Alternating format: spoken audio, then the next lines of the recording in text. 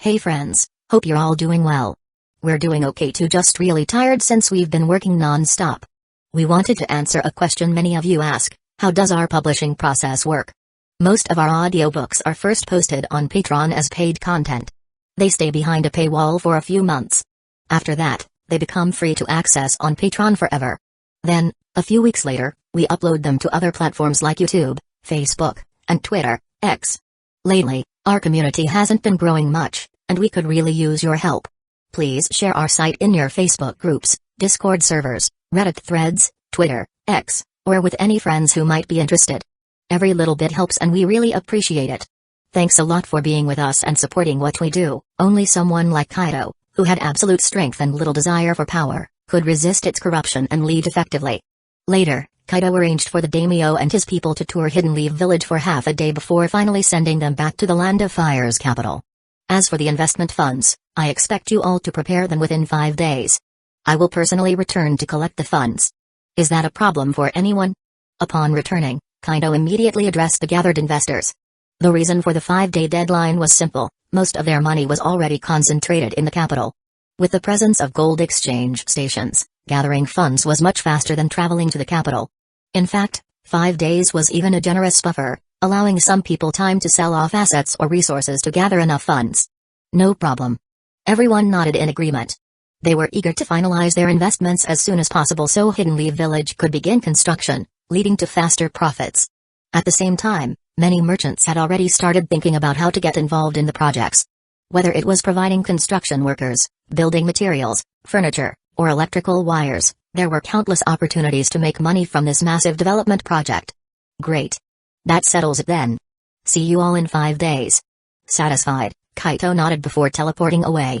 He left behind a group of impressed and contemplative investors.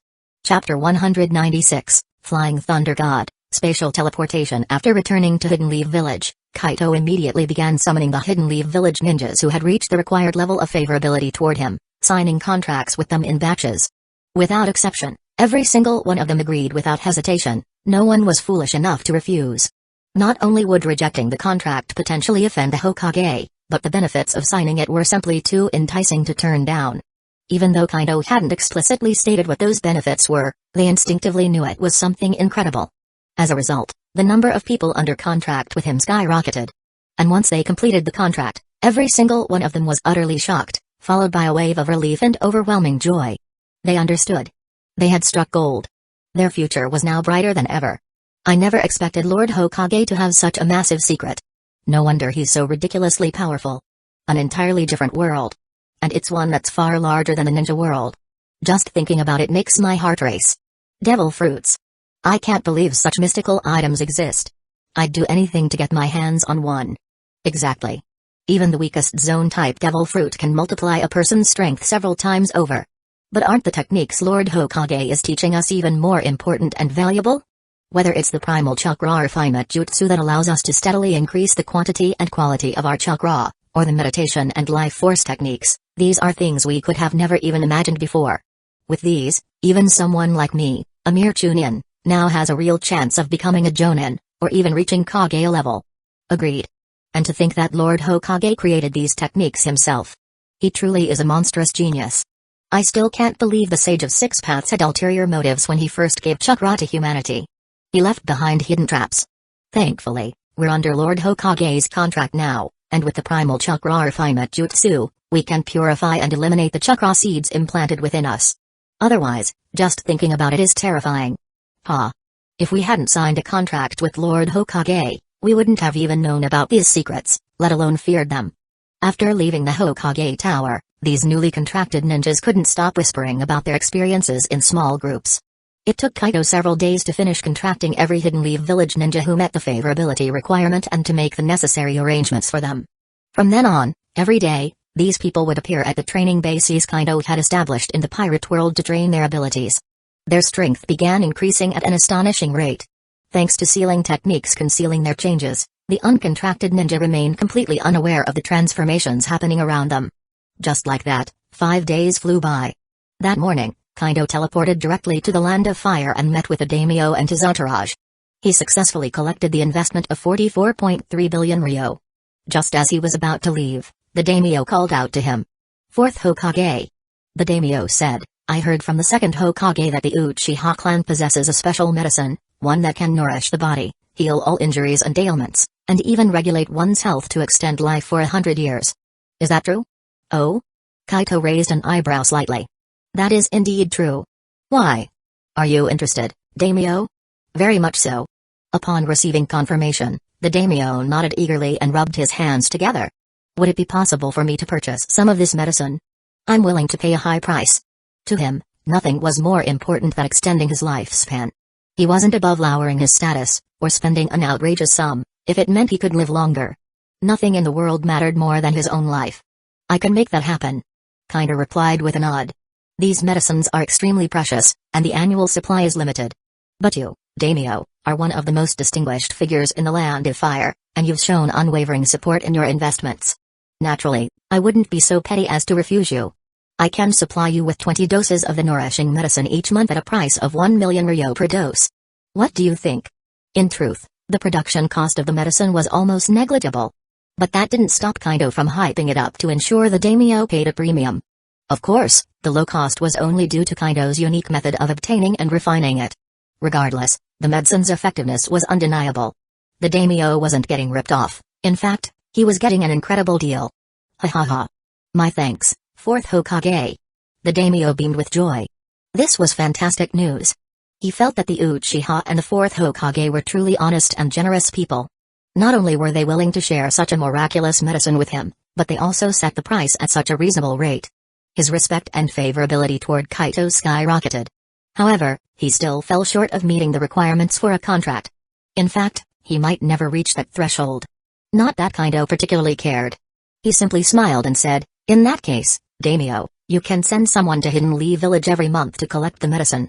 Or, if you prefer, I can have my people or my clone deliver it to you directly and conduct the transaction in person. The daimyo didn't hesitate. An in-person exchange. I wouldn't feel at ease otherwise. This medicine was far too important to him. He couldn't afford any mistakes. Very well, then. It's settled. Tomorrow, I'll send a shadow clone to complete the first transaction with you. Kaido agreed without issue. Excellent. The daimyo nodded in satisfaction. At that moment, the other nobles and wealthy merchants in the room grew restless. They quickly swarmed around Kaido, eager to purchase the same medicine. In the end, Kaido met their demands as well, selling a total of 525 doses of the nourishing medicine. After concluding his business, he bid farewell to the group and teleported back to Hidden Leaf Village. That same afternoon, he held a high-level meeting with the heads of all Hidden Leaf Village's departments. The topic: how to allocate and use the massive funds they had just acquired. After an intense afternoon of heated discussions, Kaido finally mapped out a clear spending plan. Once that was done, he handed over the funds to the finance department, tasking them with managing the distribution across the village. With this much funding, we can finally kickstart multiple research projects at once and even expand operations. Orochimaru, who had secured a whopping 10 billion ryo for the research division, smirked with satisfaction. Kaido, however, cautioned him, not all of this money is for your experiments. A portion must be set aside for establishing factories and production lines for household appliances. The Commerce Department will coordinate with you on this. Make sure you cooperate with them properly. Also, increase the production scale of White Zetsu by tenfold. That shouldn't be a problem, right? He needed more White Zetsu clones for his Edo Tensei, reanimation jutsu, experiments. Using live humans as sacrifices was too cruel for his taste. In the past, he had experimented with animals as sacrifices, but that method only allowed him to revive ordinary creatures or weak individuals. Moreover, the proficiency gained from such practices was minimal, which greatly slowed his progress in mastering Edo Tensei. Reanimating powerful ninjas using White Zetsu yielded the highest proficiency gains. As for Orochimaru assisting in the construction of household appliance factories and production lines, this was a step toward diversifying Hidden Leaf Village's economic streams. Hidden Leaf Village couldn't remain solely dependent on the daimyo's financial support or ninja missions. That would be unsustainable, and frankly, a flawed system. Relying purely on missions would forever trap ninja in the role of mercenaries and assassins. That ran completely counter to Kaido's vision of reforming the ninja world.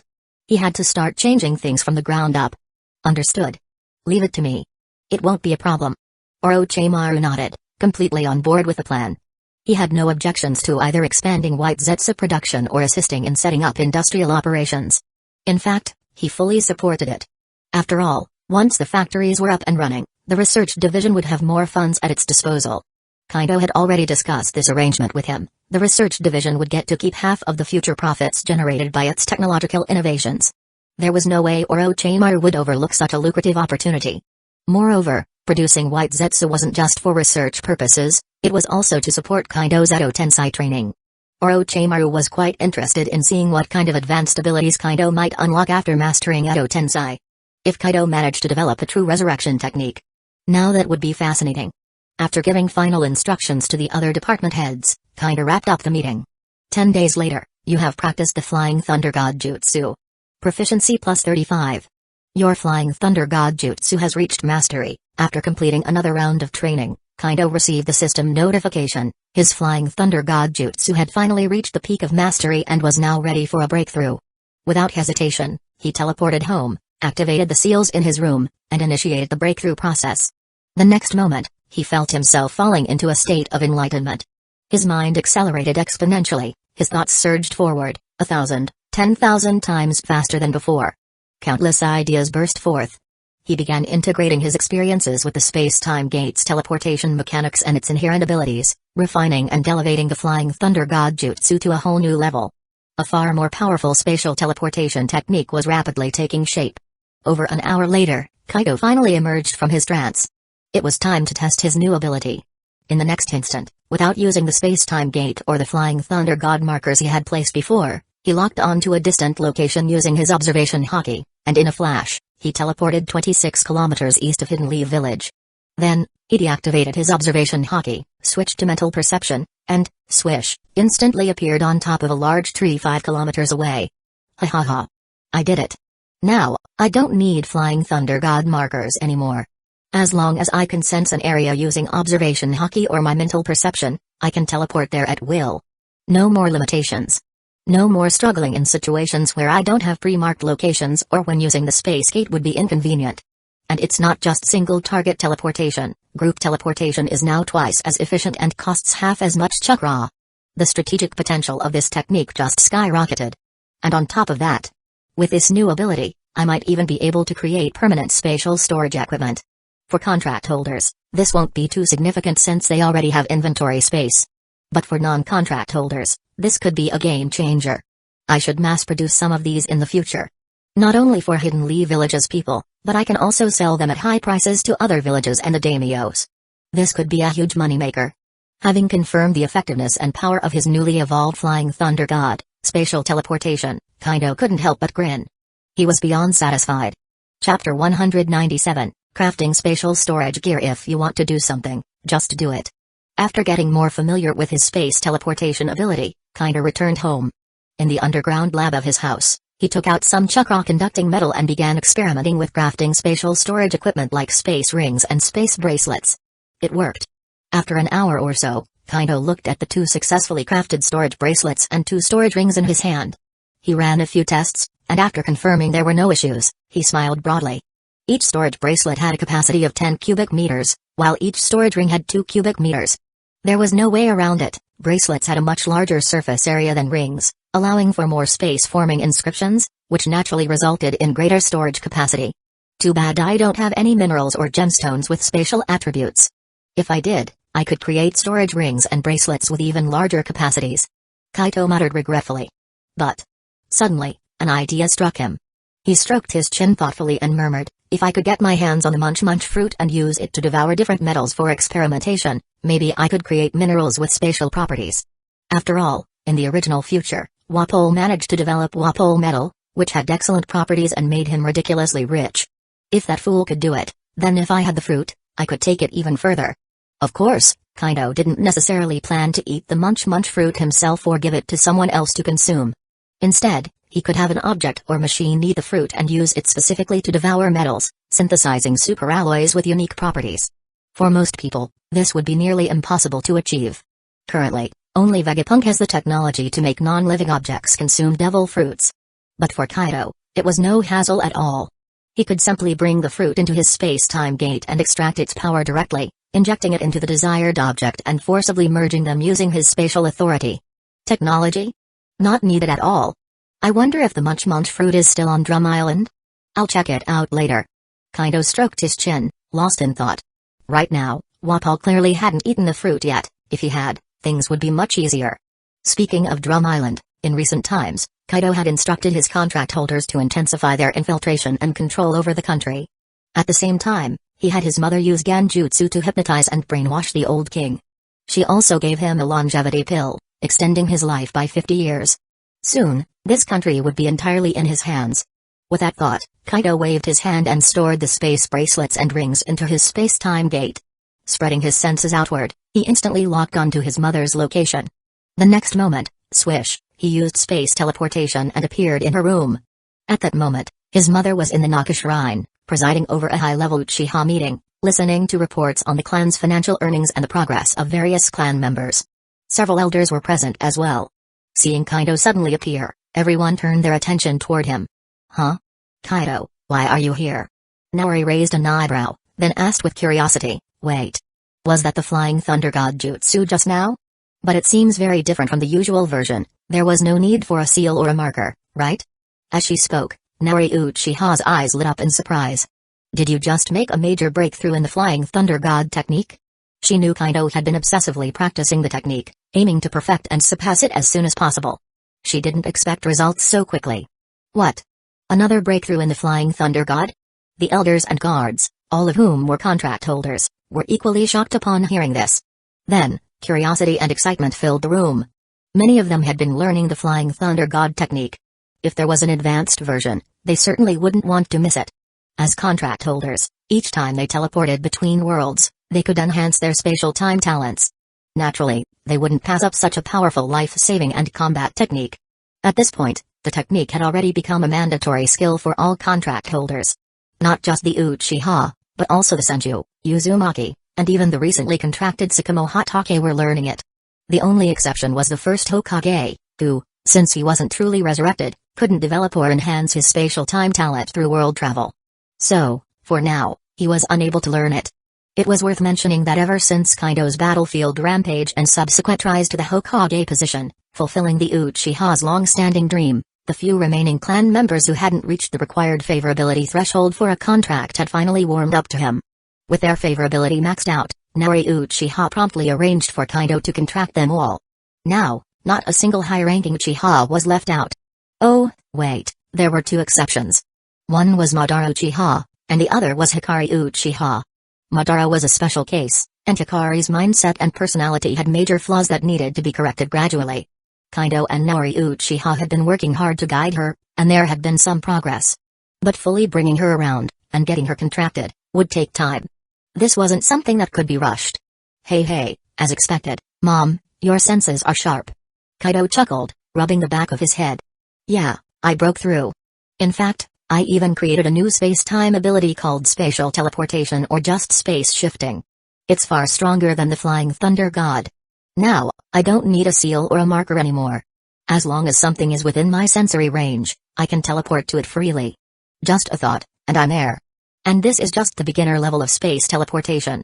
As my proficiency increases, its effects will become even more powerful. I estimate that once I reach the minor mastery stage, I'll be able to break free from the range limitation and teleport over vast distances.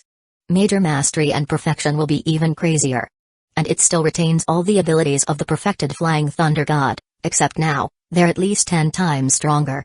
For example, I can now remotely inscribe a Flying Thunder God mark through mental perception. Also, the chakra cost for group teleportation has been reduced by more than tenfold.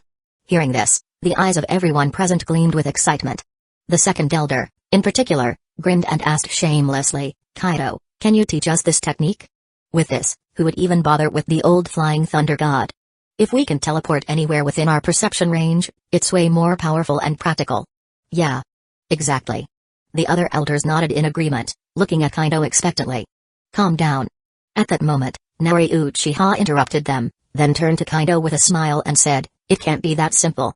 The stronger a technique, the harder it is to master and the greater the requirements. The same was true for the eternal life jutsu you created. So, I assume that to learn this spatial teleportation ability, one must first master the Flying Thunder God jutsu to perfection, right? Otherwise, it wouldn't make sense why this ability retains all the perks of the perfected Flying Thunder God and enhances them tenfold. Huh? The second elder and the others were stunned for a moment before turning to Kaido with questioning gazes.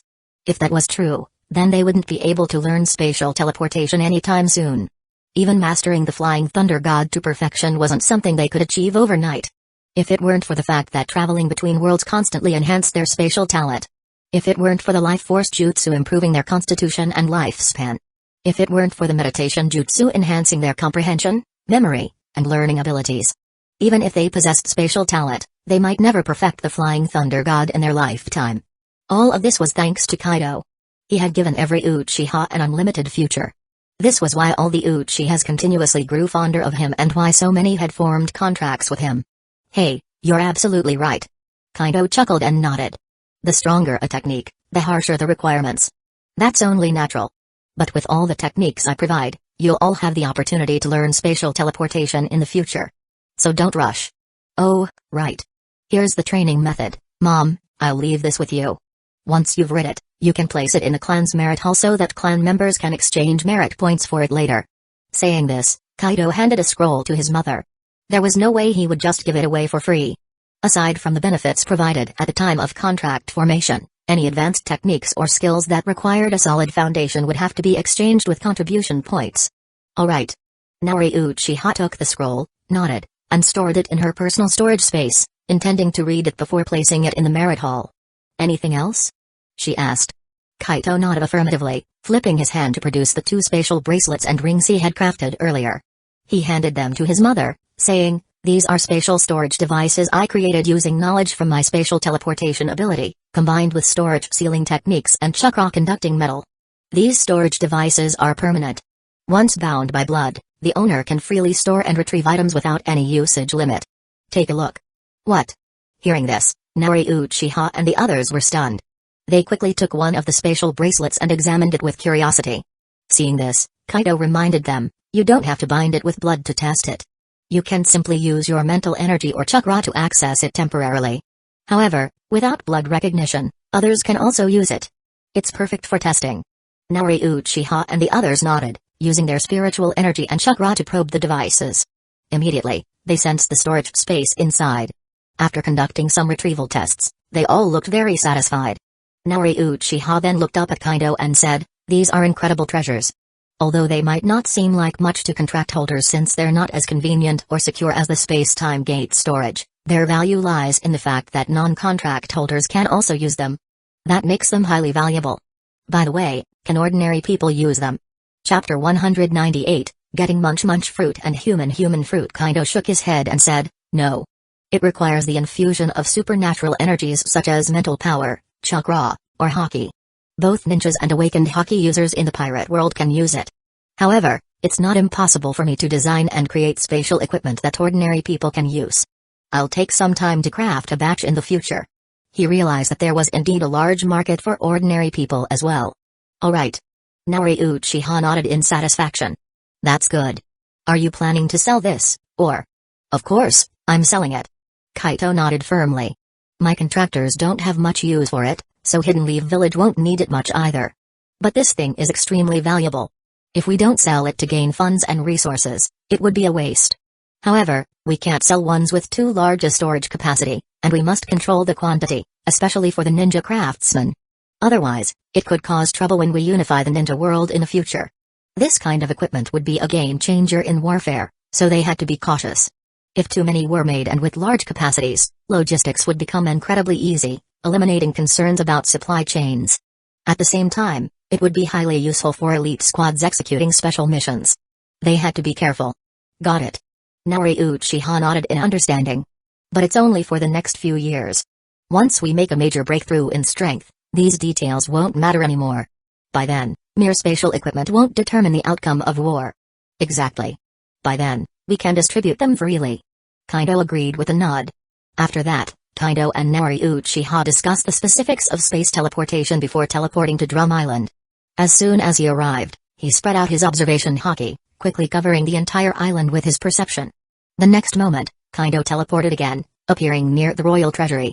Then, he expanded his mental perception, scanning everything inside the treasury. As expected, the Munch fruit has been in the kingdom's treasury all along. I should have come earlier to check. But it's not too late now. With this thought, Kaido didn't even step inside the treasury. With just a thought, he used his mental power to extract the Munch Munch fruit and another devil fruit, storing them in his inventory. The next instant, he teleported into the Space Gate's main dimension. With a wave of his hand, he summoned the two devil fruits and began analyzing them. In an instant, he grasped their essence. One was undoubtedly the Parimsha-type Munch Munch fruit. The other was the Zone-type Ox Ox fruit, Bison Muddle. With another wave of his hand, Kaido extracted the Sea's Curse and the Devil's Will from both fruits, sending them back into an unknown part of the pirate world sea, returning them to the collective consciousness of the world. Then, Kaido summoned a massive metal ingot. He directly extracted the Munch Munch fruit's power and embedded it into the metal. Buzz. In an instant, the metal ingot seemed to come alive, forming a giant mouth. Through his control over spatial authority, Kaido immediately understood its function. By feeding various metals into this mouth, he could produce and manufacture special alloys. Simple and efficient. Without hesitation, Kaido retrieved many of the metals he had stored earlier and began testing different combinations. He even tried adding non-metallic materials at times. After several hours of experimentation, he tested hundreds of different alloy properties. Among them, more than a dozen were useful. However, he hadn't yet managed to create a space-attributed alloy. It seemed some key materials were still missing. On the other hand, he successfully created a shape memory alloy and a high toughness, high strength, energy conducting special alloy. He carefully recorded the ratios. With this metal, crafting energy conducting weapons in the future will be much easier. There's no longer a need to use large amounts of highly pure, expensive, and rare chakra conducting metal. With just a small amount of chakra conducting metal or this pirate world conductive metal, we can mass produce it. This is great news. I should produce more of these two metals in the future and provide them to the clan and the village to craft weapons for equipping my loyal contract ninjas, enhancing their strength. Kaido smiled as he thought about it. For ninjas, a powerful chakra-conducting weapon could significantly boost their combat power. But in the past, these metals were both rare and expensive. Unless someone was a direct descendant of a major clan, it was nearly impossible to obtain one. Even within major clans, only a select few had access to such weapons. For example, Sarutobi Asuma's flying swallow blades. Oh. But now, the Sarutobi clan had fallen into disgrace. Most of them were forced to complete mandatory tasks every day to pay off their debts and atone for their crimes. Asuma wouldn't be getting any chakra weapons in the future. Just now, I sensed other devil fruit fluctuations on Drum Island. If my guess is correct, I should find another one. After testing the Munch Munch fruit's abilities, Kaido suddenly remembered his earlier observations when his observation haki and mental perception covered the entire island. Without hesitation, he teleported back to Drum Island, this time arriving in a forest to the east. Once there, he activated his mental perception and carefully scanned the area. A moment later, he vanished again, reappearing atop a large tree hundreds of meters away. He reached out, plucked a devil fruit hanging from a branch, and stored it in his space gate. He extracted the Sea Curse and Devil Will from the fruit and sent them into the distant ocean, ensuring they wouldn't interfere. Next, Kaido analyzed the fruit to determine its type. As expected. The zone type, human fruit, Hito no Mi. A slight smirk appeared on his face as he couldn't help but mock the situation in his mind. That's right, this was the same devil fruit that Chopper would one day eat, the one called the human fruit.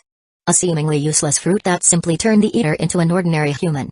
I have a feeling this fruit isn't as simple as it seems. Let's take a closer look. With this thought, Kaido conducted a deeper analysis of the fruit. The results confirmed his suspicions. Indeed. The radiance of its spiritual essence proves that this fruit is anything but ordinary. In my past life, some people speculated that the reason Chopper became such a genius doctor, invented rumble balls, and developed multiple transformation forms for combat, all stemmed from this seemingly useless human fruit. Some even theorize that this fruit, despite its unimpressive appearance, was actually an overpowered devil fruit because it represented the very concept of humanity itself. Whoever eats it can unlock human potential to an extraordinary degree, mastering anything quickly, possessing incredible learning abilities, and adapting to all kinds of knowledge. I used to doubt that theory, but now I'm convinced. This fruit is completely broken. Thinking this over, Kaido found himself in a dilemma. If that's the case, I can't just dispose of this fruit carelessly. But who should I give it to? And then there's Chopper. That blue-nosed reindeer, no doubt about it. If I don't let him eat this fruit, he'll probably remain an ordinary reindeer forever and end up in a miserable situation. Starving to death might be the best fate awaiting him. But giving it to him feels like such a waste. Maybe I should find a different human fruit for him? Or better yet, contract him first and teach him primal chakra refinement and meditation to awaken his intelligence? For now, a contract was out of the question. Since Chopper hadn't eaten a human fruit yet, his intelligence was limited and didn't meet the standard for a contract. For now, I'll just transmit some chakra to him, turn him into a ninja beast, and boost his intelligence a bit before making a contract and passing on cultivation techniques. As for this human fruit, I'll hold on to it for now and discuss it with Mom and the others. With that decision, Kaido teleported a short distance away to where the blue-nosed reindeer he sensed earlier lay injured. This reindeer, Chopper, was startled and tried to flee. But with an injured leg, he stumbled and collapsed. Relax, I won't hurt you, Chopper. Come with me. Using his mental transmission, Kaido conveyed his goodwill. Only then did Chopper calm down, though his eyes were still filled with fear as he stared at Kaido. Kaido reached out and placed his hand on Chopper, immediately casting healing jutsu. In no time, Chopper's injuries were completely healed. Before the little reindeer could run away, Kaido put him under a Ganjutsu-induced sleep and stored him in a time-stop chamber within the space gate. With that done, he teleported away from the pirate world. That evening, during dinner, Kaido decided to inform Mikoto and the others about his newly mastered space teleportation technique. What? Kaido, you actually managed to create an advanced version of Flying Thunder God? That's insane. I've only just finished learning the technique. Minato exclaimed, utterly shocked. Kaido's progress was so ridiculously fast that Minato felt like he'd never catch up. Yeah, kid, you're learning way too fast. It's frustrating. Tsunade grumbled. Mikoto and Kushina both nodded in agreement. Haha, can't help it. Just the way I am. Kaido laughed, shrugging casually. TCH. Everyone gave him a look of disdain. Spatial teleportation is definitely powerful, but the entry requirements are insanely high. We won't be able to use anytime soon. Minato said with a helpless shake of his head. Even though his talent in space-time ninjutsu was exceptional, and his daily interdimensional travel was further honing this talent, mastering Flying Thunder God to perfection would still take years, possibly over a decade. This new space teleportation technique? For now, it was just a dream. Oh, by the way, today I also found the Munch fruit, the Ox fruit, and a human fruit on Drum Island. And I even found Chopper before he ate the human fruit. Kaido then proceeded to share his experiments with the Munch fruit and his analysis of the human fruit's true potential with everyone. Chapter 199, 10x Comprehension and Talent Boost. What? The Munch fruit can be used like this? You've already created 2 types of super alloys so quickly? If we have this chakra-conducting alloy, doesn't that mean Hidden Lee Village will never run out of chakra weapons? Not just weapons, even armor could see a major upgrade. Tsunade was completely shocked. This was an incredible breakthrough. Pretty much. Next, I'll have the village collect a large amount of ordinary metal ores to mass-produce these 2 alloys. At the same time, I'll also have the village and the contract holders gather more minerals and even rare plant and animal materials from both worlds to continue experimenting with new alloys. Kaito nodded as he spoke. Got it. Naori Uchiha also nodded. I'll have my clan gather more materials as well. When the time comes, we'll produce more of these alloys for our own use. But more importantly, that human fruit. Is it really as amazing as you said?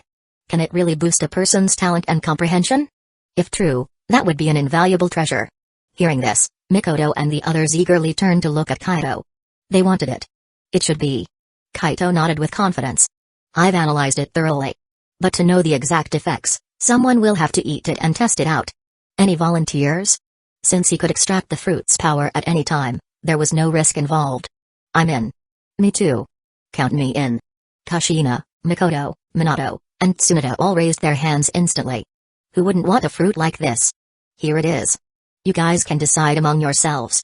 Kaido flipped his hand, revealing the human fruit and placing it on the table. Rather than choosing someone himself, he figured it was better to let them sort it out. In the end, Minato was the first to back out. After a fierce competition between the remaining 3, Kushina finally won the fruit. Without hesitation, she took a bite and ate it. After a while, so? How do you feel? Do you feel like your brain just leveled up? Tsunade and the others stared at her curiously, eager for an answer. Kushina hesitated for a moment before replying, I don't feel anything particularly special. I do sense a stronger connection to my body and better control over it. Also, my mind does feel clearer. But other than that, I don't notice any major changes. Saying this, she turned to Kaido. Kaido, are you sure you didn't get it wrong?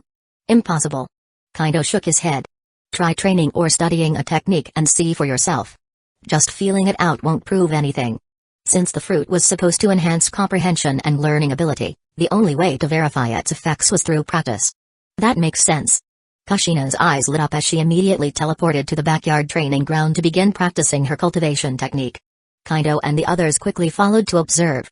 Before long, the person most familiar with the technique, Kaido, noticed something shocking. With every repetition of her training, Kushina's understanding of the technique was improving rapidly. At least 10 times faster than before. Holy! It actually works.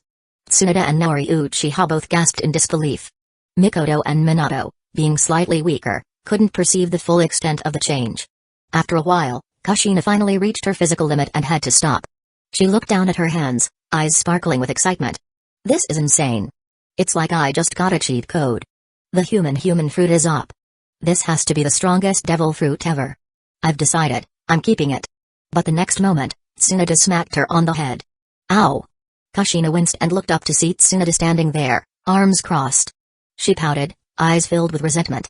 Tsunade, what was that for? Ha! You deserved it. Tsunade smirked. You really thought you could keep this brokenly overpowered fruit all to yourself? Dream on. We'll be taking turns using it. With this kind of monstrous comprehension boost, there was no way she was going to let it go. With the fruit's help, she was certain that her Flying Thunder God technique, Sage Chakra refinement, and other skills would improve at an insane rate. Her path to surpassing Kage level would be dramatically shortened. Even Naori Uchiha couldn't resist. I agree. Keeping this fruit locked to one person is a complete waste. Like Tsunade said, we should all take turns using it. After all, everyone has a limit to how much they can train in a day. We can rotate usage so that the fruit is always benefiting someone. Of course, even if we take turns, there still won't be enough time for everyone to use it daily. But a 2-day or 3-day rotation should work fine. What do you guys think? He glanced at the others. Sounds good. I think it's fair. Agreed. One by one, they all nodded in agreement. In the end, Kushina could only look at Kaito with a pleading expression. Kaito sighed helplessly. This is what everyone decided. I can't do anything about it. Fine. We'll take turns using it then. There are 7 of us here, including Lady Mido. 1 person per day, how does that sound? He also wanted to experience the effects of the fruit himself. As for the fact that he had already eaten a devil fruit and hadn't fully integrated with it yet, that wasn't a problem at all.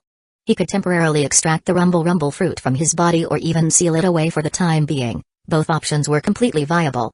In fact, since he had already removed the will of the devil fruits, he could even consume 2 devil fruits simultaneously as long as he kept their energies separated, preventing them from clashing and causing his body to collapse. Alright. Sounds good. We don't have much choice anyway. With everyone in agreement, Kushina could only accept it, though she was a little disappointed. At least she'd still get to use it once a week, right? What's that? Worried that removing the devil fruit would make it ineffective?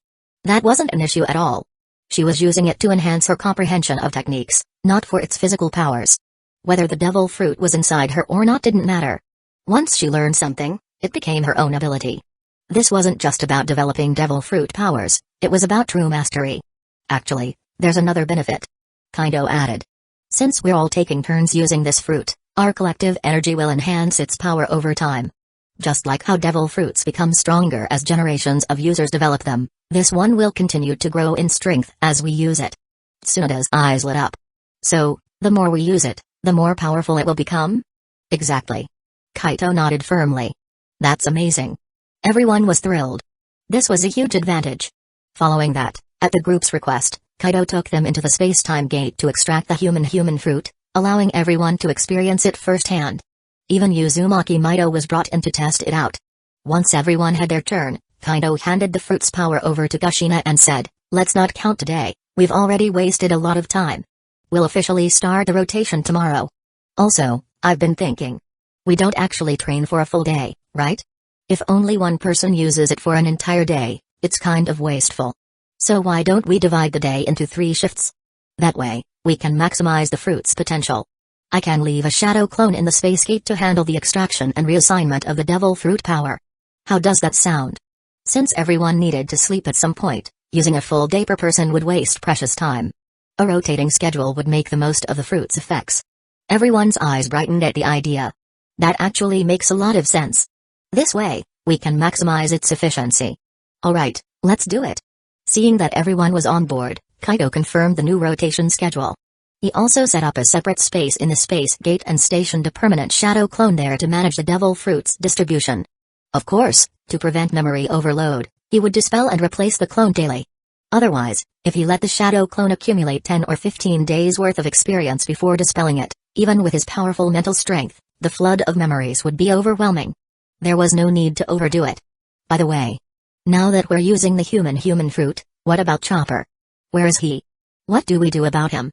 At that moment, Mikoto suddenly remembered and turned to ask Kaito. Clearly, she was quite fond of Chopper, that adorable little reindeer. It would be a shame if he just disappeared like that. Oh, right. Kushina and the others also turned their attention to Kaito. Kaito chuckled. I knew you guys would ask. Here he is. With a wave of his hand, he summoned a sleeping Chopper into the room and explained, I've been thinking about this too. Giving him back the human fruit isn't really an option. This fruit is way too important for us now. But if we don't give him anything, he'll just become a regular reindeer again. That would be cruel to him. So, I plan to use my primal chakra refinement jutsu to help him condense his own chakra seed, turning him into a true ninja beast and awakening his spiritual intelligence. Once he reaches the required level of intelligence, I'll form a contract with him and teach him new techniques to further enhance his abilities. What do you guys think? This was the best solution he could come up with. That actually sounds like a great idea. Tsunade, Nari Uchiha, and Minato all nodded in approval. Mikoto and Kushina, however, furrowed their brows slightly. Mikoto hesitated before saying, but if we do it this way, Chopper still won't be able to transform into his original future self, right? He won't be that same adorable and intelligent Chopper anymore. Chapter 200, Replicating the Human Fruit? Exactly. Kaito nodded firmly. So, to solve this issue, we either return the human fruit to him, or we find another devil fruit like human fruit for him. The problem is, it wouldn't be the same. Even if we gave him another human fruit, it wouldn't grant him the exact same form or abilities he was supposed to have in the future. There was no perfect solution. Unless they were willing to give up the effects of the human fruit. But that was obviously out of the question.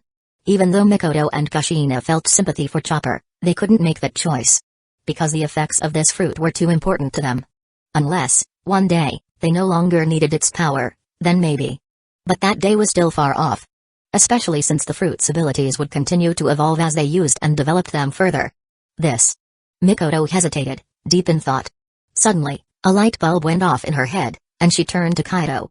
Kaito, I remember that in the future of the pirate world, Vegapunk successfully replicated zone-type devil fruits, right?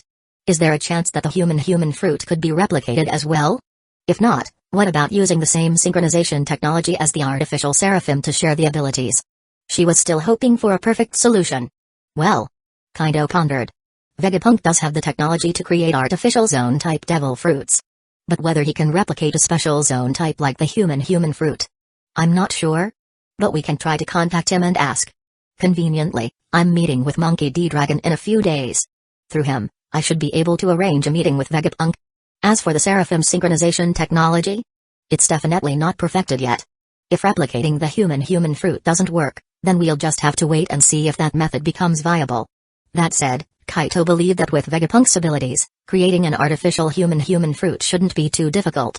After all, the guy had already managed to replicate Kaido's mythical zone fish fruit. Zone types were fundamentally different from Parimsha and Logia types. Replicating them seemed to be a lot easier, even for mythical zones. I see. Then let's ask him. Hopefully, it'll work out. Mikoto's eyes lit up with anticipation. Yeah. Kaito nodded and, after thinking for a moment, waved his hand, sending Chopper back into the time-sealed space. He turned to Mikoto and the others and said, for now, I'll keep Chopper in the time-sealed space, keeping him in a dormant state. We'll decide what to do after we've spoken with Vegapunk. Good idea. Everyone agreed without hesitation. With that settled, they left the space gate and returned to Kaido's house to finish their dinner. By the way, shouldn't we inform Kira about Chopper? Out of nowhere, Tsunade remembered something and turned to Kaito. After all, in the future, Kira had practically raised Chopper like her own son. She had a right to know what was going on. Yeah, we should. Let's finish dinner first, then we'll tell her. Kaito had no objections. He had no intention of hiding it from Kira anyway. Half an hour later, after dinner, they contacted Kira immediately. You actually found Chopper? Where is he? The next second, Kira teleported in, looking anxious. Right here. Kaido waved his hand, and Chopper appeared, landing gently in front of Kira. She immediately caught him, holding him close. After examining his sleeping form, she channeled chakra into his body to check his condition. However, she frowned and looked up. What's going on? And why can't I sense any trace of devil fruit abilities in him? Did he not eat the fruit yet? That's right. Kaito nodded. I actually found him alone and injured in the eastern forest of Drum Island. But he hadn't eaten the devil fruit yet. However, I did find the devil fruit elsewhere in the same forest. The thing is what? Kira's brows furrowed. She had a feeling something wasn't simple about this. If everything was normal, Kaido should have already fed Chopper the fruit. Well, here's the situation. Kaido proceeded to explain everything he had discovered about the human fruit and the experiments he had conducted.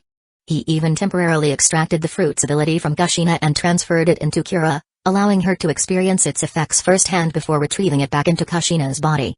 I never expected this supposedly ordinary and unimpressive human fruit to have such terrifying potential. No wonder Chopper became so intelligent and capable in the future. Everyone completely underestimated the power and potential of this devil fruit. After testing it herself, Kira was stunned. At the same time, she couldn't help but let out a wry chuckle and shake her head. Now I understand why you're so conflicted about whether to give this fruit to Chopper. This is really a tough decision to make.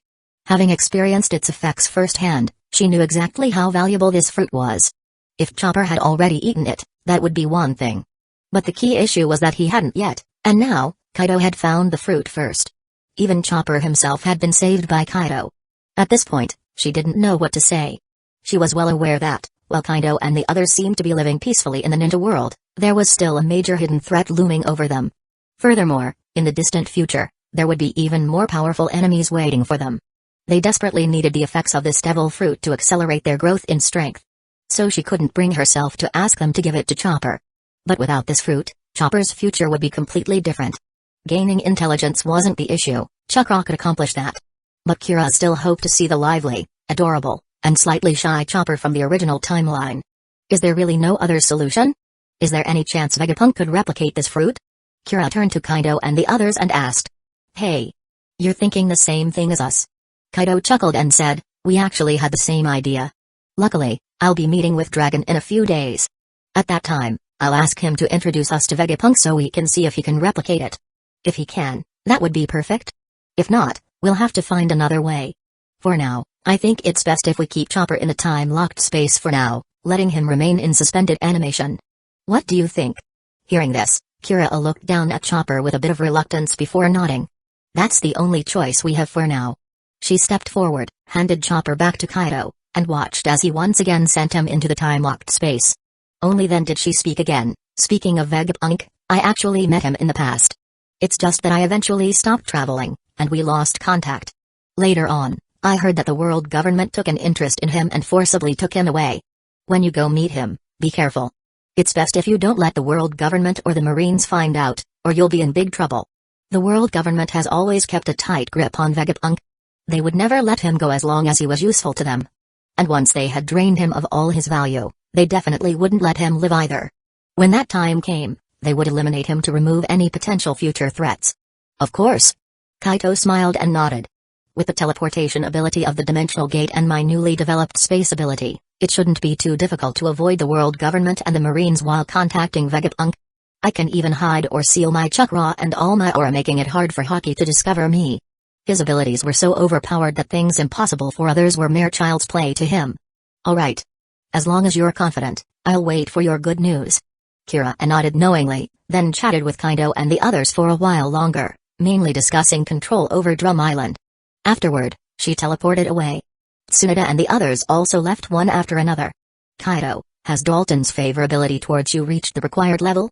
At this moment, Nari Uchiha turned to Kaido and asked. Let me check. Kaido paused for a moment, then used his ability to check and replied, yes, it has. Good. Nari nodded and said, didn't you mention that you also obtained the Oxox fruit, bison form, on this trip? How about giving it to Dalton and forming a contract with him? Then, let's appoint him as the Minister of Defense for Drum Island. He can help train the island's military, maintain order, and deal with any pirates or troublemakers. He's a talented person, we should make good use of him. It will save us a lot of trouble. People from the ninja world weren't suited for this kind of role. It was a matter of function and education, not something that could be changed overnight. Sounds good. I was thinking the same thing. Let's do it, I'll handle it right away. With that, Kaido bid farewell to the group and teleported to Drum Island to find Dalton. After a conversation, he successfully convinced Dalton to sign a contract and officially brought him under his command. From now on, you're the Minister of Defense for the kingdom. Train hard with the techniques I've taught you, strengthen yourself, train the army here, and protect this country. Ensure its peace and stability. Also, take this ox fruit. It was originally meant for you in the future, so it's only fitting that you have it. As he spoke, Kaido took out the ox fruit and handed it to Dalton. Dalton, having formed the contract, had already received a lot of information about the past and future of the pirate world. Naturally, he was aware of his own fate and the future of Drum Island. Thank you for your generosity, Lord Kaido. I will never betray your trust. I swear to protect this country and never let pirates, outsiders, or Wapol and his men ruin it again. Dalton solemnly accepted the devil fruit and swore his allegiance to Kaido. Chapter 201, Monkey D. Dragon. Very good. Kaido nodded in satisfaction, patting Dalton on the shoulder. I trust in your abilities and loyalty. Keep working hard. From now on, Drum Island will only get better and better. Here, take this fruit and eat it. Yes. Without hesitation, Dalton took the devil fruit and devoured it in just a few bites. Even though he had already learned from the contract's information that this fruit had been modified to remove its defects and hidden dangers, he was still surprised by its sweet and delicious taste. Rumor had it that devil fruits were supposed to taste awful. I can't believe even the taste was improved. As expected of Lord Kaido, you're truly incredible. Dalton exclaimed in admiration. Haha. That's nothing worth mentioning. Kaido chuckled, waving his hand. Alright, let's go report to the old king, get your position officially transferred, and then you can take office. Yes. With that, Kaido teleported Dalton to the palace. There, after meeting the old king and arranging for Dalton to be appointed as the Minister of Defense of the kingdom with full military authority, Kaido left the pirate world and returned to the ninja world. 5 days later, in the pirate world, on Shimatsuki Island in the East Blue, inside a living room at the Isshin Dojo, Kaido sat across from Kashiro and Monkey D. Dragon. Dragon was deeply engrossed in the red-covered book he held. The more he read, the more fascinated and excited he became. After a long while, he finally closed the book, looking up with eyes full of admiration and reverence. This book is absolutely brilliant. After reading it, I realize how shallow and one-sided my past thoughts were. I was never truly prepared to form a revolutionary army and take on the world government. My previous ideas were so naive, full of mistakes and loopholes. Without a complete and well-structured ideology, even if I had built a revolutionary army, we would have been doomed to fail. Now, in this book, I've finally seen the light, the real way to overthrow the world government and change the world. At that moment, Kaido used his talent to check Dragon's status and discovered that his favorability toward him had skyrocketed to 89. An astounding number. This was the power of faith and conviction. Kaido felt that all the time and effort he had spent adapting and rewriting this book specifically for the realities of the pirate world had been completely worth it. He drew upon the vast reservoir of political and strategic knowledge from Earth, every lesson from minor skirmishes to global conflicts, from the rise and fall of kingdoms to the tides of revolution. No detail was too small, no tactic too insignificant. Every battle, every maneuver, every shift in power throughout history became a weapon in his arsenal. Result: raising Dragon's favorability to this level in one go. It was just time to form a contract. Once contracted, Dragon would become a completely trustworthy ally, and Kaido's plans for the pirate world could officially begin. People with ideals, ambition, and strong beliefs, as long as they were shown the right path, gaining their trust was actually quite easy. Easier than most, in fact. Of course, this was only possible because Kaido had the memories from his past life to draw from when writing the book. Otherwise, trying to win over someone like Dragon would be a near impossible task. Kaido waved his hand humbly. This is just a compilation of ideas. No. Dragon shook his head firmly. This is not just a simple collection of ideas. I can tell that you put serious thought and effort into this. Only through deep understanding and careful deliberation could you have created such a masterpiece. Additionally, I am in the process of forming the revolutionary army to overthrow the world government. Your book will serve as the ideological foundation for me and my comrades. With that in mind, I sincerely invite you to join us. Would you be willing to become part of the revolutionary army? If Kaido were to join, Dragon firmly believed that with his ideological guidance and assistance, they would surely succeed in toppling the world government and establishing a new order, bringing happiness and prosperity to the people. As for how someone as young as Kaido could write such a profound and insightful book, Dragon had no doubts. This world was full of geniuses. Besides, from the moment they met, Kaido had given off an aura of danger. It was clear that his power was anything but ordinary. Even his good friend Koshiro, whom he had planned to recruit, showed an inexplicable deference to Kaido. That alone spoke volumes. Let's set that aside for now. Kaido didn't directly refuse but nodded thoughtfully. I fully understand and support your ideals. Like you, I have long grown disgusted with the corruption and chaos of this world and the world government. That is why I have been secretly making preparations to overthrow them and establish a new order myself. In fact, I've already made significant progress in the shadows. In this regard, our goals are completely aligned. I believe we should join forces. However, before that, I would like you to sign a contract with me. Only then can I fully trust you and work alongside you to overthrow the world government and create a new world order. This contract will bring you immense benefits and greatly increase our chances of success. But at the same time, it will impose certain restrictions, preventing you from ever betraying or harming me. Koshiro and his family have already signed the contract with me, which is why their strength has increased so dramatically in such a short period of time. What do you think? Now that Dragon's favorability was this high, Kaido wasn't going to waste the opportunity. Who knew if, after his initial excitement cooled, Dragon's trust in him would waver? That was a real possibility. Oh? A contract with such miraculous effects? Dragon was momentarily stunned. He hadn't expected Kaido to bring such a thing.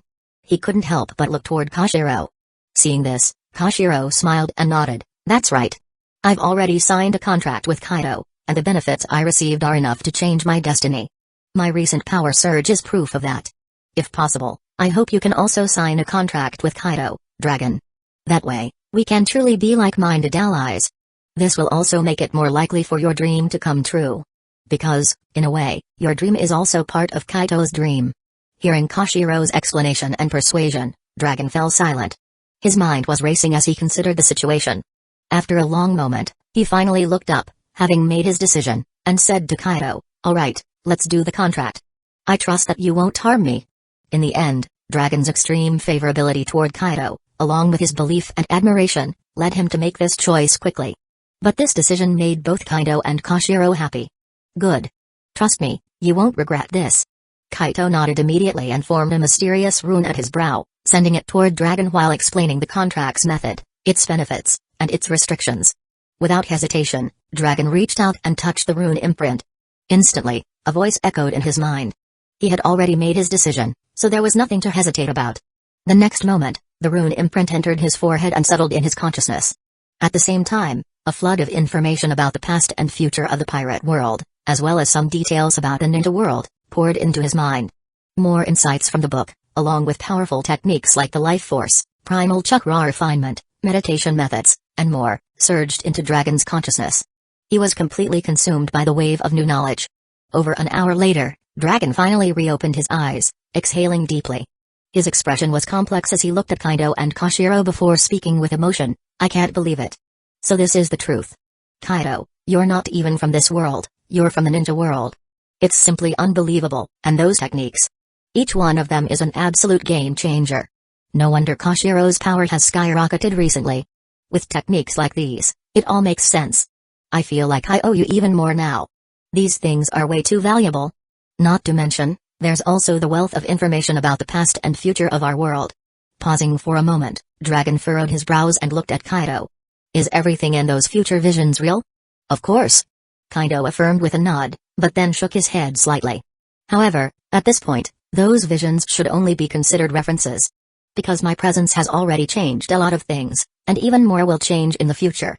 But as a reference, they can still help us predict trends and make the right preparations." Hearing this, Dragon nodded in understanding. "That makes sense. With so much knowledge of the past and future, even if some parts have changed due to your presence, it still allows me to plan and make better decisions. Damn. I never expected that in a future without you, the Revolutionary Army would struggle so much. Honestly, I don't even see a realistic chance of success in that timeline. It all comes down to the lack of a unified and complete ideological framework. The Revolutionary Army in that future was always just a scattered resistance. In the end, it was never able to achieve anything substantial. On the other hand, Luffy. That kid really turned out to be the chosen one of the era? Haha, that's pretty interesting. But unfortunately, he's just too reckless. I don't want to crush his dreams, but if you're asking me to entrust the future to that brat, I'd have to say no thanks. He simply couldn't imagine what the world would look like if Luffy led the charge against a world government. That kid had no understanding of governance. And he had no constructive ideology. He just acted purely on impulse and personal desires. That kind of thinking was completely unsuitable for building a new world order. So, overthrowing the world government and establishing a new order had to be left to him and his teacher. Haha. Hearing Dragon's words, Kaido couldn't help but laugh loudly. Luffy's personality does limit him to just that role. But when he's older, he still needs proper foundational education and ideological training.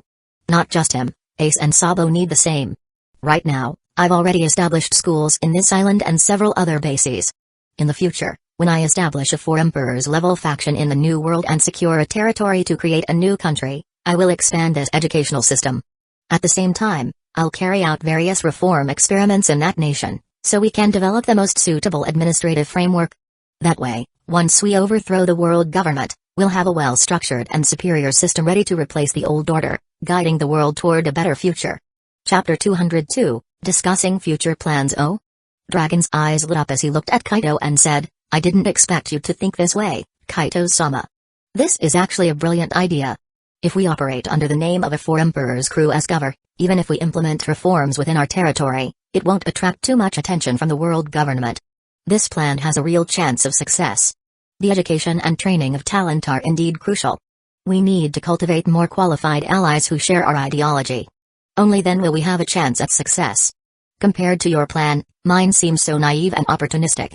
It looks like I should stop building the revolutionary army and instead join your plan directly. When Dragon compared his own plan to Kaido's, he felt like his so-called strategy was nothing more than a pile of garbage. It simply didn't compare. No. Kaido shook his head immediately and said, I have no objections if you want to join me.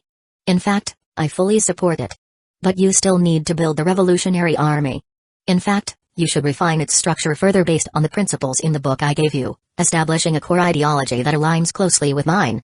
Then, continue optimizing your approach, just as you would have in the original timeline, by spreading your influence throughout the many kingdoms of the 4 seas.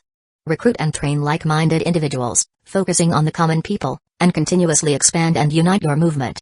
Once we have developed enough strength and influence, we will use 1 or more decaying kingdoms as test cases, launching uprisings to overthrow the old, rotten regime. We will then establish new countries based on our principles and framework. I need you to use the revolutionary army as a distraction, drawing the world government's attention. Meanwhile, I will continuously deploy people to infiltrate the navy, various kingdoms, and major factions. We will also try to turn the navy against the world government, making them our own. When our top-tier combat strength reaches a sufficient level, I will begin. At the same time, we will convert several of the strongest pirate forces and make them work for us. Only after that will we fully emerge from the shadows, rally our elite forces, and launch an assault on the Red Line. We will destroy Pangaea Castle, eliminate the Celestial Dragons, the 5 Elders, and the true masterminds behind the world government, the ones who originally created it, Imu. After that, our infiltrators within major factions and kingdoms will join forces with the Revolutionary Army and the Navy to topple those countries, wipe out the old order, and build a new world based on our core ideology. What do you think? Kaido took his time explaining his full strategic plan for the world of pirates to Dragon in detail. After hearing it all, Dragon's round face was full of admiration. He exclaimed, Kaito-sama, your plan is far grander than my revolutionary army strategy. Whether it's the systematic infiltration of kingdoms, pirates, or even the navy, I hadn't considered any of this before. Especially the navy, do you really think they can be turned to our side? Facing Dragon's curious gaze, Kaido chuckled and nodded. Of course. While the navy is, on the surface, just a lapdog of the world government and the Celestial Dragons, its core principles is still about upholding justice. Even if these principles were initially crafted as a propaganda tool to justify the world government's rule, most mid- and low-ranking naval officers genuinely believe they are fighting for justice, cracking down on crime and piracy, and protecting innocent civilians. This belief is what led many of them to join the Navy in the first place. Even among the Navy's high command, there are still individuals who are genuinely committed to justice. The new world order we will establish will naturally need them. If we can successfully sway the Navy to our side, it will be crucial to fully overthrow the old system and establish a new one while ensuring global stability and minimizing chaos. Of course, there will still be a faction within the Navy that is corrupt, greedy, and lawless, as well as those who are genuinely loyal to the world government and the Celestial Dragons, eager to be their lapdogs. These cancers will need to be eradicated when we take control of the Navy. Hearing this, Dragon's admiration for Kaido grew even stronger. He felt that everything Kaido said made perfect sense. Indeed, the Navy was an essential target for infiltration and conversion. Without hesitation, Dragon said to Kaido, "Kaito-sama, I understand. You're absolutely right. As you know, I am the son of the Navy's hero, Vice Admiral Garp. I also served in the Navy for several years and made many good friends there. Should we start by infiltrating through them? In fact, when the time is right, it might even be possible to bring my father over to our side." Dragon was all about family loyalty. In his mind, rather than letting his old man remain stuck in the Navy, it would be far better for him to join them. In fact, he even wanted his father to max out his favorability with Kaido as soon as possible and form a contract with him. That way, Garp would be able to obtain various benefits, extended lifespan, improved physical potential, and a higher ceiling for personal strength, making him even more formidable. If his father could form a contract with Kaido early on, given his talent, a few years of training might allow him to crush the admirals and beat them to a pulp. That might actually work. Kaito nodded knowingly and said, "We can start influencing those people, but we can't rush it. This has to be done step by step. Going too fast will only put them in danger. As for your father, it's even more critical to take our time. I'll find a way to get close to him. I'll gain his and Sengoku's trust, gradually increasing their favorability toward me. Once they're under contract, the Marines will naturally fall into my hands and become my weapon." "Is that so?" Dragon listened with admiration and said, "As expected, you've thought everything through. Indeed, we can't rush this. I'll print some books and secretly distribute them to my old Marine comrades, slowly influencing their ideology. It'd be best if you could contract my father and the others as soon as possible." Getting the high-ranking Marines under contract was exactly what Dragon wanted to see. Though realistically, he knew it wouldn't be that easy. The Marines were full of different factions. Not everyone could be won over, and choosing sides was inevitable. "All right. I'll handle it." Kaito smiled and nodded in agreement. They continued talking for a long time, discussing ideological frameworks and future plans in detail. Dragon kept asking questions, and Kaido answered them patiently. They even shared 2 meals during their conversation. Finally, late at night, they wrapped up the discussion and went to rest. The next day, Dragon hurriedly left the island, preparing to establish the Revolutionary Army and raise its banner as planned. Of course, in the early stages, he needed to gather like-minded individuals to join while also providing them with ideological training and setting up a clear framework. As for supplies and funding, Kaido had already promised to fully support Dragon. To ensure the Revolutionary Army grew rapidly and smoothly, he would send provisions directly each month. There was no need for Dragon to dispatch people to receive the goods. Kaido could simply transfer everything from his storage space to Dragon, making the process quick, efficient, and safe. Before Dragon left, Kaido also asked about Vegapunk's whereabouts. Right now, Vegapunk has been taken by the world government and moved to the secret Egghead Island base in the New World. The security there is extremely tight. Not only are Marine elites guarding it, but there are also CP0 agents under the world government. Even I have a hard time getting close to him. I can only communicate with him through covert means from time to time. Why?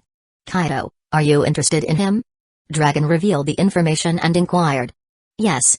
Kaito nodded without hesitation. A genius scientist like him is someone I'm very interested in. I want to bring him to my side, have him develop advanced technology for me. I need his help in researching devil fruits and more. If possible, I want to meet him as soon as possible and have a proper discussion. Do you have a way to make that happen?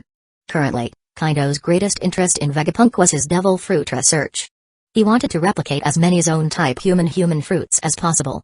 This way, his people could each have one, eliminating the need for fruit sharing, drastically improving their training efficiency. Additionally, he wanted to give Chopper one of these fruits, helping him return to his potential future self and gain immense growth capabilities. If nurtured well, Chopper might even become a medical genius on par with Tsunoda or Kira. Chapter 203, Asking for Vegapunk and Discovering the Germa 66. Dragon pondered for a moment before responding. With just my personal connection to Vegapunk, this will be extremely difficult, almost impossible. But if we combine it with your strength and abilities, Master, then it might just be possible. Give me a month. I need that time to get in touch with Vegapunk and make the necessary arrangements. Once everything is set, I'll let you know and take you to meet him. How does that sound? He couldn't always contact Vegapunk at will, it depended on luck and the scientist's situation. No problem. Kaido agreed without hesitation. He understood Vegapunk's current circumstances. Just let me know once you've made contact. Make sure Vegapunk stays as safe as possible. He just needs to provide us with a meeting location. I'll handle the rest. Besides, with teleportation and space manipulation abilities, a lot of obstacles can be bypassed. Of course, teleportation required a contract holder to have visited a location before. However, Kaido had already contracted special animals and even insects as summoning creatures. These creatures, though small in size, were highly intelligent and powerful, perfect for infiltrating heavily guarded bases and mapping out locations. On top of that, his space-based teleportation abilities allowed him to sneak into many high-security areas with ease. When you have hacks, you're practically invincible. Got it. I'll make sure to let him know. Dragon nodded, feeling warmth in his heart. Kaido was kind, valuing lives above all else. He truly admired that. With that, Dragon hurriedly left. Once his ship had sailed far enough, Kaido and Koshiro returned to the living room. Kaido turned to his teacher and said, "Master, Dragon's situation is basically settled. The pirate ship has long been completed, and all preparations have been made. When do you plan on setting sail? Time waits for no one. Building a reputation also takes time. Tomorrow." Koshiro smiled. "I've been preparing all this time, just waiting for Dragon's matter to be resolved. Everything at home is already arranged. Besides, with the ability to teleport home at any time, there isn't much to worry about. By the way, Kaido, are you officially joining the pirate crew? Even if you mostly use shadow clones, will you appear as yourself, or will you disguise your identity?" "I'll change my appearance." Kaido shook his head. "Later on, I'll need transformation and disguise techniques. Besides, I can't rely on clones, it would be too easy to detect with observation haki. I also have a chakra sealing technique and another one to conceal my chakra in emergencies. At some point, if we start infiltrating the Marines, that means I won't be able to constantly rely on shape-shifting techniques, I'll have to be there in person. Besides, those methods are easily exposed to masters of observation haki. It's better to use my real appearance in future situations. Also, when I join the Marines, it won't be as your disciple or resident of this island. Instead, I'll assume an identity from Kokoyasi village. At the same time, I've also covered my tracks here, so there's no risk of my connection to you causing any problems."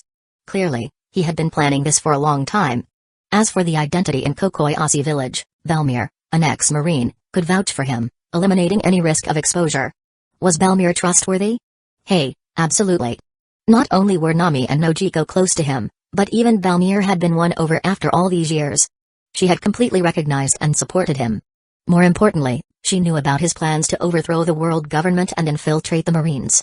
And she fully supported it. Because she utterly despised the corruption within the Marines. She loathed the world government and the celestial dragons, those parasites at the top. She wanted to change everything. And Kaito was the man who could make it happen. For years, she had been training hard to improve her strength.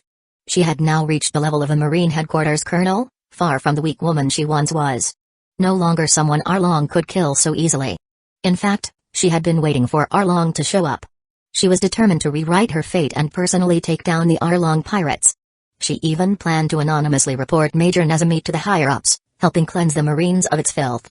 If reporting him didn't work, she'd take matters into her own hands under a different identity. One way or another, she wouldn't let scum like Nezumi remain in the Marines. Kaido completely agreed with her. "In that case, I can set my mind at ease." Koshiro nodded in understanding and made a request.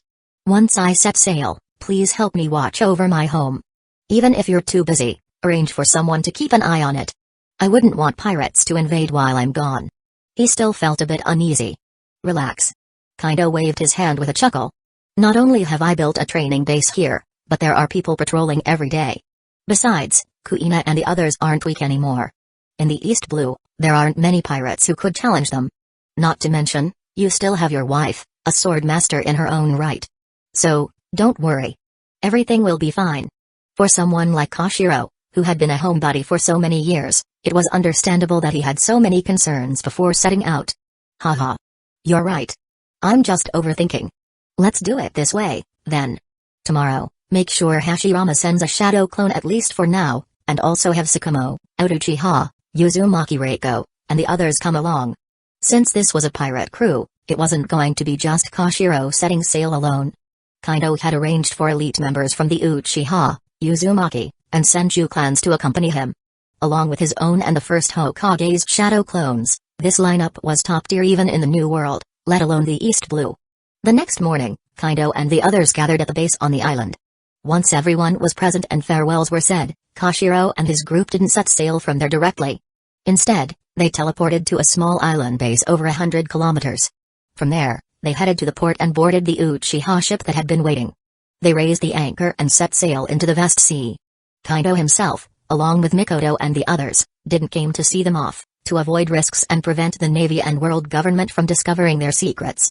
Once Koshiro and his crew set off, Kaido and his team resumed their own work. Meanwhile, in the ninja world, Hidden Leaf Village's expansion and reconstruction plans were progressing rapidly. With Hashirama, Madara, and many other ninjas working hard, beautiful and innovative buildings were springing up one after another at an astonishing pace. Every day, things looked different, leaving villagers and outsiders amazed at the progress. On this particular day, Kaido suddenly received a message through the communication space. He chose to receive it and quickly learned that his ninja dragon, while mapping the North Blue, had unexpectedly spotted Germa 66. This was a target Kaido had been searching for. Since the dragon was already keeping an eye on the North Blue, it naturally paid close attention to Germa's movements. Without hesitation, Kaido stopped his training, informed Mikoto and the others, and teleported back home in the ninja world. With a quick scan, he then teleported straight into one of the research labs in the science division. As soon as he appeared, Orochimaru, Tobirama, and one of his shadow clones, who were conducting experiments, all turned to look at him. Orochimaru, want to go on a trip? Kaido asked with a smirk. Orochimaru's eyes gleamed with curiosity. Kaido, you're actually here in person? Something big must be up. He knew that whenever Kaido came personally, it was always important. And usually, it was something exciting. He was looking forward to it. Yeah. Kaido nodded and, after glancing at Tobirama, sent Orochimaru a mental transmission. The ninja dragon spotted Germa 66's location in the North Blue. I'm planning to head over and forcibly recruit Vinsmoke Judge and take over Germa's kingdom. At the same time, I want you to take charge of their scientific research. Interested? He could handle it himself, but it would take too much time. Germa's research materials were bound to be extensive, and assimilating all of them wouldn't be quick. So, it was best to leave that to Orochimaru. Sure enough, the next moment, Orochimaru licked his lips excitedly. That sounds perfect. What are we waiting for? Let's go. Without hesitation, Orochimaru created a shadow clone to stay behind and assist Obirama and Kaido's clone with the experiments. His real body gave Tobirama a nod, then disappeared along with Kaido in a flash of teleportation. Obirama sighed and shook his head. Always so secretive. Can't they just tell me? He didn't bother asking the shadow clones, either, and simply resumed his experiments. Clearly, he had gotten used to this by now. And he knew that Kaido, along with his elder brother and sister-in-law, were deliberately keeping certain things from him. His brother and sister-in-law often spoke highly of Kaido, subtly hinting that he should build a good relationship with him. But they never told him why, which left him feeling helpless at times. Chapter 204, The Bloodline Factor Technology. Over time, Tobirama's impression of Kaido Uchiha had indeed improved significantly. Whether it was Kaido's personal talent in training or his scientific research skills, Tobirama found himself increasingly acknowledging the young man's abilities. As for his governance over Hidden Leaf Village, there was no need to even question that. However, deep down, Tobirama still had some lingering reservations. He found it difficult to fully accept reality just yet. That said, if things continued as they were, he would eventually meet the contract's conditions sooner or later. In the pirate world, somewhere in the North Blue at this moment, a fleet of massive, snail-shaped ships was sailing across the sea. This was none other than Germa 66's fleet, essentially their entire kingdom in motion. High above in the sky, the ninja dragon soared through the air, closely following the unique fleet. With a swift whoosh, Kaido and Orochimaru suddenly appeared on the dragon's back. Spreading his observation haki and mental perception, Kaido instantly locked onto Germa 66's fleet below. He immediately sent a mental message to the ninja dragon. Great work. You've done an excellent job tracking them. This matter is in our hands now. You can continue exploring the world. The dragon responded without hesitation. Understood. I'll take my leave then. Kaido nodded, then placed a hand on Orochimaru's shoulder and locked onto a specific location within the Germa 66 fleet using observation haki. In the next instant, whoosh, they teleported away. Feeling the weight lifted from its back, the dragon flapped its wings and swiftly disappeared into the distance. Meanwhile, Kaido and Orochimaru had landed aboard one of the snail ships. Kaido's mental perception immediately spread out, encompassing the entire Germa 66 fleet. Within moments, he pinpointed Vinsmoke Judge's exact location. With another flash, He and Orochimaru teleported straight into a laboratory inside one of the ships. "Who's there?" Judge was sharp. He instantly sensed the intruders and turned around in alarm, his expression changing drastically. At the same time, his hand discreetly reached for the transformation button on his battle suit. Sharingan Genjutsu, Labyrinth Mirage. But Kaido was faster. Before Judge could react, Kaido's Sharingan activated, and a powerful illusion engulfed him instantly. Judge froze in place, completely ensnared. "Hey, Kaido-kun, your Genjutsu skills keep getting more terrifying." Orochimaru chuckled, licking his lips as he observed the laboratory. "And this is just with the 3 Tomoe Sharingan. I can't even imagine how powerful your illusions will be once you awaken the eternal Mangekyō. The Sharingan. It truly is a bloodline to be envious of." Orochimaru was captivated as he examined the lab's contents. No matter how many times he saw it, he couldn't help but marvel at the Sharingan's immense potential. After all, it was one of the fastest ways to power. Kaido laughed, shaking his head. "If you want it so badly, then hurry up and finish developing the Uchiha bloodline serum. Once you do, you'll be able to obtain Uchiha blood and awaken the Sharingan yourself. In fact, if you can crack the Senju bloodline as well, and inject both into your body, then in the future, unlocking the eternal Mangekyō or even the Rinnegan will be much easier." As he spoke, Kaido approached Judge and placed a hand on his head. Activating his powerful mental abilities and Genjutsu expertise, he began extracting Judge's memories. With his immense mental strength, mastery of illusions, and the memory extraction techniques he had learned from Hidden Leaf Village's interrogation department, Kaido easily broke through Judge's mental defenses. His memory scan had begun. "Ugh. You're overestimating me." Orochimaru sighed bitterly, shaking his head. "Bloodline limits aren't that easy to research, especially the Senju and Uchiha bloodlines. So far, with you, me, and Tobirama's clone working together, we've spent nearly half a month just making some progress on magnet style. There's still a long way to go before we can create a bloodline serum for that, let alone for the Uchiha or Senju clans." The research on magnet style was only possible thanks to Kaido's resources. After all, the body of the 3rd Kazekage had once been in his possession. Of course, it was no longer with him. During Hidden Leaf Village's peace negotiations with the Sand Village, one of their conditions was the return of the 3rd Kazekage's corpse. If Hidden Leaf Village refused, Sand was prepared to drag the war out indefinitely rather than sign a surrender agreement or pay reparations. After consulting with Orochimaru and Tobirama, Kaido had agreed. However, before returning the body, he had already extracted plenty of blood, cells, and chakra samples for research. And now, those samples were proving invaluable. If they could successfully create a magnet-style bloodline serum, Kaido wouldn't mind using it himself. After all, he had always been interested in magnet style. In fact, he believed that through the process of cracking its secrets and creating the serum, he would naturally gain mastery over the ability as well. So far, the research progress was advancing rapidly. Although they didn't have Sand Village's official training methods for magnet style, the samples themselves contained all the mysteries of the ability. As long as they could unravel and reconstruct those mysteries, they could master it. For most people, this would be impossible. But for Kaido, it was only a matter of time. Especially with Orochimaru and Tobirama assisting him. See? We're already making progress on magnet style. Once we successfully develop the serum for it, we'll have valuable experience. After that, researching the Uchiha and Senju bloodline serums will be much easier. Not to mention, we just acquired Germa 66's bloodline factor technology, artificial human technology, and a massive amount of human-related research data and materials. I can already confirm that bloodline factor technology is going to be a huge help in our research on Kekkei Genkai. Kaito said excitedly.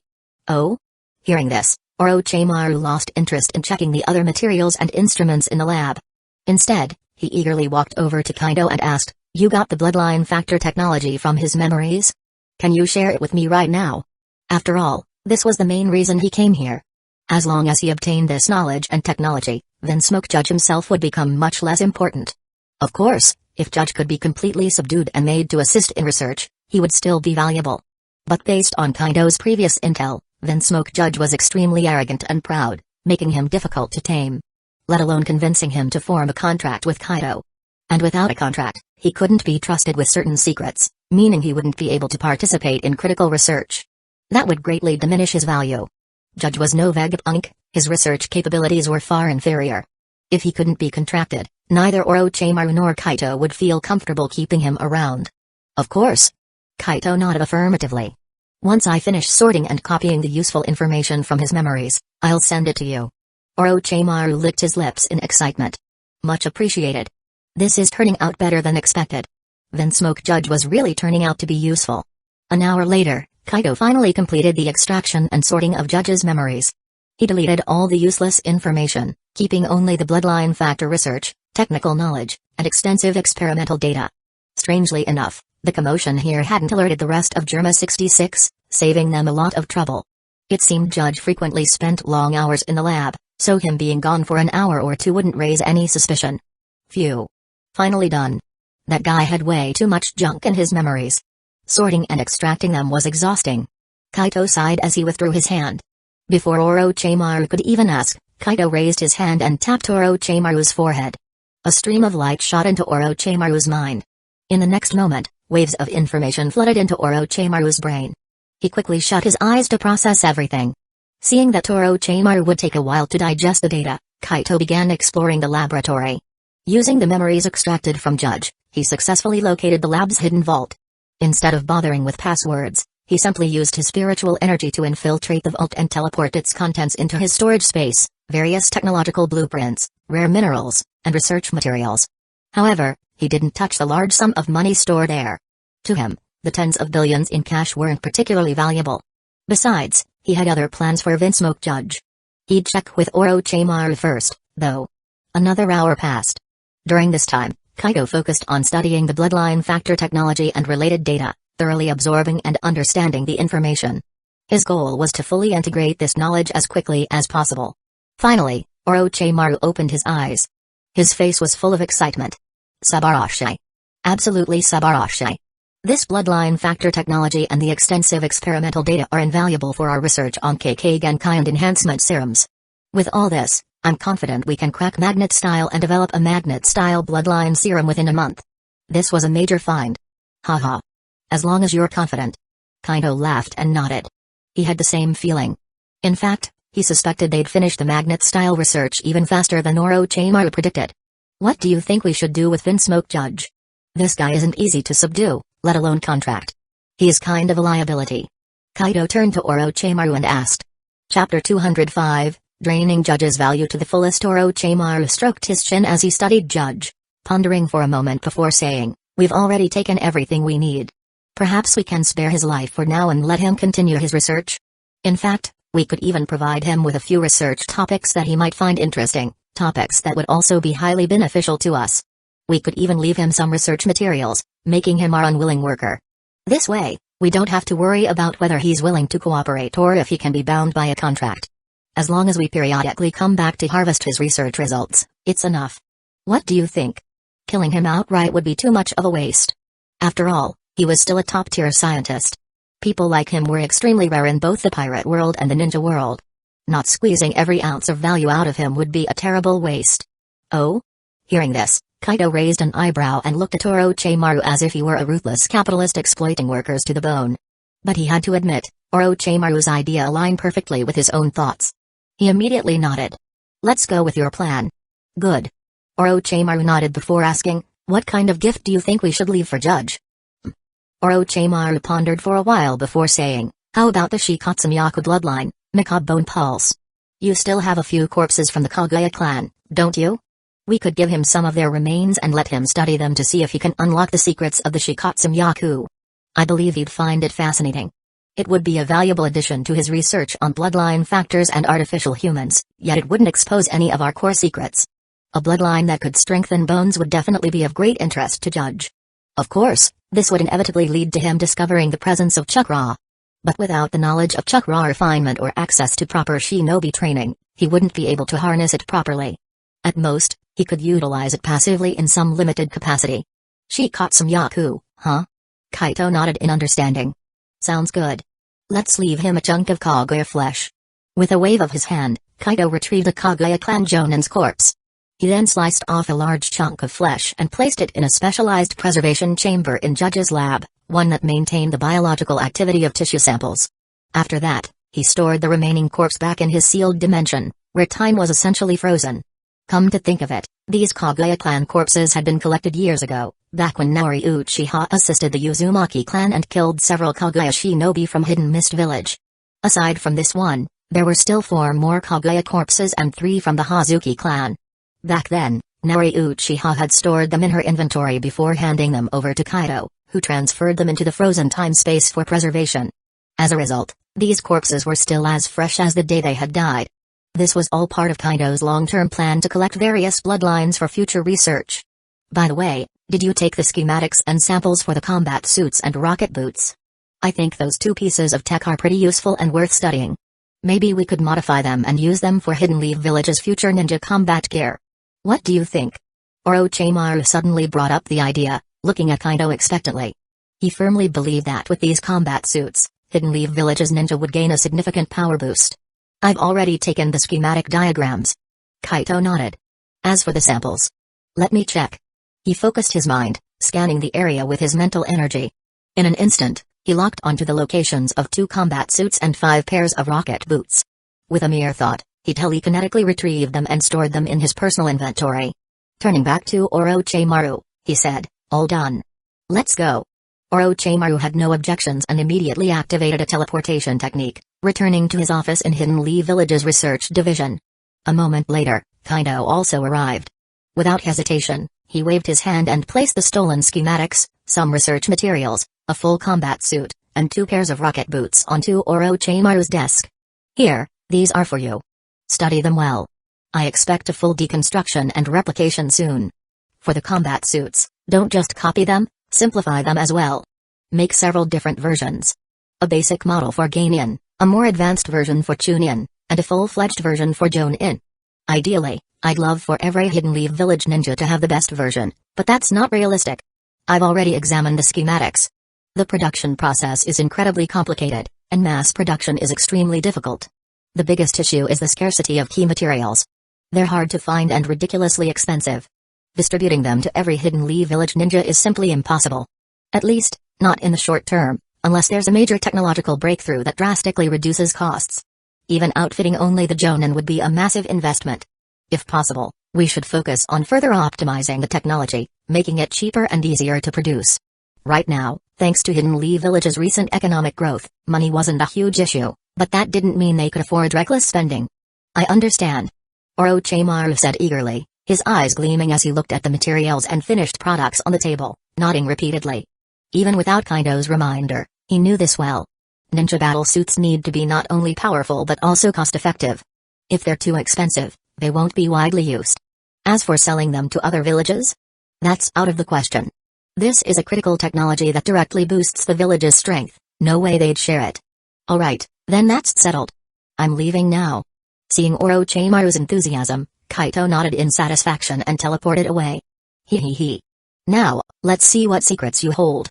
Orochimaru chuckled in obsession as he picked up a battlesuit container and a stack of research documents, diving straight into his work. 1 month earlier, the Hidden Stones Village ninjas tried to ambush the Hidden Sand Village ninjas, but the Hidden Sand Village ninjas got wind of the plan and prepared a counter-ambush. In the end, they clashed in the desert of the Land of Wind. The Hidden Sand Village ninjas had the upper hand at first, dealing heavy casualties to the Hidden Stones Village ninjas. Unfortunately, the Hidden Stones Village ninjas still had superior overall strength, especially with the terrifying presence of Onoki. The battle ended in mutual destruction, with both sides losing hundreds of lives before retreating. Onoki was frustrated beyond words. Damn it. I never expected the Hidden Sand Village ninjas to be so cautious. They saw through our plan and turned it against us, leading to this disaster. I'm so pissed. Now that the Hidden Sand Village ninjas were on guard, and their morale was high after the battle, attacking them again would be too difficult. Especially since the desert was their home turf, it would be a nightmare to fight them there. Moreover, most of the Land of Wind was a barren desert. Even if they conquered land, it might not be worth it. So, Onoki abandoned the idea of attacking the Hidden Sand Village ninja and decided to withdraw his troops back to Hidden Stones Village. Meanwhile, the Third Raikage led thousands of Hidden Clouds Village ninjas in a surprise attack on the northern coast of the Land of Earth. They caught the Hidden Stones Village ninja completely off guard. Hidden Clouds Village ninjas stormed through cities, looting everything valuable and shipping it back to the Land of Lightning.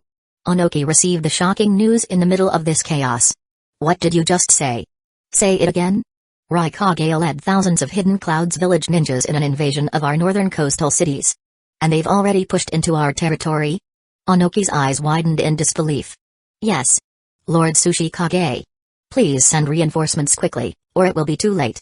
The messenger ninja pleaded with tears in his eyes. It was a massacre. The city's Hidden Clouds village ninjas conquered were completely wiped out. Most of the Hidden Stones village ninjas stationed there had been slaughtered.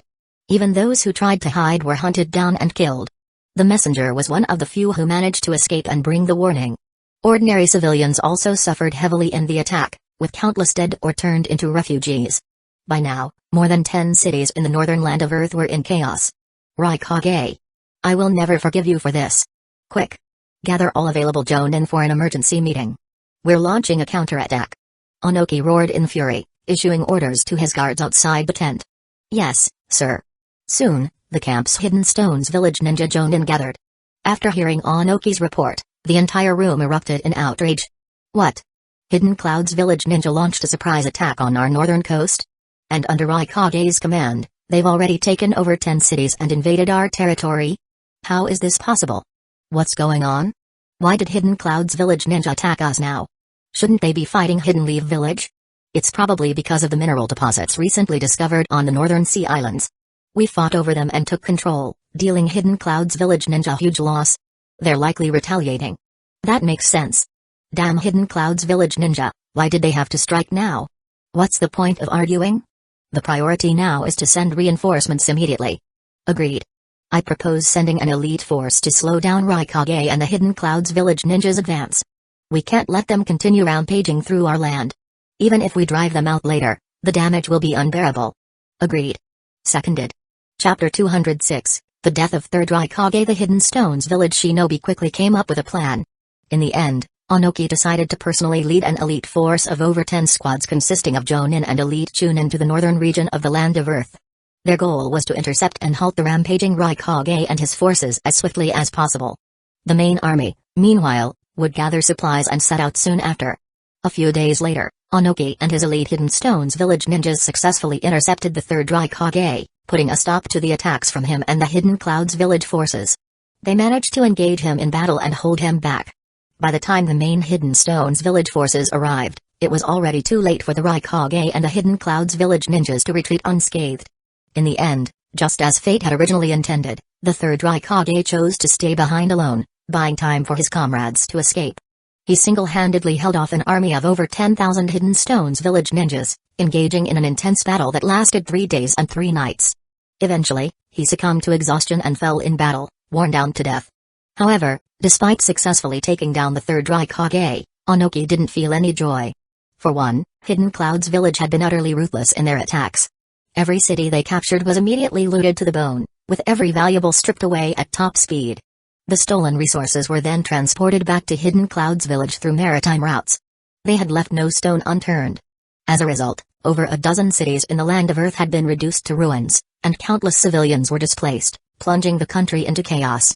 It was clear that it would take years, if not longer, for the Land of Earth to fully recover from these losses. Secondly, although the third Raikage had been slain, Hidden Stones village had suffered massive casualties in the process. In total, they had lost at least 1,000 to 2,000 ninjas.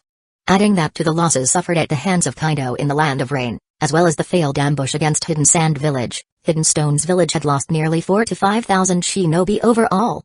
That was a devastating blow to their forces. Onoki felt even more frustrated knowing that by killing the third Raikage, Hidden Stones village had now created an unresolvable blood feud with Hidden Clouds village. It was inevitable that the two villages would engage in constant shadow warfare in the future.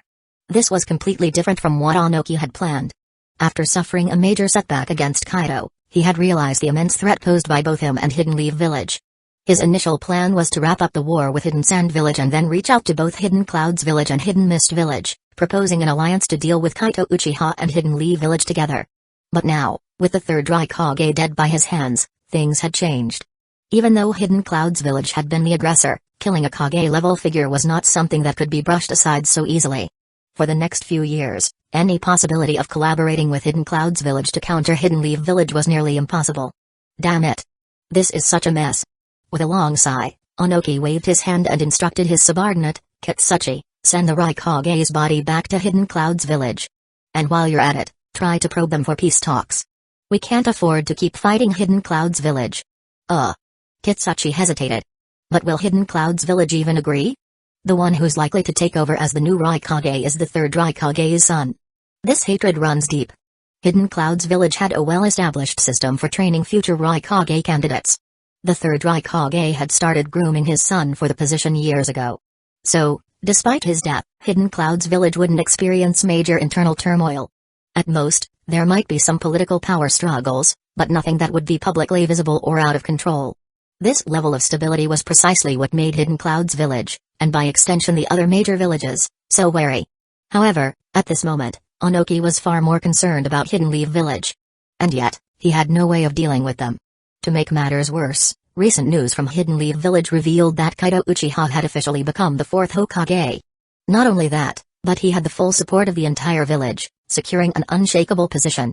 Even more terrifyingly, he had used the Edo Tensei technique to resurrect Senju Hashirama, Madara Uchiha, and Senju Dobirama. This information gave Onoki an even bigger headache. Hidden Cloud's village was the one in the wrong this time. Given Hidden Leaf Village's growing threat, they should agree to negotiations. The only question is, will the 5 Kage summit still happen? Try to find out when the time comes. As for Hidden Leaf Village's use of forbidden techniques to desecrate the dead, we need to do everything we can to suppress and prohibit that. Otherwise, they'll become even harder to deal with. After giving his instructions to Kitsuchi, Onoki couldn't help but complain internally about the third Raikage's actions. The man had already sent out invitations and even dispatched messengers to discuss hosting a 5 Kage summit. And yet, he still launched an invasion into the land of Earth. All for the sake of a few mines? Completely ignoring the bigger picture. Onoki was beginning to regret fighting Hidden Cloud's village over those mines. It had been a costly mistake. And in the end, those mines were lost anyway. What a disaster. I understand. Should I set out now? Kitsuchi asked after nodding in understanding. Yes. Leave immediately. The longer we wait, the more complicated things will get. Onoki waved his hand in dismissal. Yes, sir. Kitsuchi immediately had the third Raikage's body sealed within a scroll, took the letter from his father, and prepared to depart with a few elite shinobi. Several days later, Kitsuchi arrived at Hidden Cloud's village. There, he was received and summoned by the newly appointed fourth Raikage, Yondaime Raikage. Faced with the overwhelming hatred and killing intent in the fourth Raikage's eyes, Kitsuchi presented his father's letter and the sealed scroll containing the third Raikage's body. He also conveyed the purpose of his visit. Although the fourth Raikage was extremely reluctant to negotiate peace with Hidden Stone's village at this moment, he ultimately agreed for the sake of the bigger picture. As for the 5 Kage summit, when Kitsuchi brought it up, the fourth Raikage responded bluntly, "Of course, the 5 Kage summit will proceed as planned. The time remains set for 1 month from now, and the location is still the Land of Iron. I fully expect the Sushi Kage to be there." He was looking forward to confronting the Sushi Kage in person. Even if he couldn't take revenge right now, he was going to make sure to verbally lash out at him as a way to vent his anger. And when the opportunity came, he would absolutely avenge his father. Besides, what was happening in Hidden Leaf Village was even more concerning to him and all of Hidden Cloud's village. That was why the 5 Kage summit had to go on. And they had to achieve their goals there. Understood. Before I left, the Sushi Kage specifically told me that as long as Hidden Cloud's village is willing to proceed, he will definitely attend. Kitsuchi immediately nodded in response. After that, Hidden Cloud's village and Hidden Stone's village spent several days going back and forth in negotiations before finally signing the peace treaty. Back to the present timeline. That day, Nara Shikayama entered the Hokage's office, holding an invitation letter, and said, "Lord Hokage, the new 5 Kage summit is happening in 5 days. Shouldn't you start preparing for departure? After all, traveling to the summit location would take some time." "No need." Kaido paused for a moment before waving his hand dismissively. "I'll just teleport there when the time comes. The map for that location has already been marked. You should know this well, Shikayama." Indeed, Nara Shikayama had been successfully contracted by Kaito some time ago. He had earned enough favor points with Kaito back during the battle in the Land of Rain, so there was no issue discussing such things with him.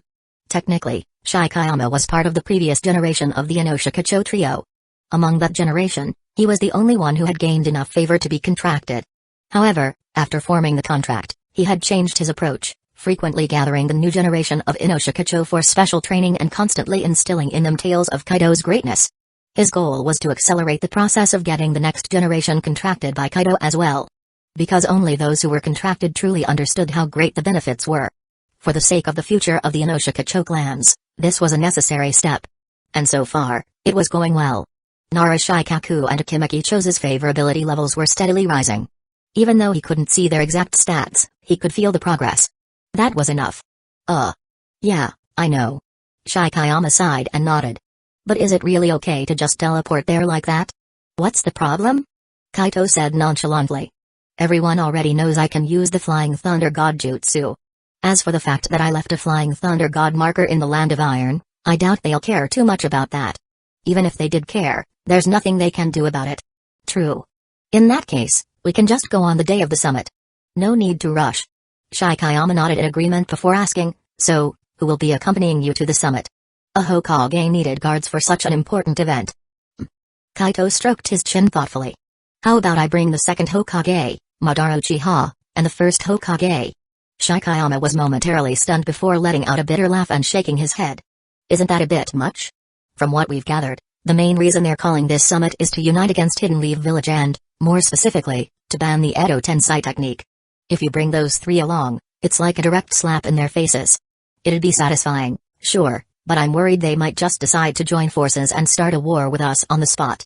We can't rule that out. At this point, they've probably seen Hidden Leaf Village's recent developments and are extremely wary of you. They might even be looking for an excuse to rally everyone against us, treating Hidden Leaf Village as a major threat. Shikayama honestly didn't think they stood a chance against Hidden Leaf Village. Even if all four major villages teamed up with smaller hidden villages to form a grand alliance, Hidden Leaf Village wouldn't be afraid. Victory was guaranteed. Just the first Hokage or Madara Uchiha alone could easily take care of any so-called allied shinobi forces. Not to mention Kaido himself, the fourth Hokage, who wielded the terrifying powers of the Rumble Fruit combined with his mastery of lightning style. As long as he had a bit of preparation time, he could unleash a massive lightning storm capable of wiping out thousands in an instant, even without a naturally cloudy environment like the Land of Rain. And he was still improving. His development of lightning style and the Rumble Fruit was constantly progressing. Honestly, I wouldn't mind if they did unite against us. Kaito said with a grin. That way, I could settle everything in one decisive battle and unify the ninja world in a single stroke. But for now, Hidden Leaf Village still has areas that need improvement. The training of new talent and the reformation of the Will of Fire are far from complete. And if we wiped out the other villages too quickly, it would create deep-seated hatred and slow down the process of contracting more people. So, for now, we should avoid triggering an Shinobi World War. Chapter 207, Breaking the Limits Again. I have decided. Kaito paused for a moment and said, this time, I'll take the second Hokage and Minato with me to this 5-Kage summit. The others have things to do. If they think they can completely ban Hidden Leaf Village from using the Edo Tensei, they're dreaming. At the very least, I will not undo the Edo Tensei on the first Hokage, the second Hokage, Madara Uchiha, Danzō, and the others that I have already revived. However, to mislead them, we can agree not to resurrect non-Hidden Leaf Village shinobi in the future. That should be enough of a compromise.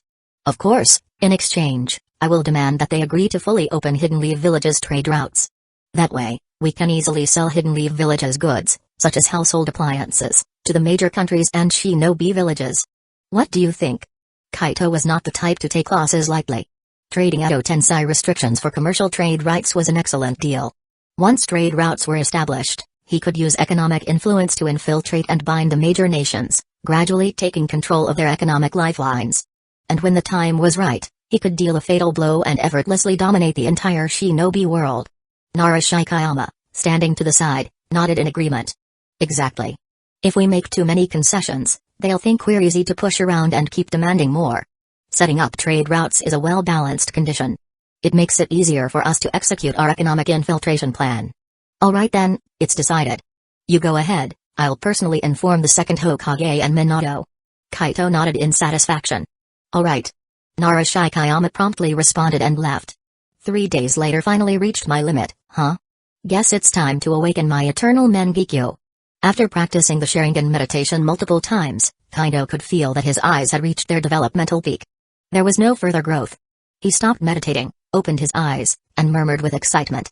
At this moment, he could clearly sense that his eyes were on the verge of a complete transformation, the perfect evolution into the eternal Mangekyō Sharingan. However, he didn't rush. Instead, he chose to first break past the limits of the Sharingan meditation and achieve true enlightenment. Without hesitation, Kaito resumed the Sharingan meditation. In the next instant, he entered a profound state of enlightenment. His mind became thousands of times sharper and clearer. Countless inspirations and insights flooded his consciousness. He began refining and upgrading the Sharingan meditation method.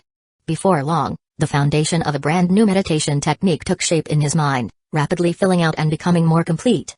He had no idea how much time had passed, but eventually, he reached the peak of his theoretical development. With this new meditation as a base, he merged it with all his meditation techniques, creating an advanced technique specifically tailored for Sharingan users. This time, the breakthrough was incredibly smooth and rapid. In just a short while, the evolved meditation method had fully taken shape. You have used the Sharingan meditation and surpassed the limits of perfection. You have achieved enlightenment and comprehended the eternal vision. Meditation. Shortly after, Kaito emerged from his state of enlightenment. However, he didn't open his eyes immediately. Instead, he began practicing his newly developed meditation technique, the eternal vision. Meditation. Instantly, he felt his Sharingan break through its limits. His ocular power underwent a fundamental transformation. In the next moment, he abruptly opened his eyes. His Sharingan activated. The three tomoe in each eye spun rapidly, moving faster and faster until they became after images. As this transformation took place, the newly evolved ocular power surged through his eyes, nerves, and visual pathways, enhancing them to new heights. Minutes later, his Sharingan completed its metamorphosis. It had evolved into something far superior to any he had seen before. At the same time, his eyes had completed their transformation. The spinning tomoe finally stopped, radiating an aura of deep mystery. Kaido could also sense that two unique ocular abilities were forming within his eyes.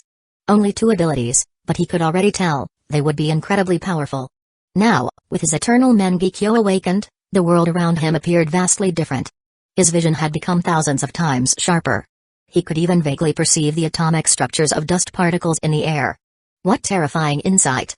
He stepped out of his room and instantly appeared on the rooftop, gazing around to adapt to his new perception. Just as he was about to step down, Uchiha teleported to his location. Upon seeing Kaido's unique new Sharingan, she was visibly excited. "Kaido, you broke through? You awakened the eternal Mangekyō?"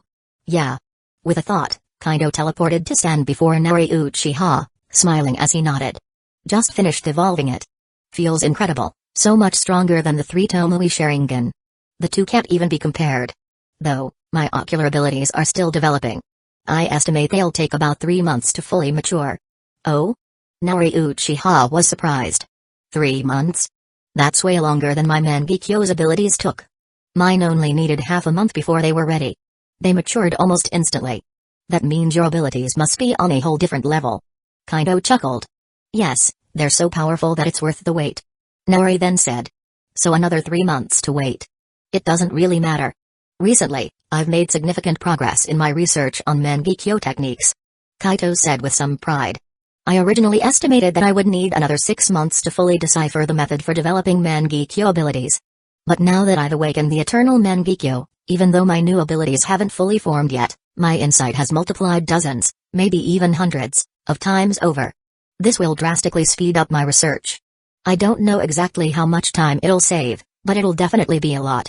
Once I finish my research, I'll be able to learn other Mangekyō techniques, so I won't be lacking in Dujutsu abilities. You don't need to worry, Mom. For someone with his talent, nothing was impossible." "Is that so?" Nori's eyes lit up as she nodded with a smile. "That's great. I'll be looking forward to the completion of your research." "Oh, right." She suddenly paused and asked, curiously, "Since your Sharingan has evolved into the eternal Mangekyō, did your meditation method also break past its limits? Have you created an even more powerful technique?" Though her meditation technique hadn't yet reached full mastery, that didn't stop her from being excited about an even stronger method. This would be crucial for improving spiritual power, accumulating ocular energy, and even unlocking the Rinnegan in the future. It was also extremely important for other Uchiha members trying to awaken the eternal Mangekyō. Not everyone could brute force their way into it like Kaido. "Of course." Kaito smiled and reached out, pressing a finger against his mother's forehead, transferring the technique directly to her mind. Nori immediately felt a rush of profound information flooding into her consciousness. She quickly closed her eyes to process it. After a long moment, she opened her eyes again, excitement gleaming in them. "As expected from my son. This advanced meditation method is incredible. Not only does it enhance the quantity and quality of one's soul and spiritual energy, but it also continuously improves the potential and essence of the Sharingan, allowing the eternal Mangekyō to evolve even further. Even people without the Sharingan could awaken their own unique eyes through this. Though such eyes would be far more limited, They would mostly grant enhanced perception and dynamic vision rather than the specialized abilities of the Sharingan or Rinnegan. But for ordinary shinobi, this was already priceless. Of course, non-Sharingan users who trained in this method would face significant difficulties. They'd need to invest far more time and effort into nurturing their eyes. So, Kaido had also created a pure meditation method solely focused on strengthening the soul and spirit, ideal for anyone who had already mastered the crystal meditation jutsu. Indeed. Kaido nodded. This eternal vision meditation jutsu is perfect for unlocking the eternal Mangekyō and even the Rinnegan. However, it turns out that unlocking the Rinnegan still requires a special trait found within the chakra of Vajra and Indra. I plan to obtain samples of chakra from the first Hokage and Madara Uchiha to study and analyze. If I can fully understand the core principles behind their chakra traits, I might be able to develop a method to artificially condense those properties into a training technique. That way, I can pass it down to our clan. In the future, the Uchiha could potentially have Rinnegan users across the board. He was confident he could achieve such a groundbreaking feat. Then I'll be looking forward to your good news. Nori smiled warmly. She had no doubts about her son's abilities. She then remarked, "Your eternal Mangekyō is terrifyingly powerful. I feel like I can't even activate my own Mangekyō in front of your eyes." There's no doubt, the eternal Mangekyō is on a whole different level compared to the standard version. Looks like I need to intensify my training with the Sharingan meditation jutsu, reach mastery, and then transition to this new method to awaken my own eternal Mangekyō. Half a month ago, she had already sensed that her eyes had reached their limits. The only way to further enhance them was to evolve them into the eternal Mangekyō. But since she hadn't found a breakthrough method, she had put it on hold. Now, with the eternal vision meditation jutsu, all those problems were solved. By following this new method, she would be able to complete the final evolution of her ocular power and awaken the eternal Mangekyō without needing to transplant another Mangekyō from a blood relative. Chapter 208, Hashirama's urge to be fully revived with this eternal vision meditation method. Another curse of the Uchiha has been broken. This is great. Naori Uchiha murmured with a smile. This had been the wish of many generations of the Uchiha clan. Now, it was finally fulfilled by her son. Then let me wish you an early awakening of your eternal Mangekyō, mother. I believe that once you achieve it, your strength will take another leap forward. Kaido also smiled and nodded. Speaking of strength, he could feel that with the awakening of his eternal Mangekyō Sharingan, his bloodline had undergone a transformation. This enhancement affected not only his physical body and cells but also his chakra, all of which had undergone a metamorphosis, becoming significantly stronger. He had officially stepped into the ranks of the Super Kage level. And this was just the beginning. His eternal Mangekyō still had a long way to go before reaching its full potential. Yet, even now, he felt that he stood at the peak of the Super Kage level.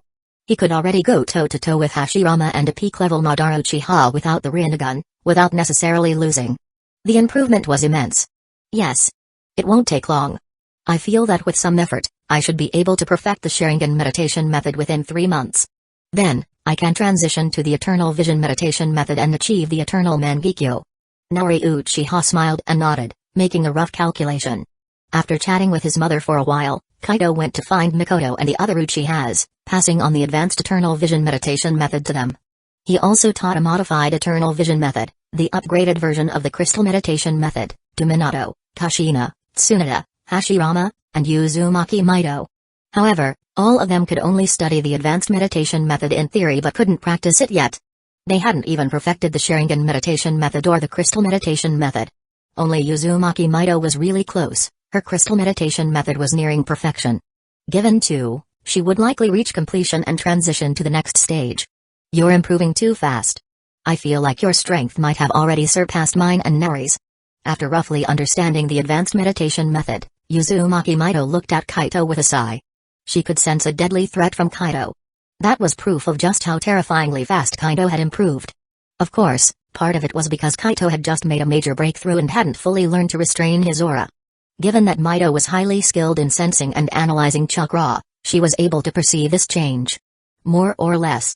Kaido chuckled and nodded. I guess you could say this was just years of accumulation finally paying off. Accumulation, huh? Mido shook her head with a wry smile. How could this be called accumulation?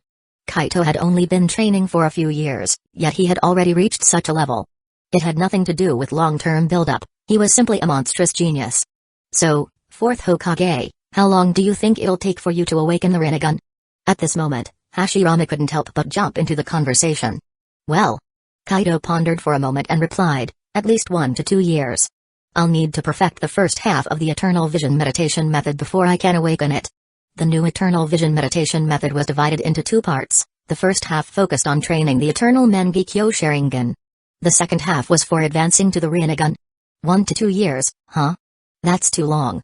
By then, you might have already touched the 6 paths level combat power. Even if not, you'll be pretty close.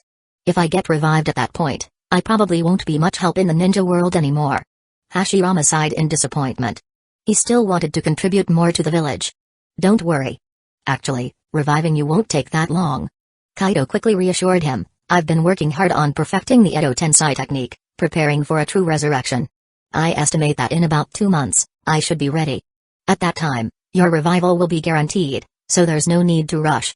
Edo Tensei was a critical technique, and Kaido had never slacked on mastering it. In the future, it wouldn't just be Hashirama, he had quite a few people from the pirate world he wanted to revive too. For example, Roger. Just imagine, if Roger were revived and joined the battle at Manaford, what kind of scene would that be? Of course, Ace was already under his contract, and Kaido had been personally guiding and teaching him. Ace's strength was steadily increasing. By the time Ace reached adulthood and set sail, his strength might already be on par with an admiral. At that point, the Navy's plan to capture and publicly execute him to trigger the Manaford War might not even be possible. Not to mention, Kaido's interference had already decreased the likelihood of Ace joining the Whitebeard pirates in the future. Unless Kaido wanted him to infiltrate them as a spy. Of course, that wasn't necessarily to take them down. Simply drawing them over to his side would be a good move. After all, most members of the Whitebeard pirates still had a sense of honor and principles. Unlike Kaido's and Big Mom's crews, most of those guys deserved to die. Oh? Only 2 more months? That's great. Hearing this, Hashirama's frustration instantly vanished, replaced by excitement. But he quickly calmed down. By the way, 4th Hokage, how are Tobirama and Madara feeling about you lately? Any chance of getting them under contract soon? Hashirama knew that if Tobirama and Madara weren't bound by Kaito's contract, things could get tricky. Tobirama would probably be fine, he could be revived alongside Hashirama without much issue. But Madara? No one could say for sure. No one knew what was really going on in Madara's mind. And if he were fully revived, would he still pursue his old plans and ambitions? Sure, Kaido had told him the truth about Black Zetsu, but that didn't necessarily mean he would fully align with Kaido's plans. Madara was as stubborn as ever. Tobirama is doing better, his favorability towards me is at 59.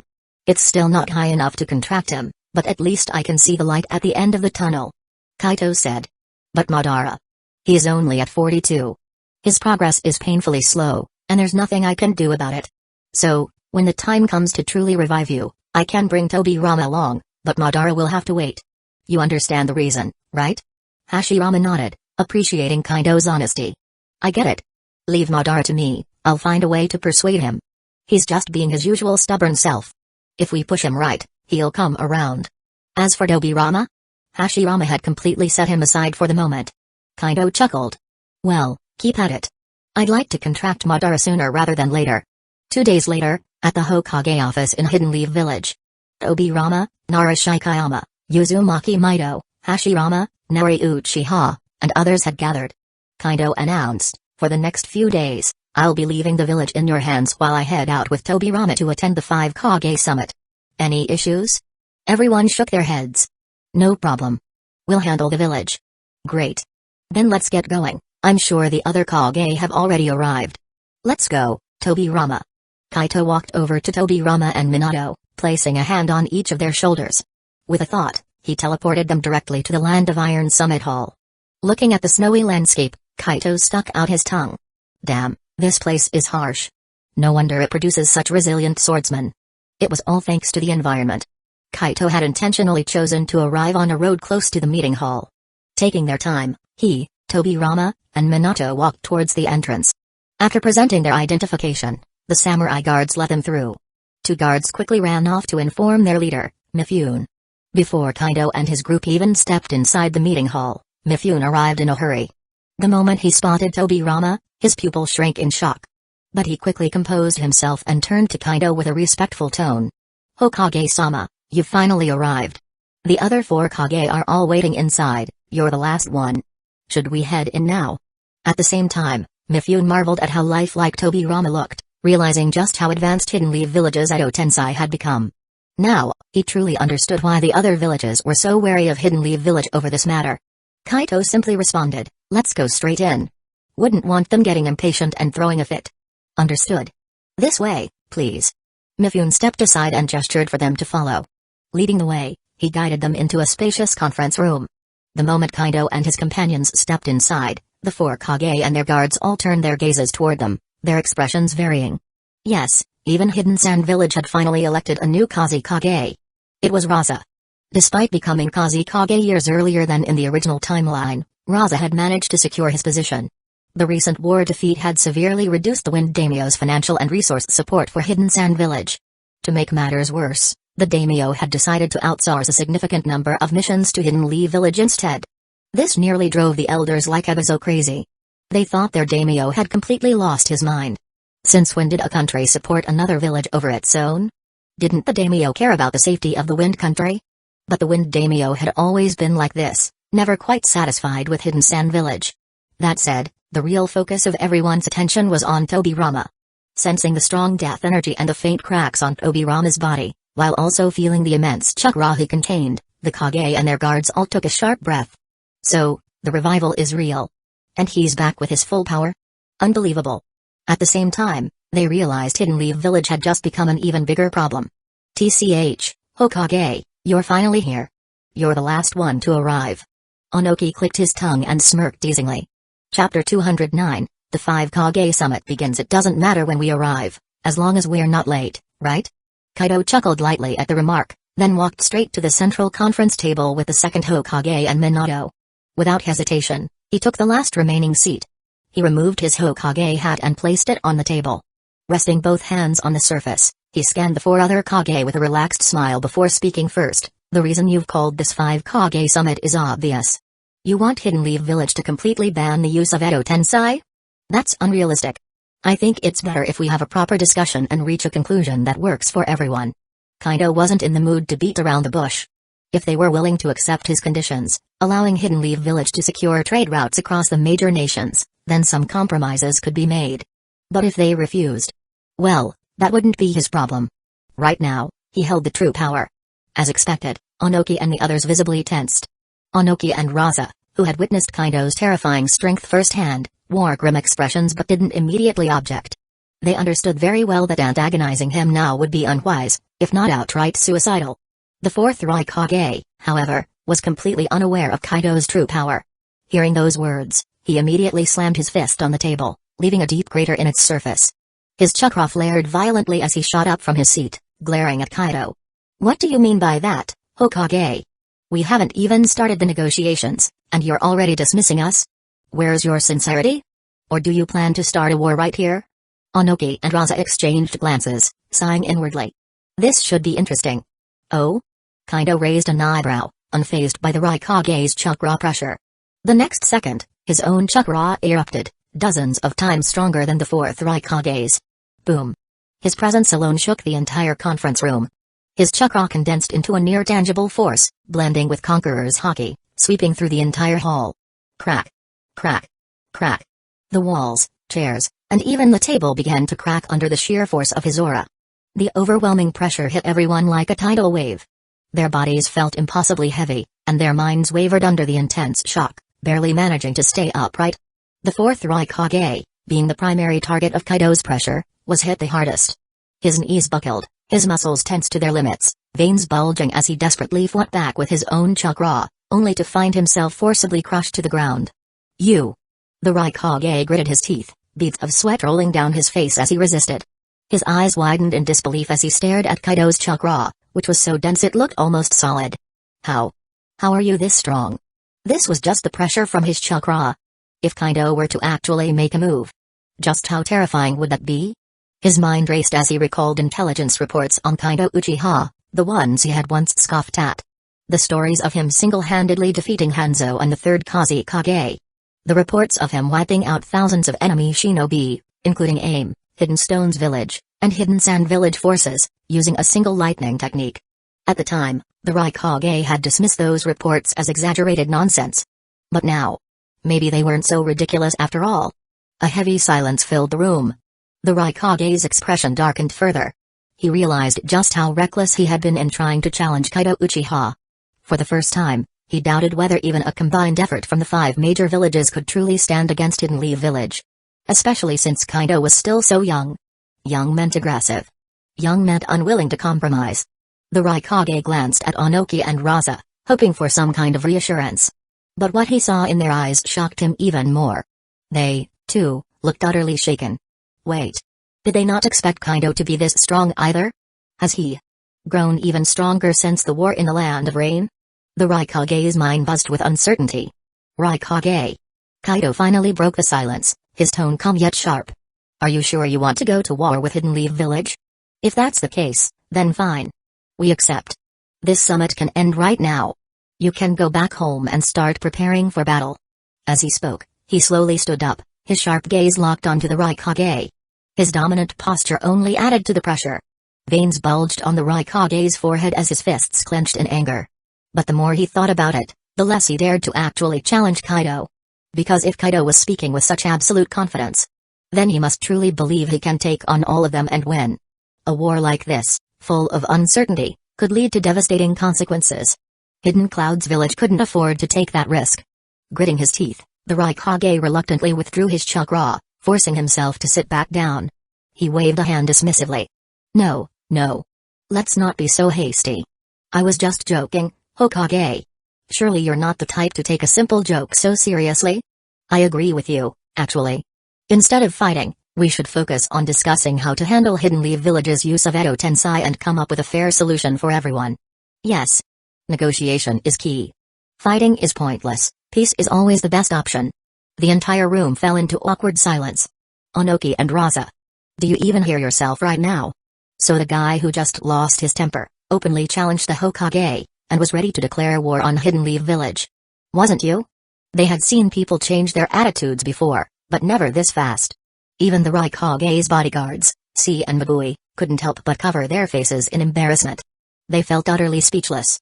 Seriously. Their Rukongai was still as hot-headed and impulsive as ever. But thankfully, he wasn't a complete fool. Otherwise, today's meeting might have ended in disaster. Just thinking about the lingering oppressive aura from the 4th Hokage made them break into a cold sweat. This man was not someone they could handle. PFFT. Rukongai, you really are something. You're much more entertaining than your father. Onoki smirked, looking at the 4th Rukongai with a mocking expression. You. The 4th Rukongai immediately turned to glare at Onoki, his eyes burning with rage. If the timing weren't so wrong, he would have smashed this old man into the ground with one punch. How dare he bring up his father in front of him? Wasn't his father killed by Hidden Stone's village shinobi? This was a straight-up slap to the face. Yet, because of Kaido's overwhelming presence, he needed to unite with Onoki and the others to put pressure on Hidden Leaf Village during the negotiations. So, even though he loathed Onoki at this moment, he had no choice but to swallow his anger. Meanwhile, Kaido, watching the Rukongai's sudden shift in attitude, was left utterly speechless. Since the Rukongai had already backed down, and considering that Hidden Leaf Village was still in the early stages of reform, prioritizing peace and development was a wise choice. So, Kaido didn't push further.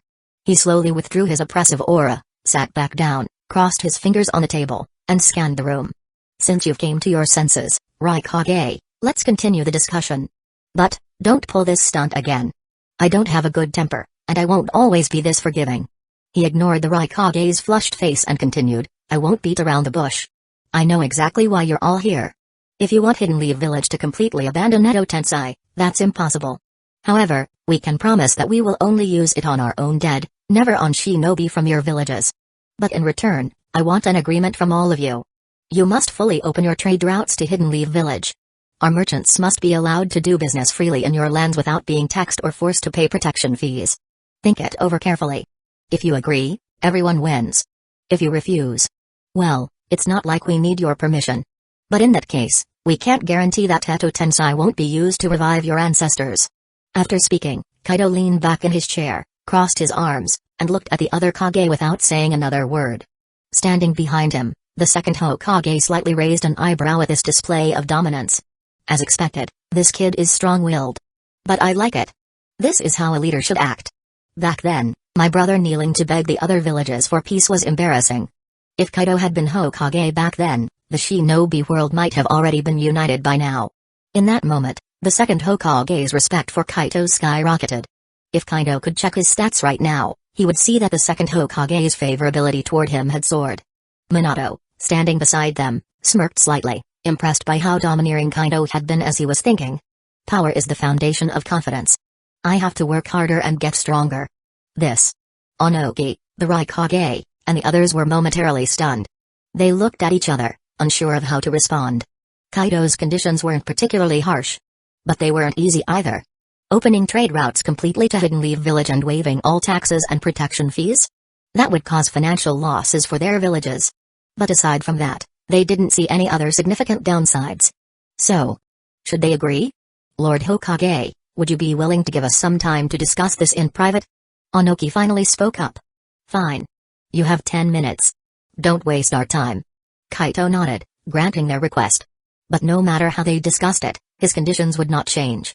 Chapter 210, The Unrestricted Trade Agreement Good. Onoki nodded in satisfaction after hearing the decision.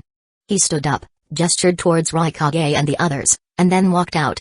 Seeing this, the other Kage also got up and temporarily left the meeting room. Once they entered the adjacent lounge, Onoki first set up a soundproof barrier before turning to the others and saying, "You've all heard the Hokage's stance and conditions. Personally, I think we can agree. This trade agreement doesn't seem to be a big deal. But I have a nagging feeling that things aren't that simple. There's probably something in the Hokage's conditions that I haven't fully grasped. What do you all think?" Since he couldn't see through the entire picture, Onoki decided to gather opinions and see if any of the other Kage had figured something out. That was the reason he called for this discussion. Raza shook his head directly. "I also feel like there's more to it, but I can't pinpoint exactly what. Besides, we don't seem to have any other choice right now. We can only agree. If we refuse, and Hidden Leaf Village really goes ahead with resurrecting our fallen predecessors, the consequences will be something we can't afford." His first thought was of the third Kazekage, who had died on the battlefield, along with countless Sand Shinobi. If all those people were revived, it would be a disaster. It might even lead to Hidden Sand Village being completely crushed by Hidden Leaf Village. That was absolutely unacceptable. "Yeah, I feel the same way." Onoki nodded in agreement. There was no way they could afford to go to war with Hidden Leaf Village right now. Especially since he had sensed that Kaito had undergone yet another drastic transformation in power since their last encounter. He had become even more terrifying. It gave Onoki the same feeling as when he had once faced Madara Uchiha, completely unbeatable. "I don't see any problem with the trade agreement itself. We can agree to it." Yagura nodded decisively. Until they fully understood Hidden Leaf Village's true situation, he had no intention of waging war against them. What concerned him most was how wary Onoki and Raza were of Kaito Uchiha. This made him wonder, could the reports from the Rain Country battlefield have been true after all? Otherwise, he couldn't understand why these two veteran Kage were so fearful of Kaito. Raikage, being the impulsive type, didn't hesitate to ask directly, "I can tell you two are scared of Kaito Uchiha. Can you tell me why? Is it true what they said about the Rain Country battlefield? That he single-handedly killed the third Kazekage and wiped out thousands of your elite forces from both villages?" Onoki and Raza's expressions darkened at his words. After a brief moment of silence, they exchanged glances and eventually nodded. "It's true." Onoki spoke. "Back then, Kaito Uchiha already had the power to defeat me and could annihilate over 1,000 elite shinobi with a single lightning-style attack. That kind of lightning style, if it hits, even a Jonin would be dead on the spot. That's why we ultimately chose to surrender to him. And now, Kaito Uchiha has grown even stronger than he was a month ago. And not just a little stronger, his power has increased at least twice. It's completely incomprehensible. If I hadn't seen it with my own eyes, I wouldn't have believed it myself. Right now, he gives me the same feeling as Madara Uchiha in his prime. Completely invincible. So, we have no choice but to agree to the terms. Of course, Raikage, if you don't believe it and want to test Hidden Leaf Village and Kaito Uchiha's strength, we won't stop you. In fact, letting Hidden Cloud's village test Hidden Leaf Village's strength wasn't a bad idea at all. After all, it wasn't their people who would be dying, right? If there was an opportunity to weaken Hidden Leaf Village or even defeat them, Onoki wouldn't mind joining in later. Otherwise, he preferred to lay low for a few years, rebuild their strength, and recover from the damage that had been inflicted on them before making any moves. Raza had similar thoughts. After their previous defeat, the daimyo of the Land of Wind had once again cut funding for Hidden Sand Village. Even though Raza, as the Kazekage, could use his magnet style to extract gold from the sand to support the village. They still had to reduce their number of shinobi and shift toward an elite-focused system. Otherwise, the village simply couldn't afford to sustain a large force.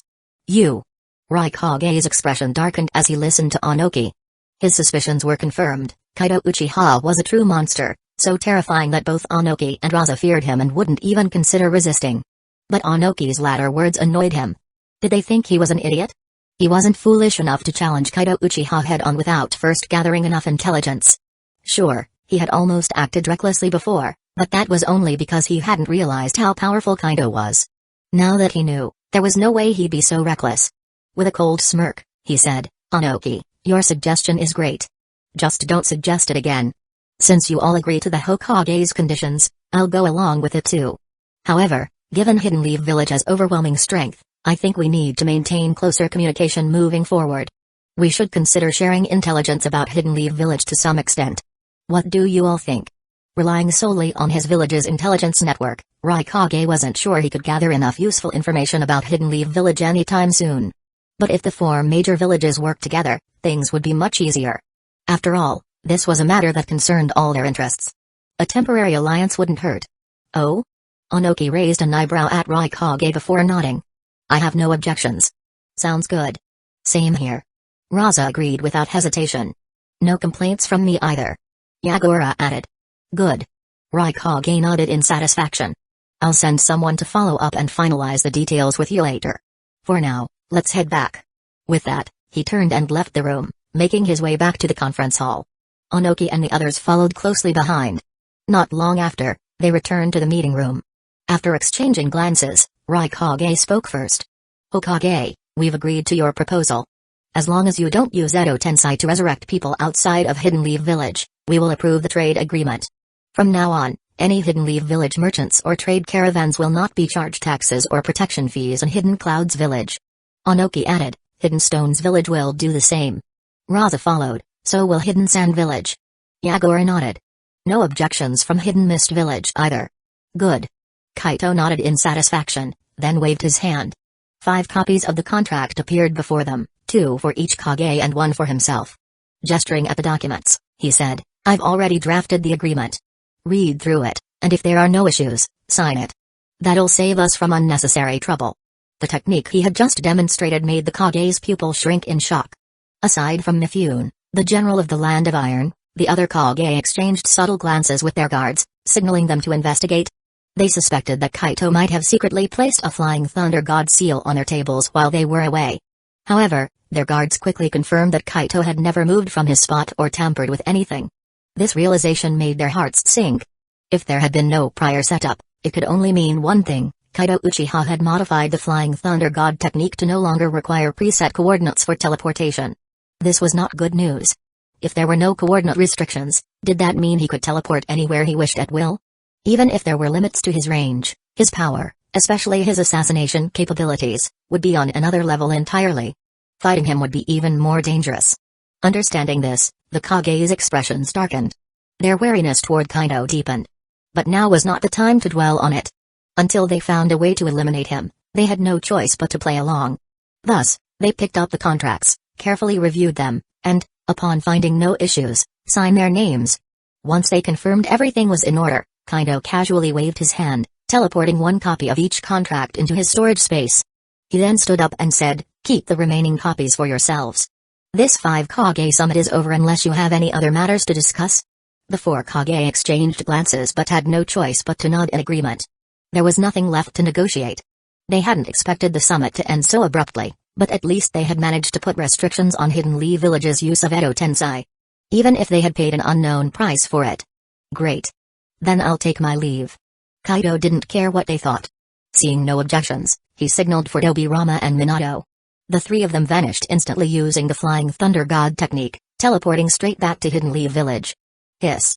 Seeing this, Onoki and the others couldn't help but gasp. 3 people who can use the Flying Thunder God technique? The second Hokage and Kaido Uchiha were already known, but that blonde brat can use it too? How is that possible? Minato looked barely over 10 years old. They had assumed he was just tagging along to observe. Who would have thought he was also a prodigy? This won't do. We have to eliminate him. If he also masters Kaito's ability to teleport without coordinates, taking him down will become nearly impossible. He'll become an enormous threat to us. Onoki and the others all reached the same grim conclusion. In their hearts, they had marked Minato as a target that must be eliminated at all costs. Chapter 211, The Rapid Changes. Minato was still unaware that Onoki and his people had already developed a strong intent to kill him and were planning to send assassins after him at the first opportunity. Along with the second Hokage and Kaito, he directly used the Flying Thunder God Jutsu to instantly teleport back to the Hokage's office in Hidden Leaf Village. Phew. This kind of long-distance teleportation really takes a toll on me. Even with my current mastery of the Flying Thunder God, the burden and chakra consumption are still too much. Minato sighed as he sensed that his chakra reserves had dropped to just 10% upon arrival. His face was slightly pale. If my chakra reserves weren't several times that of an average Kage, and if my chakra quality wasn't high, I really wouldn't be able to handle this. The second Hokage glanced at him and remarked, "You still need more practice." But honestly, mastering the Flying Thunder God to this extent at such a young age, that's quite impressive. That being said, he was quite curious. Why were so many people, including Tsunade, Orochimaru, and even his sister-in-law, learning the Flying Thunder God Jutsu? Some of them had even successfully mastered it. Those who hadn't mastered it yet weren't lacking in talent, they just hadn't had enough time to learn it properly. Based on his observations, their progress was going well, and it was only a matter of time before they learned it. This was strange. Take his sister-in-law, for example. She had tried to learn the Flying Thunder God Jutsu from him in the past but eventually gave up because she lacked the talent for it. So why did she suddenly have the talent now? Obirama's gaze shifted to Kaito. His instincts told him that this had something to do with Kaito. Unfortunately, he couldn't just outright ask. This was clearly a deep secret of Kaito's, and even his sister-in-law and Tsunade wouldn't tell him about it. You're back already? The negotiations are over? How did it go? In the Hokage's office, Uzumaki Mito and Naori Uchiha, who had been discussing matters with Kaito's shadow clone, were surprised to see them return so quickly. Kaito nodded, dispelled his shadow clone, and sat down in the Hokage's seat. With a smile, he took out an agreement and handed it to Naori Uchiha and Mito. It's all settled. Everything went smoothly. The agreement is signed. Starting today, we can conduct trade freely with the 4 great shinobi villages and the 4 great countries without paying taxes or protection fees. So, the organization and management of the trade caravans will be up to you, Mother. This is an important task. Get it done as soon as possible. The electrical appliances from our factory and the basic nutrition pills from the Uchiha should be sold to the other countries and villages to establish trade routes. It's time to start making money. We can't keep running at a loss, relying only on the daimyo's support. That's not sustainable. A strong financial foundation was necessary for his future plans. Oh? Naori Uchiha took the agreement, quickly skimmed through it, and smiled. This is great. Mito and I will arrange everything as soon as possible. However, while the 4 great countries agreed to waive taxes and protection fees, I doubt they'll play fair. So, we need strong escorts for the trade caravans. Each caravan must have at least 2 Jonin-level ninjas, accompanied by multiple ninja squads. Also, for transporting goods, can we use spatial rings and bracelets to move some of the stock? This would not only ease the transportation burden but also make it safer and cheaper. Agreed. Uzumaki Mito nodded in approval. Sounds good. Kaito also nodded. In the next few days, I'll make more spatial rings and bracelets for the village. Eventually, when the time is right, we could even sell spatial rings to the 4 great countries and villages. But when that time comes, we'll need to negotiate the price properly. No way we're letting them off easy. We'll make sure to charge them a fortune. So, instruct the trade caravans to keep the number of spatial items a secret for now. That way, when we sell them later, we can increase the price.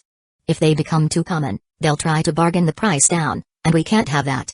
Understood. I'll take care of it. Naori Uchiha and Uzumaki Mito nodded. They planned to use contractors for escorting the goods. Not only was this safer, but they also wouldn't have to worry about loyalty issues. Contractors would never betray Kaito. Regular Hidden Leaf Village ninjas, on the other hand, couldn't be trusted as completely. Only contractors were 100% guaranteed to be loyal and wouldn't leak information about Kaito. After finalizing the details of the trade caravans and goods with his mother and Uzumaki Mito, Kaito left a shadow clone to handle affairs while his real body teleported away to train. The next few months Kaito used numerous shadow clones for intense training while also managing the village and overseeing the Uchiha pirate crew's activities. With the help of Hashirama, Madara, and many skilled ninjas, Hidden Leaf Village underwent rapid reconstruction and expansion. The village was changing at an astonishing speed. Narrow dirt roads were quickly widened, and even paved with concrete. A well-designed underground drainage system was also installed. New buildings were taller and more refined compared to before. At the same time, due to the combined efforts of Hidden Leaf Village and the Fire Daimyo, a large number of Fire Country residents started migrating to Hidden Leaf Village.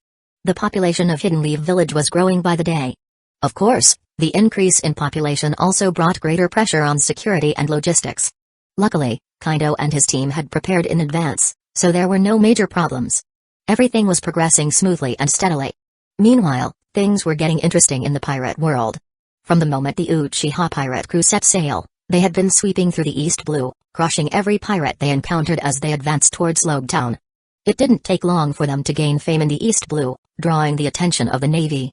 Due to their overwhelming strength, the stationed Navy officers promptly reported their activities to Marine headquarters. At that time, Sengoku, who was still a fleet admiral, frowned as he received the intelligence report. He called over Garp, handed him the report, and asked, "Garp, they're from the East Blue, just like you. Do you know anything about this newly emerged pirate crew?" Chapter 212, The Rising Uchiha Pirates. Garp took a bite of his donut while curiously flipping through the intelligence report in his hands. After skimming it quickly, he raised an eyebrow in surprise. Huh? Since when did such a powerful pirate crew pop up in the East Blue? What's more, the captain is just some brat, but his crew. There are quite a few formidable ones among them. Interesting. This name. Shimatsuki Kashiro. I feel like I've heard it somewhere before. Garp paused for a moment, deep in thought. Then, as if suddenly remembering something, he smacked his forehead. Oh. I remember now. That Kashiro guy made a name for himself on the seas more than a decade ago. He was famous across Wano and even the Grand Line.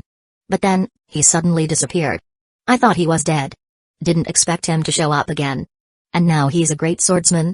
Not only that, but he's serving as a crew member under some brat? That's a little weird. Sengoku, do we have any more detailed intel on them? Something about this pirate crew felt off to him, but he couldn't quite put his finger on what. We're still gathering information. Sengoku shook his head. It'll take some time. But one thing is clear, this pirate crew is no joke. If we don't eliminate them soon, they could grow into a major threat in the future. Garp picked his nose casually, showing little concern. But they've never harmed civilians, right? In fact, haven't they been actively taking down other pirates along their route? I think they're not too bad. We can't wipe out all pirates anyway. Keeping some like them around might not be such a bad thing. He didn't seem to have any hostility toward the Uchiha pirates. You're too naive. Sengoku sighed and shook his head. A pirate is still a pirate. The moment they raised their Jolly Roger, their fate was sealed.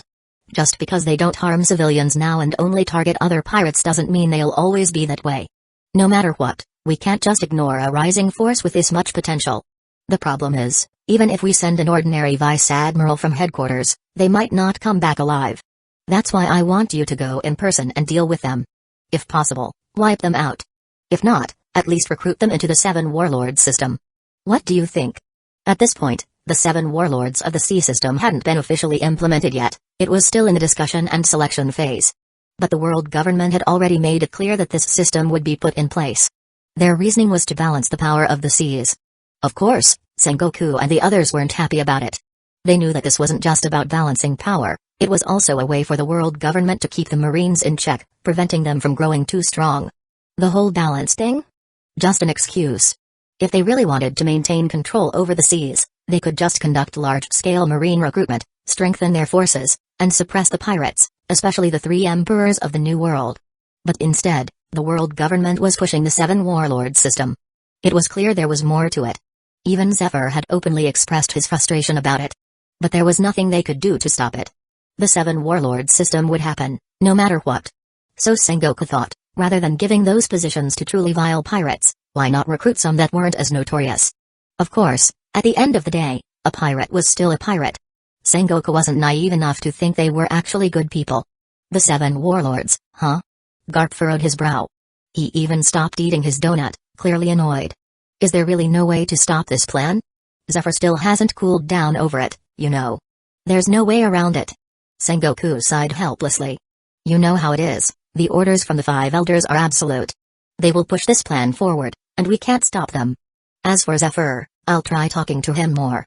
But whether he likes it or not, he'll have to accept it. Sengoku felt frustrated, too. If he could, he'd flip the entire world government and the 5 elders upside down, enforcing his own sense of justice. But the truth was, the Marines just weren't strong enough. And even within the Marines, there were spies and loyalists planted by the world government, tying his hands. Hell, even if he were the fleet admiral already, he doubted he'd have the power to fully enforce his own vision. The thought made him even more frustrated. Alright, got it. I'll head to the East Blue tomorrow and check out this Uchiha pirates myself. Besides, I should visit my grandson while I'm at it. Hope he's doing well. Garp chuckled to himself, thinking about Ace and Luffy. A smile of warmth and nostalgia crossed his face. Good. I'll leave it to you. Sengoku nodded in satisfaction. But then, as Garp mentioned his grandson, Sengoku's mind drifted to Garp's son, Dragon. Frowning, he asked, have you heard anything from your son, Dragon, lately? Our intelligence suggests he's been gathering people, recruiting forces. From the information we've collected, it looks like he's planning something big. And I've got a bad feeling about it. Can you find him and ask him what the hell he's up to? The world government and even the 5 elders are starting to take notice of his actions. Even though Dragon hadn't formally established the Revolutionary Army yet and was still in the recruitment phase, some information had already leaked. That was enough to put the government's spy organizations, like CP, on high alert. After all, that was their job. Garp raised an eyebrow. That brat? What's he up to this time? I don't have a clue where he is. Ever since he left the Marines all those years ago, I've barely kept track of him. The last time I saw him was over a year ago. Hearing Sengoku's words, even Garp felt a little uneasy. During their last meeting, he could tell Dragon had changed a lot. His resentment toward the world government and the celestial dragons had deepened, and his ideas had become far more radical. That wasn't a good sign. Of course, if Garp really wanted to contact Dragon, he could. After all, they were father and son. Dragon had left him a way to reach out if necessary. But that was something Garp would never tell anyone, not even Sengoku. I see. Sengoku nodded, then added, if possible, try to get in touch with him soon and find out exactly what he's planning. If he's thinking of doing something too extreme, stopping him now would be best. Otherwise, if he really does something that directly challenges the world government, it'll be too late. Chapter 213, The True Resurrection Jutsu. Alright. I'll do my best. Hearing this, Garp's expression became slightly serious as he nodded in agreement. At the same time, he couldn't help but mutter to himself, Dragon, what are you planning? Don't do anything foolish. The world government and the celestial dragons aren't as simple as you think. They're not that easy to deal with. If they were, he and Sengoku wouldn't have had so many headaches over the years. And he wouldn't have constantly refused the position of admiral. Wouldn't it be easier to just overthrow the world government? Surely, no one actually thought he lacked the guts or courage to do it, right? He simply knew it was impossible. 2 months later. Ninja World, Kaido's backyard training ground. I've finally mastered Edo Tensei to its fullest extent. Now it's time to push beyond its limits. Kaido opened his status panel, his gaze fixed on the perfected Edo Tensei technique. A smirk played on his lips. Without hesitation, he released the person he had revived in front of him. Then, he waved his hand again, pulling a white zetsu from the space gate. With a single step, an Edo Tensei summoning array formed instantly beneath him. Pressing his hands together, he chanted, Edo Tensei. The next moment, the struggling white zetsu twitched before its body was forcefully transformed once again. At the same time, Kaido fell into a deep state of enlightenment. His comprehension and cognitive abilities were enhanced by an unimaginable factor, beyond tens of thousands of times his normal capacity. Edo Tensei had shattered its limits. His mind raced, rapidly constructing the foundation of a true resurrection technique, combining the principles of Edo Tensei with medical ninjutsu, soul manipulation, and knowledge of the physical body. With inspiration flooding his mind, time lost meaning. No one knew how long had passed before the true resurrection technique finally took shape. It was no longer just a concept. Step by step, Kaido had pieced it together like a grand puzzle. Building upon this skeletal framework, he refined and perfected it at an astonishing speed. Your Edo Tensei has surpassed its limits. Entering a state of enlightenment, you have fused your knowledge of medical techniques, soul energy, spiritual essence, and physical studies to successfully create the resurrection jutsu. Though time stood still in his mind, in reality, Kaido remained in a trance for over 5 hours before slowly opening his eyes. Exhaling deeply, a look of exhilaration filled his face as he processed the knowledge he had just unlocked. I can't believe it actually worked. This resurrection jutsu doesn't even require a perfect corpse. As long as I have a small part of the deceased, a bit of blood, a strand of hair, anything, It can be performed. The chakra cost is significant, but honestly, that's nothing. Of course, the stronger the target, the higher their life force, the greater the chakra required. To fully resurrect someone like the first Hokage, Kaido estimated he would need to expend at least 30% of his total chakra. And that was no small amount. Kaido's chakra reserves were already massive. With his constantly improving physique and spiritual power, his chakra pool had been expanding at an explosive rate. Once he perfected his primal chakra refinement jutsu, allowing him to accumulate chakra indefinitely, his reserves grew even faster. At this point, his total chakra was comparable to the Nine Tails. The only difference was quality. For now, the Nine Tails chakra was superior. After all, as a fragment of the Ten Tails, the Nine Tails chakra was naturally dense, powerful, and even capable of physically manifesting into flesh. But Kaido had already come a long way. After years of refining his source chakra, his chakra quality had reached a formidable level. He estimated that in another 2 to 3 years, he would surpass the Nine Tails in chakra quality. By then, without relying on any external power, he could break through his limits and touch the level of the Six Paths. Now, let's test this resurrection jutsu. With his thoughts organized, Kaido turned his gaze to the person he had previously revived using Edo Tensei but had not yet fully reanimated. Raising his foot, he stomped lightly. The Edo Tensei ray on the ground immediately transformed into a completely different formation. Clasping his hands together, Kaido activated the jutsu. The intricate seal beneath him flared to life as his chakra surged into it. ZZT. The body before him, previously held together by Edo Tensei, began emitting faint steam. The cracks on its surface started to heal rapidly. Thump. Thump. Thump. Inside, an incredible transformation was occurring. The sacrificial white zetsu liquefied entirely, merging with the genetic remnants of the deceased. From there, the body began regenerating, starting with the heart, then the circulatory system, followed by the bones, muscles, and finally, the skin. The moment the heart was fully reconstructed, it started beating again. Kaido, with his advanced medical perception, could feel every detail of the process. Damn. This is insane. Even he couldn't help but be amazed. It was hard to imagine a mere human achieving such a feat. Yet, here he was, doing exactly that. After more than an hour, the last remnants of flesh had formed, seamlessly fusing with the soul of the deceased. At the same time, all traces of negative energy, the residual yin and death aura, were completely purged. The person had been fully, truly resurrected. Snap. Kaido finally ceased channeling chakra and snapped his fingers. The revived person slowly opened his eyes. For a moment, he looked dazed, as if awakening from a deep sleep. Then, as his vision cleared and he recognized Kaido, his expression changed drastically. You're that brat. You, Ganjutsu, Misty World. Before he could finish, Kaido cast a Ganjutsu, putting him into a trance. Then, Kaido began examining the man's condition. After more than 10 minutes of careful inspection, Kaido confirmed that the man had been fully resurrected, no side effects, no issues. Satisfied, he lifted the Ganjutsu. As soon as the man snapped back to reality and tried to speak again, schlick. Before he could utter another word, Kaido's chakra blade sliced clean through his neck. His head hit the ground, eyes wide in disbelief, before his body crumpled. Fire style, Great Fireball Jutsu. A massive fireball erupted from Kaido's mouth, instantly reducing the corpse to ashes. This man was nothing more than a Hidden Stones village ninja he had once killed on a mission. Naturally, he hadn't used fallen Hidden Leaf village shinobi for these experiments.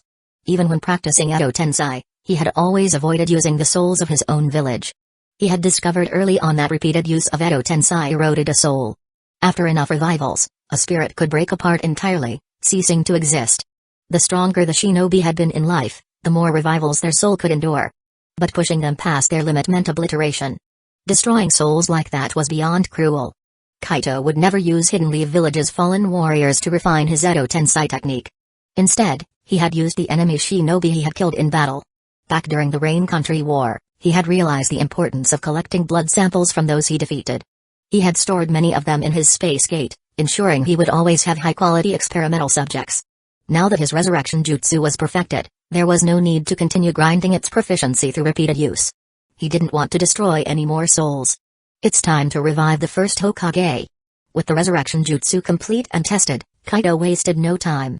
He contacted his mother, Uzumaki Mido, the first Hokage, and Orochimaru via telepathic space transmission, summoning them all to him. Swish, swish, swish, swish. Within moments, they had all arrived. Looking at a yet-to-be-filled crater in the ground, Naori Uchiha raised an eyebrow. Kaido, what's the rush? Why did you call us? Yeah, what's going on? The others chimed in. Kaido grinned. Nothing much.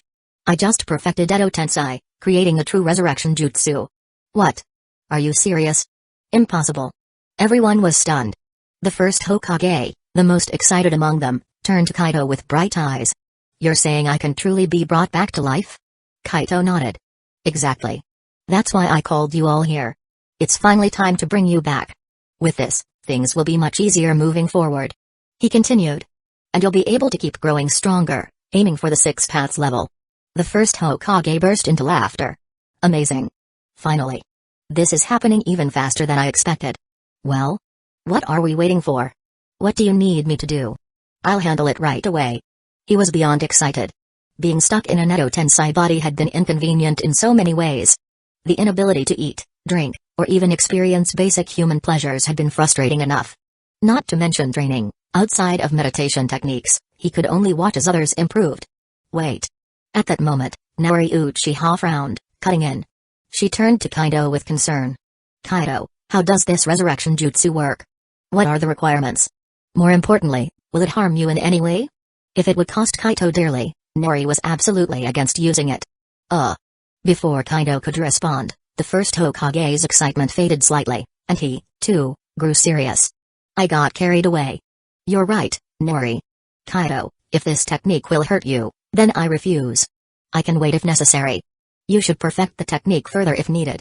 Or, we could hold off until we acquire Madara's Rinnegan. Or until one of us awakens the Rinnegan ourselves. Even with their personal interests and Hidden Leaf Village's future at stake, the first Hokage put Kaido's well-being above all else. Naori Uchiha, for once, found herself respecting the first Hokage's sense of priorities. Exactly. Naori said. If this jutsu endangers you, we can wait. Uzumaki Mido spoke up as well. I'm with them.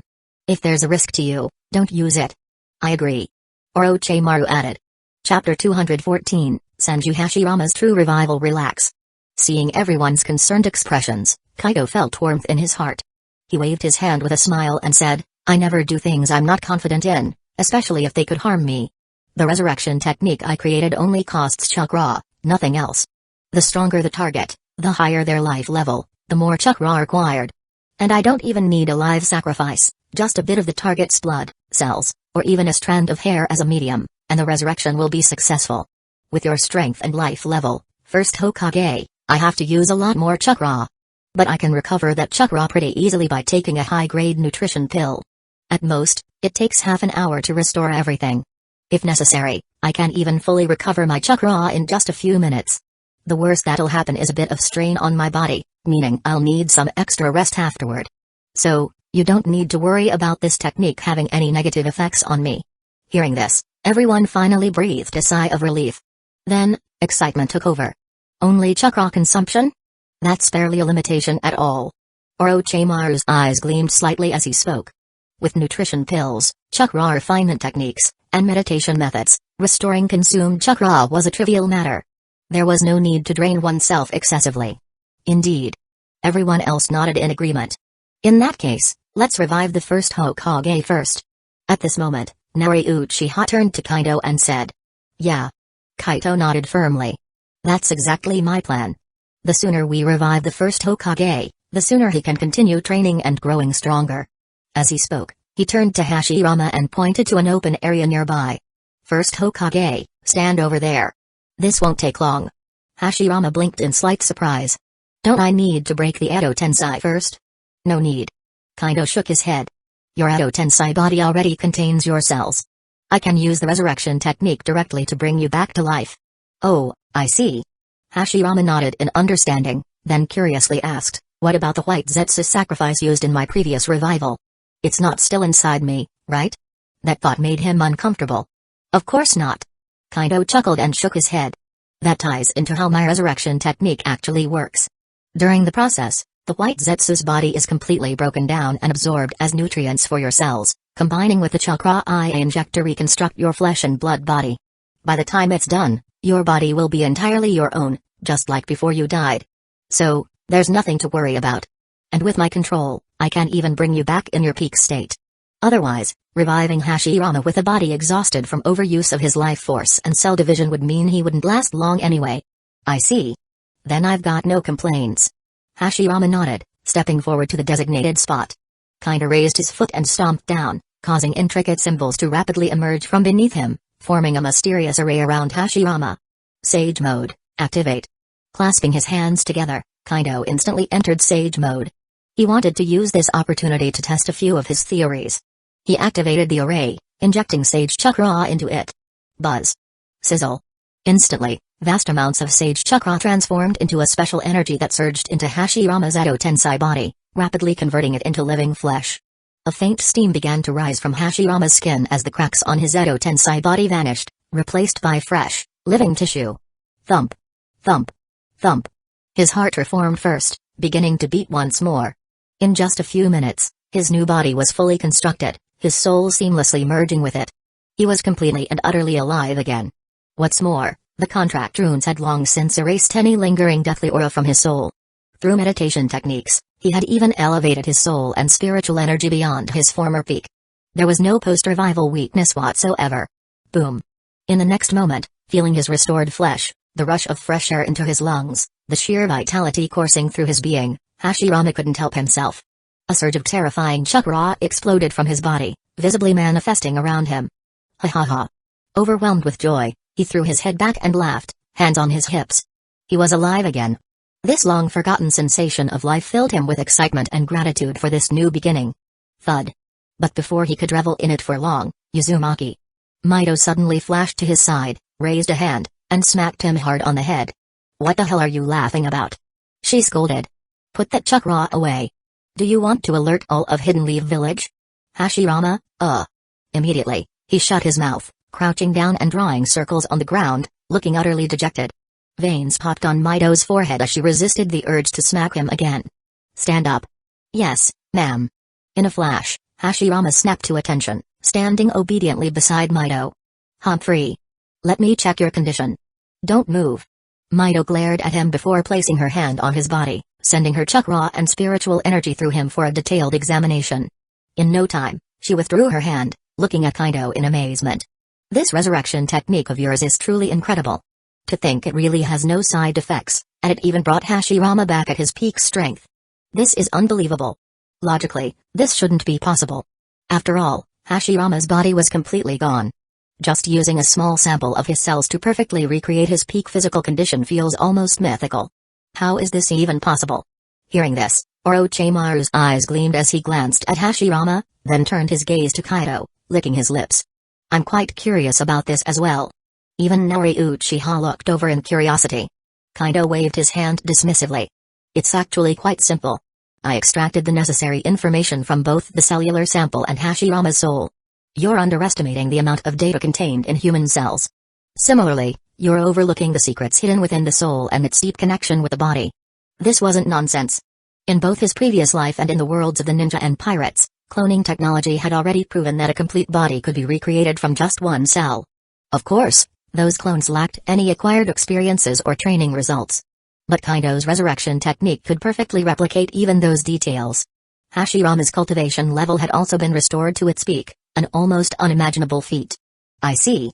Mido and the others frowned slightly, as if they hadn't expected such an answer. Orochimaru rubbed his chin in contemplation. It seems my research into human cells is still far from complete. I need to focus more on this field moving forward. Conveniently, he had recently looted a vast amount of genetic research materials and bloodline factor technology from Germa 66. Fully understanding this information would greatly enhance his knowledge of cells and bloodline factors, which would be invaluable for his future research. Just don't get too obsessed. The mysteries of human cells can't be fully understood in a short time. Take it step by step. For now, developing the Kazekage enhancement serum should be the top priority. Kaito reminded him. Of course. Orochimaru nodded confidently. He was never one to get too fixated on a single pursuit. Kaito, you only used about 10% of your chakra for this resurrection, right? Was that because of Sage Chakra? At this moment, the ever-observant Nori Uchiha looked at Kaido and asked. The others paused and quickly turned to sense Kaido's chakra. Sure enough, he had barely expended any. They immediately realized the implications. That's right. Kaito smiled and nodded. Mother, You really are observant. Until now, I had only tested resurrection using regular chakra. This time, I specifically used sage chakra to see the effects and differences. As you all saw, the chakra cost was reduced by more than half. It's clear that the quality of chakra greatly affects the consumption rate of the resurrection technique. Using senjutsu is much more efficient. Of course, at his current level, recovering sage chakra was still more troublesome than regular chakra. But that was only a temporary issue. In a few more months, once he perfected his primal chakra refining jutsu and combined it with sage chakra refinement, he would develop a more advanced method. By then, he would completely phase out ordinary chakra from his system. Good. Naori Uchiha smiled and nodded. That's excellent news. At this moment, Hashirama couldn't help but ask Kaido, "Hey, Kaido. What's the current favorability level of my younger brother, Tobirama, and Madara toward you? How much longer until you can contract them?" He knew that Kaido would only resurrect the second Hokage and Madara once they were under contract. Otherwise, it wouldn't happen. And that was understandable. Kaido's secrets were too great. If he didn't take such precautions, things could easily go wrong. Well, let me check. Kaido opened the system and examined the stats. He replied, Tobirama's favorability toward me is already at 64. In a few more months, it should reach the contract threshold. But as for Madara Uchiha, he's only at 45. He's still far from the requirement. If you want him to be fully resurrected, you'll need to keep talking to him and helping change his attitude toward me. Otherwise, his revival will be indefinitely delayed. To be honest, even Kaido was surprised by how quickly Tobirama's favorability was increasing. It seemed that, despite his prejudice against the Uchiha, Tobirama was still a rational and emotional person. As long as Kaido continued to do good things for Hidden Lee Village and regularly discussed research with him, Tobirama's impression of him kept improving. Madara, on the other hand, was a much tougher nut to crack. Chapter 215, Madara's Struggle Really? Hearing this, Hashirama was first delighted. I didn't expect Tobirama to change so quickly. That's a good thing. I hope he can reach the contract standard as soon as possible. Once he does, I hope you can put aside past grievances and make a contract with Tobirama, then revive him. No problem. Kaido didn't hesitate and nodded in agreement. The sooner he contracted the second Hokage, the better. That way, he could trust him more and entrust him with more responsibilities, turning him into an even more reliable workhorse. Hashirama, unaware of Kaido's true thoughts, beamed with joy upon hearing his response. Then, he thought about Madara and sighed. As for Madara, I'll do my best to persuade him. But I feel like it'll be really tough. I'll have to take it step by step. Sigh, that guy is so stubborn. Well, that was a common trait among the Uchiha. At least, it was for the Uchihas of the past. Now, because the entire clan was under contract and had practiced the meditation technique, the mental and personality-altering effects of unlocking the Sharingan had essentially been eliminated. In a few more months, once the newly contracted Uchiha mastered the Sharingan meditation jutsu, the influence of their eye awakening on their psyche and personality would be completely eradicated. By then, the Uchiha clan would be reborn. If he wasn't stubborn, he wouldn't be Madara. Just let things happen naturally. There's no need to rush. Kaido chuckled and shook his head. Yeah, I suppose that's all we can do. Hashirama nodded and decided to stop worrying about it for now. Instead, he stretched out his arms and moved his body. Haha. I'm finally fully revived. Now I can officially start training in life force techniques and refining my chakra again. Just thinking about it filled him with motivation. After chatting for a while longer, everyone dispersed. Hashirama immediately ran off to find Madara. Huh? Hashirama, you? Before Hashirama could even start boasting, Madara had already noticed something drastically different about him. His pupil shrank as he stared intensely and asked, You've been fully revived? Did you guys find my Rinnegan? Otherwise, there was no way to explain why Hashirama was completely revived. The thought that his Rinnegan had fallen into Kaido's hands made Madara feel even more conflicted. He both hoped and feared this was the case. He hoped it was true because it meant Black Zetsu's schemes had failed. Right now, Black Zetsu must be seething. He feared it because he had his own plans, and if Kaido had the Rinnegan, getting it back would be incredibly difficult. Huh? Hearing Madara's assumption, Hashirama scratched the back of his head in confusion. No, why would you think that? Oh. Before Madara could ask further, Hashirama suddenly realized something. You think I was revived using your Rinnegan, don't you? Is that not the case? Madara looked at Hashirama in disbelief. Haha. Of course not. Hashirama laughed heartily, hands on his hips. Kaido and the others haven't found your Rinnegan yet. And none of them have awakened the Rinnegan either. The reason I'm alive is that Kaido developed a true resurrection technique based on Edo Tensei. Just now, he used this forbidden jutsu to bring me back. Technically, this was highly classified information that Hashirama shouldn't be revealing to Madara or anyone else. But considering his revival was impossible to hide from Madara, unless they were to prevent the two from meeting entirely, Kaito had permitted Hashirama to disclose this to Madara and Tobirama. It was also a way to build goodwill with them. Who knew? Maybe their desire for resurrection would make them more inclined toward Kaito. What? Hearing Hashirama's words, Madara's expression changed drastically. You're saying that brat, Kaito, created a true resurrection technique? And that's how you were revived? How is that possible? This was actual resurrection. To Madara, that was something only 6th level beings could achieve. Just like his Rinnegan. It wasn't something mere mortals should be able to grasp. Yet now, he was being told that Kaito, a kid, had taken hold of this power on his own? Madara found it utterly absurd. But he knew Hashirama well enough to recognize that he wasn't lying. So, what he just said must be true. This realization shook Madara to his core. Looks like I've really underestimated that brat. No wonder he managed to orchestrate my downfall at just 10 years old, achieve so much, and hold such grand ambitions.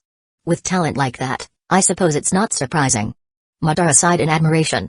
Then, a new thought entered his mind. Could Kaido also resurrect him? He knew Hashirama had been bringing up Kaido frequently, trying to change his view of the boy and push him to Kaido's side completely. Before, Madara had scoffed at the idea. But now, if it meant getting resurrected, maybe playing along wouldn't be such a bad idea. As for truly changing his mind and fully siding with Kaido, Madara wasn't thinking that far yet. He admitted the kid had some skills, but that alone wasn't enough to make him completely work under him. His pride wouldn't allow it. With that in mind, Madara decided to test the waters and asked Hashirama, so, is there a chance for me to be revived as well? If I could be revived, I wouldn't mind standing on Kaido and Hidden Leaf Village's side to some extent and lending a hand. Hearing this, Hashirama felt delighted, but he still shook his head and said, in theory, as long as you truly and sincerely want to stand with Kaido, reviving you would be as simple as a single word from him. But the key is that you must be genuinely sincere. If you're not truly sincere, then forget it. So, you should change your opinion of Kaido as soon as possible and fully recognize and support him. Otherwise, I don't know when you'll actually be revived. Rules couldn't be broken. Huh? Madara was dumbfounded. How do you guys even measure whether I'm sincere or not? Is this something that can be quantified? He felt like he was being brushed off. Hashirama had changed. However, Hashirama then added, maybe others can't, but Kaido actually can. Otherwise, I wouldn't have been able to be revived just now. What? Madara was even more stunned. You're saying that kid, Kaido Uchiha, can actually test if someone is truly sincere toward him? Yes. Absolutely. Hashirama nodded firmly. So, don't even think about pretending or trying to exploit loopholes, it won't work. Only if you are truly willing to stand on Kaido's side will he fully revive you. And you'll return at your peak strength. Otherwise, you'll just have to remain in this Edo Tensei form and keep working for him. Besides, Hashirama's expression suddenly turned serious as he looked at Madara. Given your strength in life, you should be well aware that the Edo Tensei body isn't truly immortal. Not to mention its weaknesses against sealing techniques, simply being in this undead state constantly consumes your soul and mental strength. Your soul is being slowly eroded. If you stay in this form too long, your soul could eventually deteriorate to the point where you start losing memories, and in the end, your soul will completely collapse, making resurrection impossible. Kaito has already confirmed this through extensive practice with Edo Tensei. A soul has its limits, too. So, Madara, if you want to be revived, you should change your attitude toward Kaito sooner rather than later. Otherwise, before your soul is too damaged, I'll have to ask Kaito to release your Edo Tensei form and send you back to the afterlife. Otherwise, I'm afraid I'll lose you forever, my friend. He wasn't joking, he genuinely meant it. Madara's expression grew complicated as he looked at Hashirama, hesitating before muttering, Hashirama, you really are impossible to hate. I'll keep what you said in mind. I'll think it over. Enough talking, let's get back to work. Otherwise, that annoying brat Kaido will just make me do the work against my will. He hated that feeling of being controlled. Alright. Get to it. I'll keep trying to persuade Tobirama. Hashirama nodded and got back to work as well. However, without the infinite chakra from Edo Tensei, he couldn't continuously use wood style to construct buildings as he had before. In a way, he even felt weaker now. But Kaito knew this and had no regrets. Slowing down the reconstruction of Hidden Leaf Village was acceptable, But having Hashirama regain his full strength through training was far more important. He needed a Sage of Six Paths level fighter to remove the final obstacles ahead. Hearing Hashirama bring up Tobirama again, Madara scoffed, "Don't even mention that bastard to me. I'd rather he never gets fully revived, and his soul gets completely erased." He could forgive almost anyone, but not Tobirama. Unless Izune Uchiha was revived and willing to forgive Tobirama himself. Otherwise, it was impossible. Chapter 216, Vegapunk's location confirmed. He. Alright, fine. Hearing Madara's words, Hashirama could only sigh helplessly. It seemed that mending the relationship between his younger brother and Madara would be an uphill battle. Maybe. Later on, I can have Kaido find a way to revive Uchiha. Izuna first using the Edo Tensei technique. Hashirama pondered to himself. It was clear he genuinely hoped his brother and Madara could reconcile. Inside the lab elsewhere, Orochimaru had just teleported back to the Science Research Division's lab. What happened? What made you rush back like this? Senju Tobirama looked up, puzzled. As far as he knew, there weren't any urgent matters lately. It's nothing too serious. Orochimaru replied with a sly smile. Kaido has managed to create a true resurrection technique, using Edo Tensei as a foundation. He has completely revived the first Hokage. I came to get you so we can go witness the moment together. Orochimaru knew very well what Kaido had planned for Tobirama. He also believed that reviving Tobirama completely as soon as possible would benefit their research. Only by practicing life force techniques and meditation methods could Tobirama keep up with them, continuously grow, and improve his research capabilities. Otherwise, remaining in his Edo Tensei state would eventually limit him. It wasn't just a matter of diminishing returns. If things went on like this, Tobirama would eventually be left far behind. It was difficult to find top-tier research partners who worked together, and Orochimaru didn't want to lose such a valuable ally. What? Tobirama was stunned. He immediately looked up at Orochimaru in disbelief. A true resurrection technique? My brother has been completely revived? Are you serious? Was that even possible? After spending time collaborating on research with Kaido's shadow clones, Tobirama knew all too well that this kid was a monstrous genius, far beyond himself. His learning ability, analytical skills, and growth speed were terrifying. It was as if he was evolving every single moment, truly unbelievable. If it were Kaido, then creating a true resurrection technique wasn't entirely impossible. But what concerned Tobirama more was the nature of this so-called true resurrection. If Hashirama had been revived, then of course, Tobirama wanted the same for himself. He wanted to fully return to the ever-evolving Hidden Leaf village. He had no desire to return to the Pure Land. Living in the mortal world was far too tempting. This was paradise. Of course it's true. Orochimaru nodded with a grin. Why would I lie about something like this? If you don't believe me, you can use your Flying Thunder God technique and teleport directly to the first Hokage to confirm it yourself. I assume you've left a marking on your brother, right? Without wasting another second, Tobirama abandoned his research and instantly disappeared in a flash of teleportation. Orochimaru smirked and continued his experiments. Meanwhile, on the other side, Tobirama had teleported directly next to Hashirama. Huh? Tobirama? What are you doing here? Hashirama was briefly surprised by his brother's sudden appearance, then quickly realized, oh. Orochimaru must have told you about my complete resurrection, right? That's right. Tobirama nodded firmly, his gaze locked onto Hashirama. He closely observed him, his expression a mix of shock and uncertainty. Brother. You've really been completely revived? No side effects at all? Why does your life force feel just as strong as it was during your peak? Ha ha ha. Hashirama laughed heartily. That's because Kaido revived me at my peak. Otherwise, considering the state I was in before I died, even if I were resurrected, I wouldn't last long before deteriorating again. Tobirama's pupils contracted sharply. He can't even control the state of resurrection? His technique is that powerful? Madara Uchiha, standing nearby, was equally shocked. Clearly, he hadn't paid attention to that detail before. So the time of resurrection can be controlled too? That brat really created an overpowered technique. Madara muttered to himself. He desperately wanted to obtain such a technique, but he knew it was impossible. Ha ha ha. That's exactly how powerful it is. Hashirama laughed again, then turned to Tobirama with a serious expression. That's why, Tobirama, you need to change your attitude toward Kaido. You need to earn his trust. Only then can I secure a chance for you to be fully resurrected too. Otherwise, sooner or later, your soul will deteriorate from the strain of Edo Tensei, and you'll be forced back to the Pure Land. I don't think that's something you want to happen, is it? Hashirama knew his brother too well.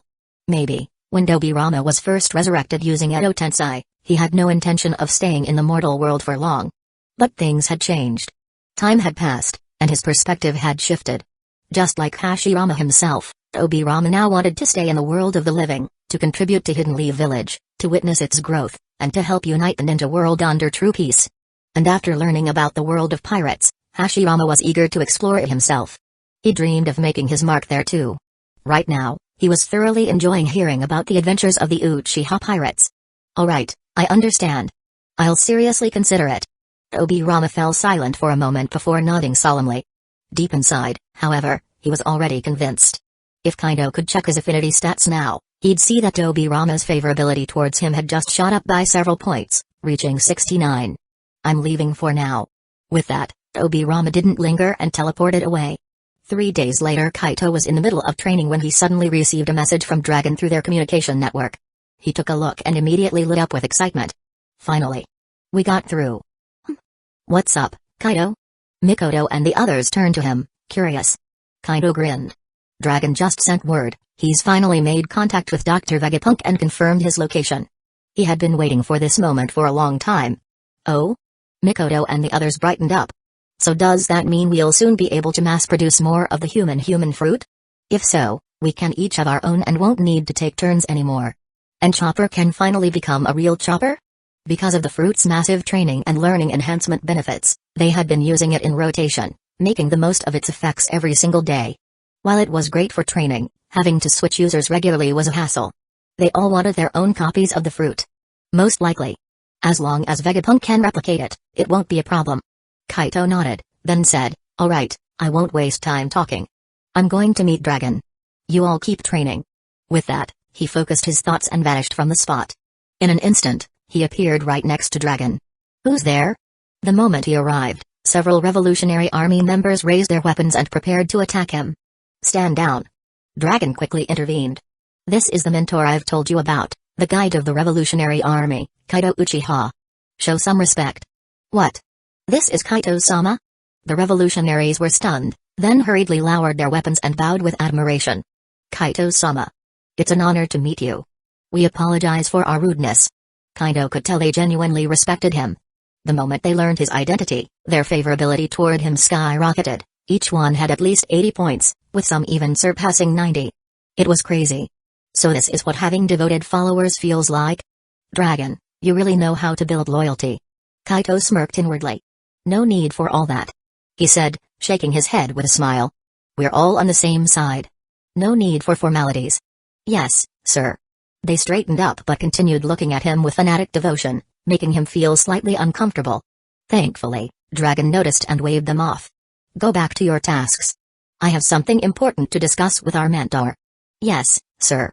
The revolutionaries immediately left. Thanks. Kaido sighed in relief before asking, how did you track down Vegapunk? Where is he now? Dragon replied, we used an old contact method he left behind. It took a lot of effort, but we finally got a chance to reach him. He's aware of your existence now and has also received the ideological framework I sent. He greatly admires you and is eager to meet in person. But security around him is extremely tight. Meeting him won't be easy. However, I told him you'd definitely have a way. He just needed to send the coordinates. Vegapunk agreed and sent me a location. I checked it. It matches the coordinates of Egghead Island that you previously provided me. This revelation made Dragon respect Kaido even more. It was like he could see the future.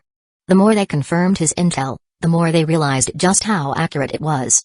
The few inaccuracies weren't really mistakes, rather, they were things that had changed due to Kaido's own presence. Oh? So he's already on Egghead Island? That saves me a lot of trouble. Kaido raised an eyebrow, then mused, only issue is, I haven't unlocked the New World's map yet. Looks like I'll need to make a trip there first and light up the area around Egghead Island. Chapter 217, Contracting Vegapunk. The Revolutionary Army can handle this. Dragon turned to Kaido and asked, by now, there should be quite a few members in the Revolutionary Army who meet the contract requirements, right?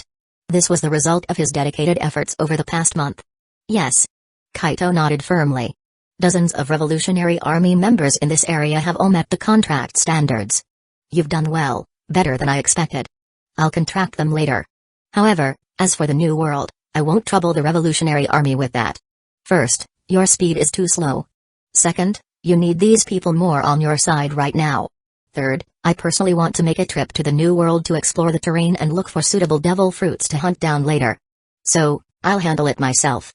What's most important for you right now is continuing to recruit like-minded people, expanding your influence, and strengthening your forces. Once you're fully prepared, you can raise the banner of the Revolutionary Army. The main reason Kaido didn't want to rely on the Revolutionary Army was their lack of speed. He simply couldn't afford to wait.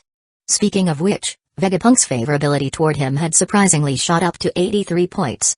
Even Kaido found this unexpected. It could only be explained by Dragon's remarkable ability to influence and persuade people. Plus, Vegapunk was an emotional person with big ideals, making him more susceptible to the revolutionary ideology Kaido had handed over to Dragon. As a result, his favorability toward Kaido had skyrocketed. This was also one of the reasons Kaido was eager to meet Vegapunk. Once the contract was in place, he could ensure Vegapunk's absolute safety and make better use of his talents. That so? Alright then. Dragon pondered for a moment before nodding in agreement. I already gave you the coordinates earlier. Do you need the contact method now? No need. Kaido shook his head. Once I arrive at Egghead Island, I'll contact you if necessary. After contracting Vegapunk, regular communication methods would become obsolete. Because by then, nothing would be more efficient and secure than the communication space. Dragon nodded in understanding. Alright, I'll contract the Revolutionary Army members here first. Kaido didn't waste time and had Dragon gather the members. He quickly completed the contracts with them. As they processed the information from the contract, Kaido turned to Dragon. I'll leave the explanations to you. I'm heading out now. Got it. With Dragon's nod of approval, Kaido immediately teleported away. In the next moment, he appeared high above the vast ocean. Lord Kaido, what brings you here? A voice rang out in his mind. It was the ninja dragon, sensing his presence. I need to head to Egghead Island in the New World. Here are the coordinates. Take me there as fast as possible. Kaido transmitted the coordinates and the reason for his trip directly to the ninja dragon through mental communication. I see. In that case, we'll first teleport to the North Blue, as close to the calm belt as possible. Then, we'll fly across it directly into the New World. That's the shortest route. The ninja dragon responded at once. Good. Let's teleport now. With a nod, Kaido agreed. The next moment, the ninja dragon teleported them to a location near the calm belt. Then, it spread its wings and soared at full speed across the calm belt. In just over an hour, they had entered the New World. Following Kaido's coordinates, they continued flying toward Egghead Island. 3 hours later, the ninja dragon carried Kaido high above Egghead Island, soaring at an altitude of 10,000 meters. From this height, Kaido activated his eternal Mangekyō Sharingan and gazed down at the island below. With his enhanced vision, even from this distance, he could clearly see everything happening on Egghead Island. At the same time, his immense mental power spread out, covering the entire island inside and out. It was worth noting that, thanks to his continuous practice of the Sharingan meditation jutsu, his mental power had been steadily growing. Ever since unlocking the eternal Mangekyō Sharingan, his perception had skyrocketed. Currently, his mental perception extended across a terrifying 15-kilometer radius. And it was still expanding by over a meter every day. There was no telling how vast his mental perception could grow in the future. It had no limits. Found him. With his incredible mental perception, Kaido quickly locked onto Vegapunk's real body. But instead of contacting him immediately, he first called Monkey D. Dragon over. Huh? We're in high altitude? The moment Dragon arrived, he immediately noticed something was off. Looking down at the ancient ninja dragon beneath him and the clouds around him, he was visibly surprised. That's right. Kaido nodded. We're directly above Egghead Island, and I've already locked on to Vegapunk's location. Now, I need you to contact him and have him find a secluded place where he can be alone. That way, we can meet him without interference. Can you do that? Technically, Kaido could have just teleported Vegapunk over directly. With his teleportation abilities, that would have been a piece of cake. But he was worried that the world government might have placed tracking or surveillance measures on Vegapunk. That's why he chose not to take any risks. He trusted that once Vegapunk received Dragon's message, he would take the necessary precautions to remove any monitoring devices. No problem. Give me a moment. Dragon nodded and took out a special communication device, quickly operating it. Through his mental perception, Kaido noticed that Vegapunk froze for a moment upon receiving the message. However, he swiftly adjusted his demeanor and continued his research as if nothing had happened. About 10 minutes later, Vegapunk finished making arrangements with his assistants. Then, he entered a secure room within the base. After a few more operations, Dragon's communicator lit up with a message. Vegapunk was ready for their arrival. Ninja Dragon, wait here for us. Kaido instructed. Let's go. The next moment, Kaido grabbed Monkey D. Dragon, and with a flash, they teleported directly into Vegapunk's room. Oh? This kind of teleportation ability. It's far superior to mine. The moment they appeared, Vegapunk couldn't hide his amazement. You must be Mentor Kaido. I'm Vegapunk. I've read all of your book theories. I have to say, they are absolutely eye-opening. Compared to you, our previous thoughts were too shallow and fragmented. Only your ideology can guide us in overthrowing the world government's rule and lead the people of the world toward true peace and prosperity. The instant Vegapunk saw Kaido, his excitement was apparent. First, he was in awe of Kaido's teleportation, but soon, his expression turned into sheer admiration as he praised Kaido's theories like a fanatic. Kaido raised an eyebrow and shot a strange look at Dragon. His gaze clearly said, "What the hell did you say to him?" Vegapunk looked like a full-on zealot. The only reason his favorability wasn't already maxed out at 90+ points was probably because, as a top-tier scientist and the wielder of the brain fruit, he was still rational enough to maintain some self-control. Dragon, noticing Kaido's look, simply smiled faintly, keeping his secrets to himself. Sure, his introduction played a role, but Vegapunk's enthusiasm mainly came from his own comprehension of Kaido's theories. After all, since their communication had been limited, Dragon had only given him a brief introduction and handed over the book. Kaido didn't dwell on it. With a wave of his hand, he set up a barrier around the room to prevent any surveillance. He then scanned the entire room with his mental energy, ensuring there were no hidden bugs or tracking devices. Only after confirming everything was secure did he smile and say, "You flatter me. I'm not as great as you make me out to be. But I will do everything in my power to overthrow the world government and help build a new order. I want to create a world where people can live happy and peaceful lives. A world where everyone can pursue their own ambitions without oppression." Vegapunk's eyes lit up. That's already an incredible vision. Oh, by the way, I assume you came to see me so urgently because you need something? If there's anything I can do, just say the word. More or less. Kaido nodded. But that can wait. First things first, for your safety and to ensure we can communicate freely in the future, let's establish a contract. With that, Kaido concentrated, and a mysterious contract rune emerged from his forehead, floating toward Vegapunk. He then explained the contract's benefits and restrictions before gesturing toward Dragon. Dragon has already signed this contract with me. Oh? Vegapunk raised an eyebrow and glanced at Dragon. A flash of understanding crossed his eyes. No wonder I noticed a significant improvement in your mental and physical energy compared to our last meeting, Dragon.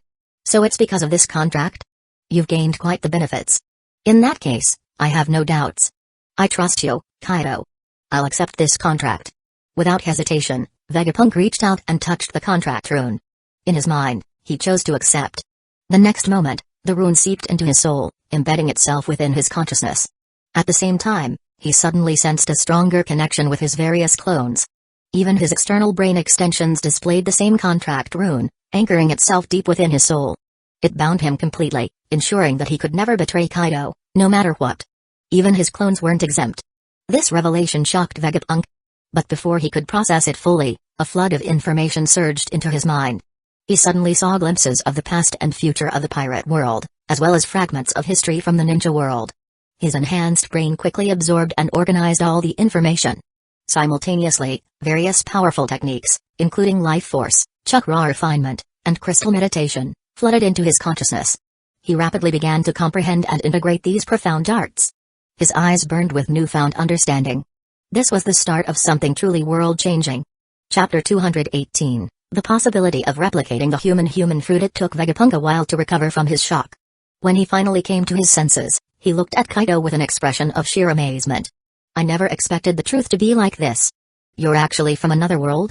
And you even know about both the past and future of ours. Not only that, but you've created so many powerful and mysterious techniques.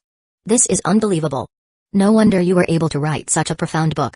No wonder you have the confidence to lead us in overthrowing the world government, establishing a new order, and guiding people toward a better and more fulfilling life. If he had any doubts before, they were now completely gone. Kaido noticed that Vegapunk's favorability toward him had skyrocketed again in an instant. Terrifying. This was the fanaticism of a true idealist. I'm filled with hope for our future. Vegapunk said with a bright grin. Haha. Kaido and Dragon exchanged glances before smiling. So are we. Alright, let's get down to business. Kaido waved his hand before flipping it over to reveal a devil fruit, the zone type, human fruit. He handed it to Vegapunk and said, The reason I came to you in such a hurry is that I need your help studying this devil fruit. Specifically, I want you to try replicating it. Do you think you can create a perfect copy? Oh? Vegapunk took the fruit with a puzzled expression, examining it closely before turning to Kaido. Master, you're saying this is a human fruit? Why are you so interested in this particular devil fruit? And why do you want a perfect replica? By all logic, this should be one of the most useless devil fruits, right? Unless... Is there something special about it that I don't know? Intrigued, he waited for an explanation. That's right. Kaito nodded firmly. At first glance, this may seem like a useless fruit, but that couldn't be further from the truth. Humans are the most extraordinary beings of all. This devil fruit grants the user absolute control over their body, an unparalleled ability to learn, and a tremendous boost in comprehension. It might not have any flashy special abilities, but it is, without a doubt, a near-perfect fruit. For any dedicated practitioner, this is a dream come true. What? Both Vegapunk and Dragon were taken aback. So that's why it's so valuable? Now, they understood why Kaido placed such importance on this devil fruit. In that case, I have to replicate as many of these as possible.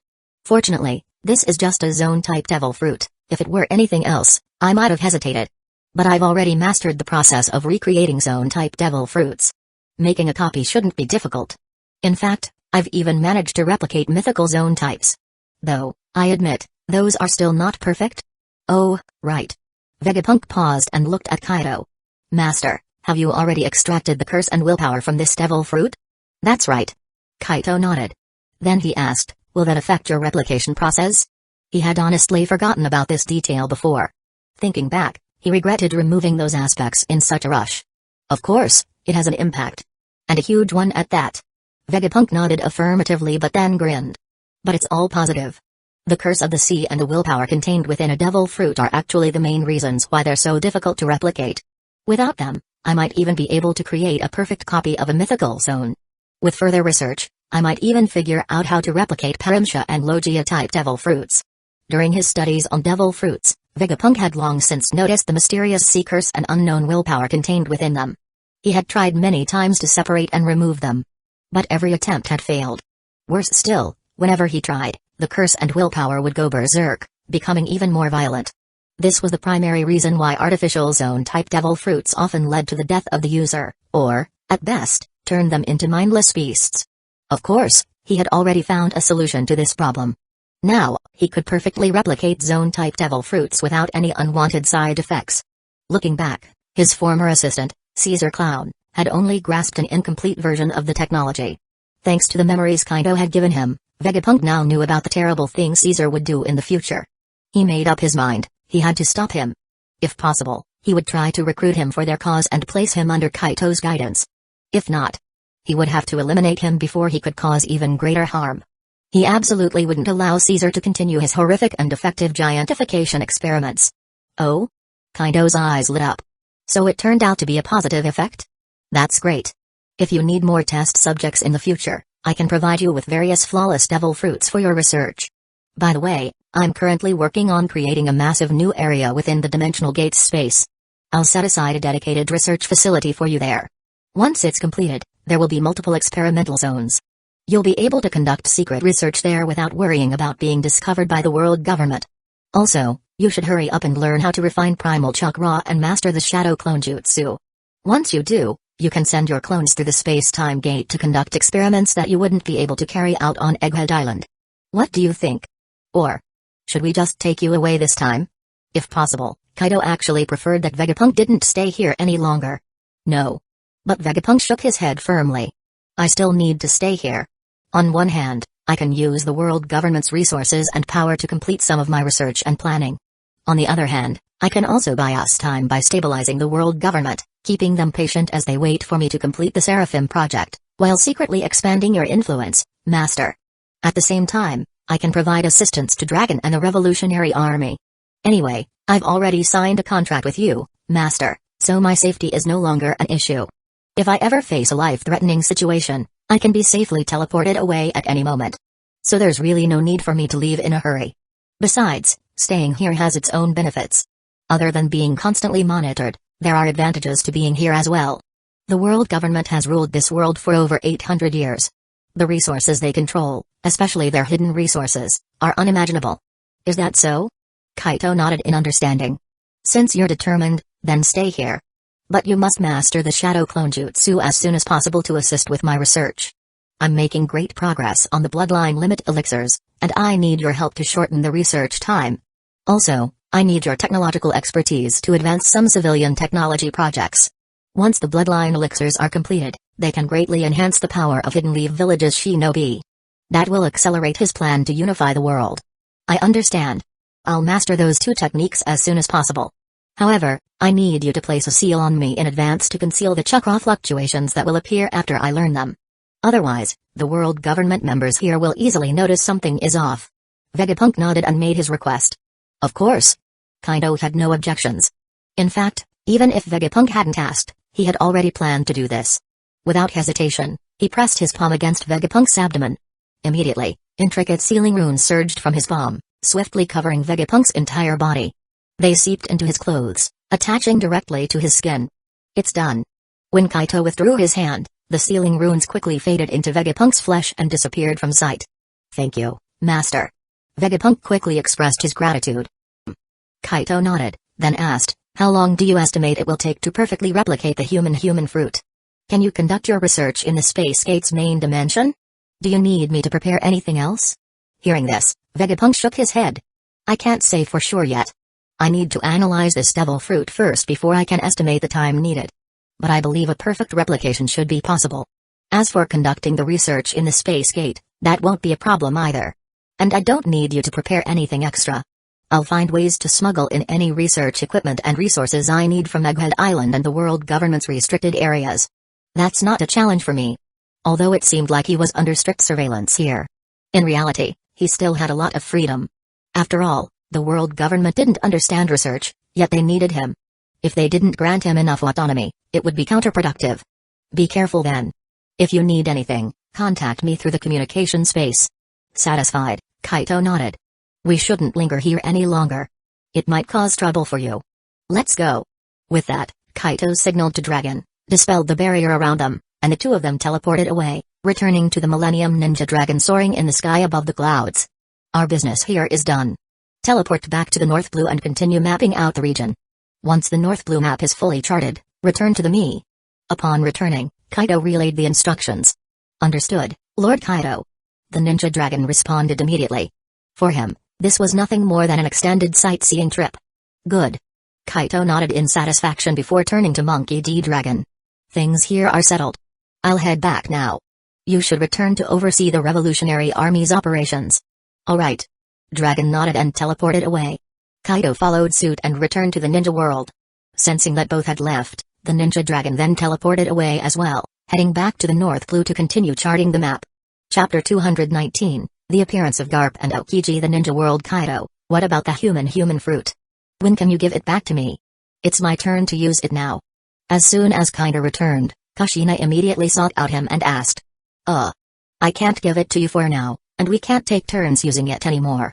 Kaito was momentarily stunned but then smiled and said, because I've already handed it over to Vegapunk. I believe it won't take him long to replicate a large number of human fruits. Once that happens, we'll each have our own, and there will be no need to share anymore. Just be patient. Eh? Kushina was immediately overjoyed. You've already found Vegapunk and even got him to agree to help. That's amazing. Haha. Kaito chuckled and replied, not only is he helping us, but he has actually been contracted by me. If you check carefully, you'll see that his name has already been added to our communication network. Kushina immediately focused her mind and checked the communication space. Sure enough, Vegapunk's name was now listed there. She was ecstatic. So that means we'll each have our own human fruit soon? As long as nothing unexpected happens, yes.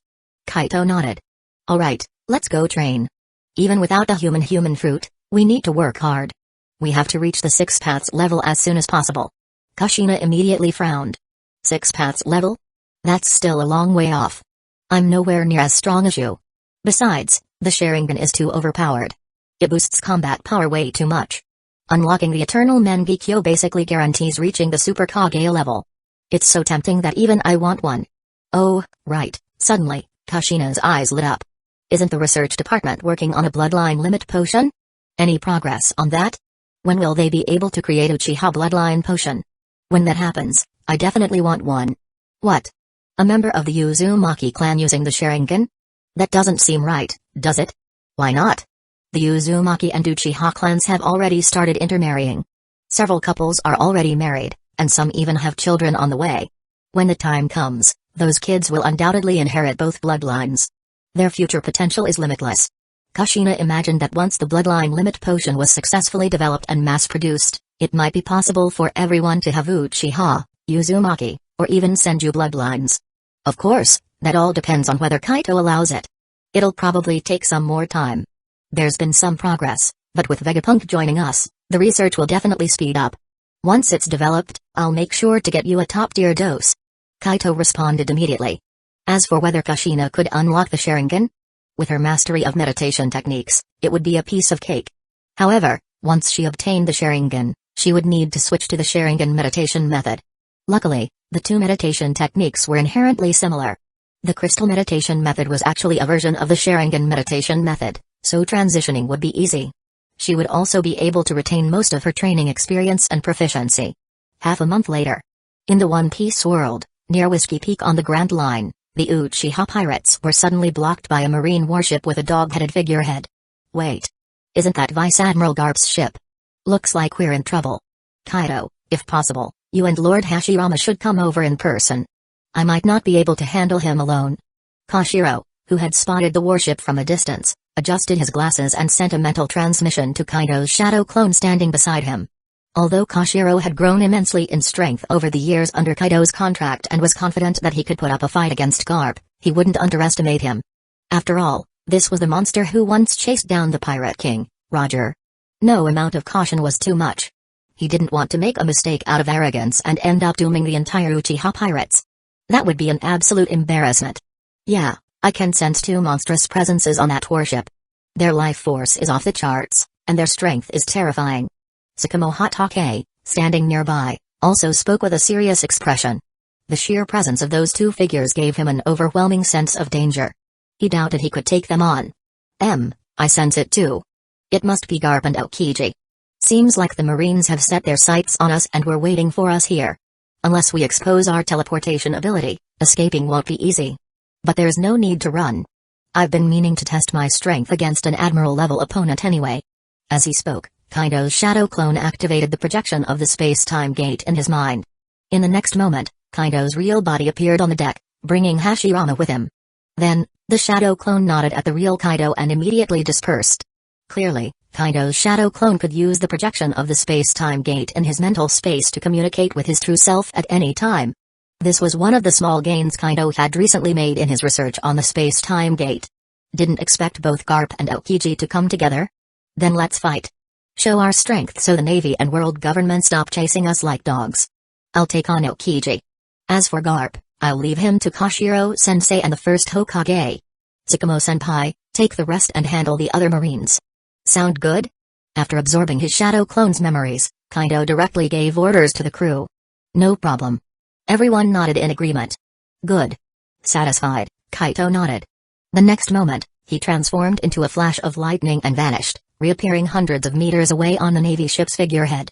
Looking down at Garp and Aokiji, he said, didn't expect the legendary Iron Fist Garp and Aokiji to show up here just to block our way, huh? You sure think highly of us. Huh? Garp raised an eyebrow, cracking his knuckles. So you're the captain of the Uchiha pirates? Gotta say, you've got guts. Running onto my ship alone, do you really think I can't take you down? Not really. Kaito smirked. I just figured, since they sent two admiral-level fighters to block us, running away all the time isn't a good strategy.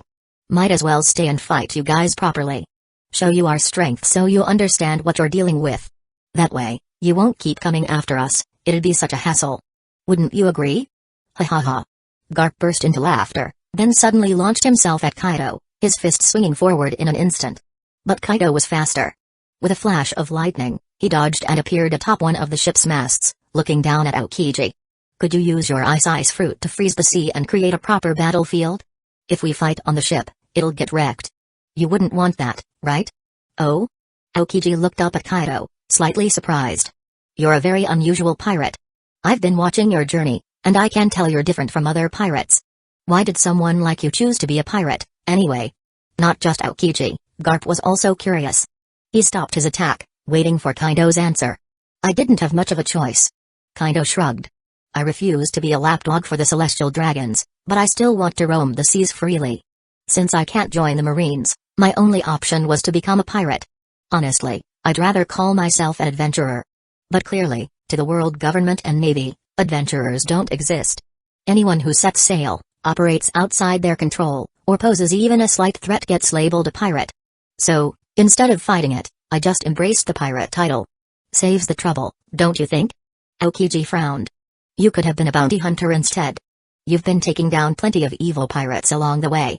Wouldn't bounty hunting suit you better? Kaido looked young, but his strength was undeniable. He was barely a teenager, which was terrifying enough. Not to mention, the Uchiha pirates had at least 2 more incredibly dangerous individuals. If possible, Aokiji would have preferred to recruit them into the navy. At the very least, he wished they could be part of the upcoming sword initiative. Same difference. Kaido waved dismissively. We don't just target evil pirates, we take down anything we see as evil. That includes corrupt officials in the world government and scum in the navy. So even if we started as bounty hunters, we'd still get labeled as pirates eventually. Why bother taking a roundabout route?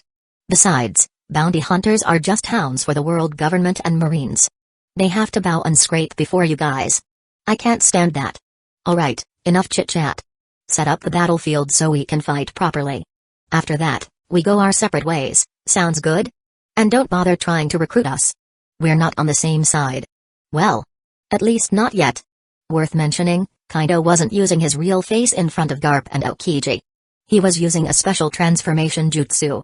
After perfecting and surpassing the limits of the transformation jutsu, he had created the true transformation jutsu. Not only was it nearly impossible to break unless he ran out of chakra or dispelled it himself, but it also made it extremely difficult for observation haki or spiritual sensing to detect his true identity. That saved him a lot of trouble. Chapter 220, Uchiha Pirates First Battle Silence. The moment Garp and Aokiji heard Kaido's words, their expressions darkened instantly. Looks like we have no other choice. Aokiji sighed. Guess we'll just have to go all out. With that, he swiftly leaped off the battleship. The moment his feet touched the surface, ice rapidly spread out from his landing point. In just a matter of seconds, with Aokiji at the center, the sea within a radius of over 3,000 meters, including Garp's warship and the Uchiha pirates' ship, was covered in a thick layer of ice, more than 10 meters deep. Whoa. Seeing this, Kaido couldn't help but click his tongue in amazement. This level of freezing. Looks like you've developed your ice fruit to an insane degree. Well then, let's have a real fight. I'm your opponent today. As he spoke, Kaido transformed into a streak of lightning, appearing 1,000 meters away on the ice in the blink of an eye. He waved at Aokiji, grinning. Over here. Come on. Let's go all out. I'll leave that side to Vice Admiral Garp, my first mate, and the battle squad captain. Hearing this, Aokiji furrowed his brows. So, you've planned this out, huh? The next moment, Aokiji activated instant transmission and shot toward Kaido at high speed. At the same time, an ice sword rapidly formed in his hand as he slashed at Kaido. In response, Kaido willed his weapon into existence, a radiant black blade appearing in his grip. Immediately, armament haki and conqueror's haki surged over the weapon. Boom. A powerful collision erupted, generating a massive shockwave. Cracks and pits appeared all over the ice beneath them from the sheer force of their clash. Sizzle. Sizzle. Due to the conqueror's haki infusion, their weapons never actually touched. Instead, an invisible barrier of energy separated them. Black and red lightning crackled between them, illuminating the battlefield. This is Conqueror's haki infusion? Impossible. Aokiji's eyes widened in shock. At your age, how could you possibly master this level of power? Unless you're just disguising your real age? No, that doesn't make sense. Your life force clearly tells me you're still young. Aokiji stared at Kaido in disbelief, unable to comprehend what he was seeing. The sheer strength and precision of Kaido's armament and Conqueror's haki were far beyond what a teenager should be capable of. Even Garp, observing from a distance, felt his pupils contract as he muttered, looks like we really underestimated this brat's strength. With this kind of potential, we absolutely can't let him escape. Otherwise, he'll be a massive threat to the Navy in the future. Despite his words, Garp made no move to assist Aokiji in fighting Kaido. Not only because Hashirama and Kashiro were already closing in on him, but also because a part of him wanted Kaido to grow stronger and cause trouble for the world government in the future.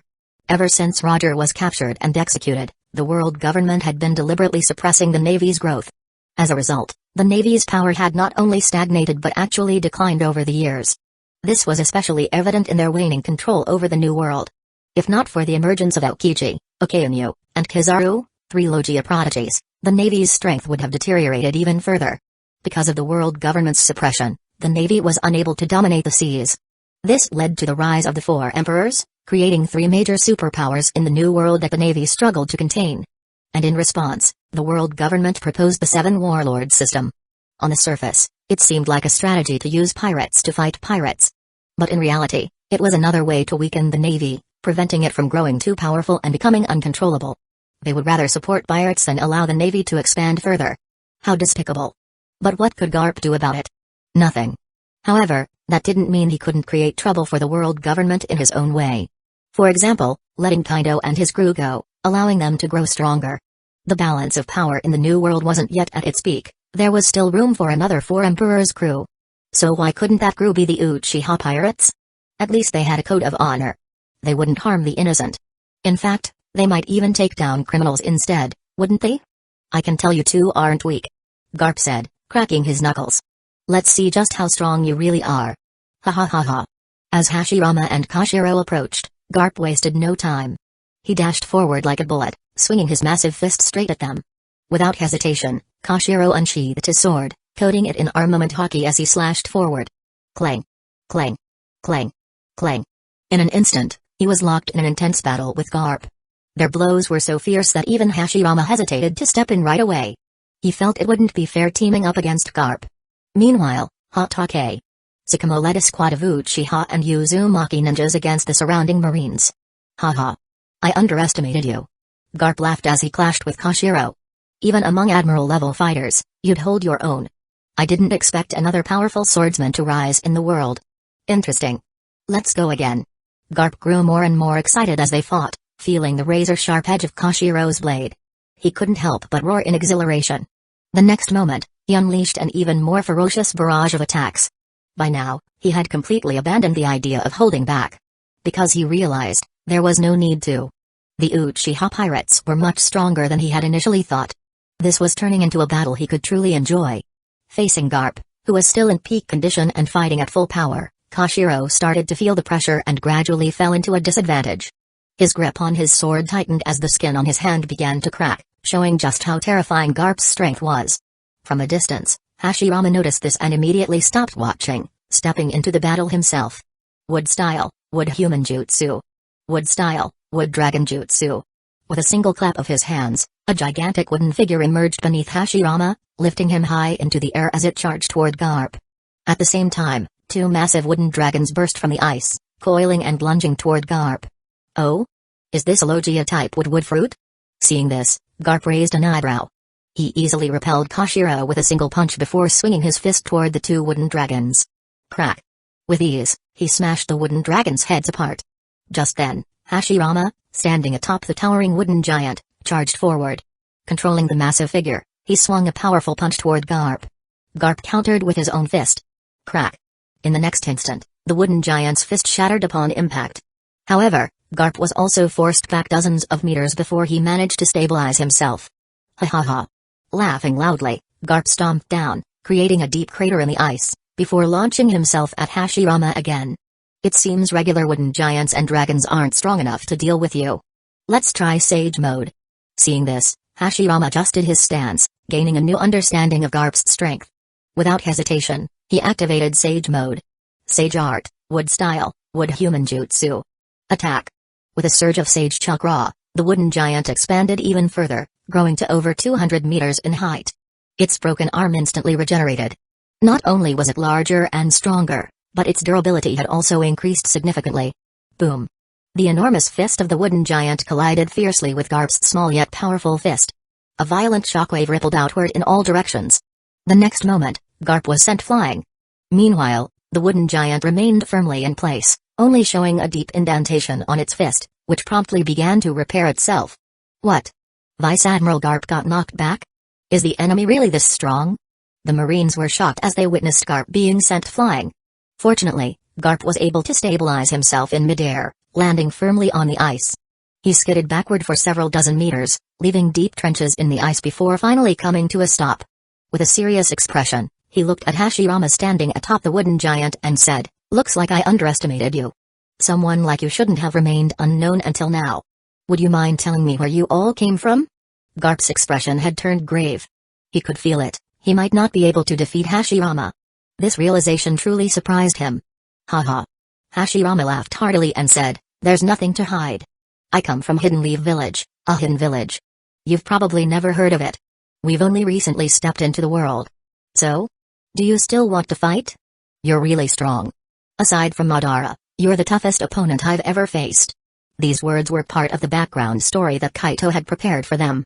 As for whether the world government or the Marines would believe it, Kaito and the others didn't really care. Believe it or not, it made no difference to them. After all, they weren't about to reveal their true origins. This mix of truth and lies, along with Hashirama's straightforward personality, made Garp believe it to some extent. Hidden Leaf Village? A hidden force? That does sound mysterious. Garp narrowed his eyes slightly. "Fight." The next moment, he roared and charged at Hashirama once more. Boom. Boom. Boom. The battle erupted once again. Several times, Garp attempted to bypass the wooden giant and attack Hashirama directly. But Hashirama wasn't foolish, his body had only recently been revived and wasn't in good condition for the pirate world yet. His mastery of Haki was still lacking. Naturally, he wasn't going to engage Garp in direct combat. Instead, he continued to manipulate the wooden giant to counter and block Garp's every approach. One pair of arms wasn't enough? Then the wooden giant would grow another, and another if needed. No matter how hard Garp tried to break through and attack Hashirama directly, the wooden giant's fists intercepted and repelled him every time. For the moment, Garp was forced to remain on the defensive. However, his powerful physique and endless stamina only made him more excited as he fought, showing no intention of stopping. Chapter 221, Hashirama's fighting spirit on Kaito's side. After exchanging dozens of close combat moves, Aokiji realized that he couldn't gain the upper hand against Kaito at close range. Without hesitation, he abandoned hand-to-hand combat and fully unleashed the power of his Ice Fruit, controlling ice to attack Kaito. In response, Kaito countered with the full force of his Rumble Fruit. For a while, the two clashed in a grueling battle, neither gaining a decisive advantage. However, as the fight continued, Aokiji gradually noticed something alarming. Kaito was growing stronger, adapting and improving at an astonishing rate. That realization sent chills down his spine. How is this possible? A monster like you actually exists? I can't believe you really are only in your teens. Your talent is terrifying. And you've even mastered the Rumble Fruit's power. This is insane. I can't even imagine how strong you'll become in a few years if you're already like this now. For the sake of the Navy, we can't let someone like you grow into a real threat. You need to stay here today. Aokiji's expression turned serious as he spoke while launching another wave of ice attacks at Kaito. Haha. Kaito laughed loudly, countering with lightning. Let's see if you have what it takes to stop me. Warm-up's over. Time to get serious.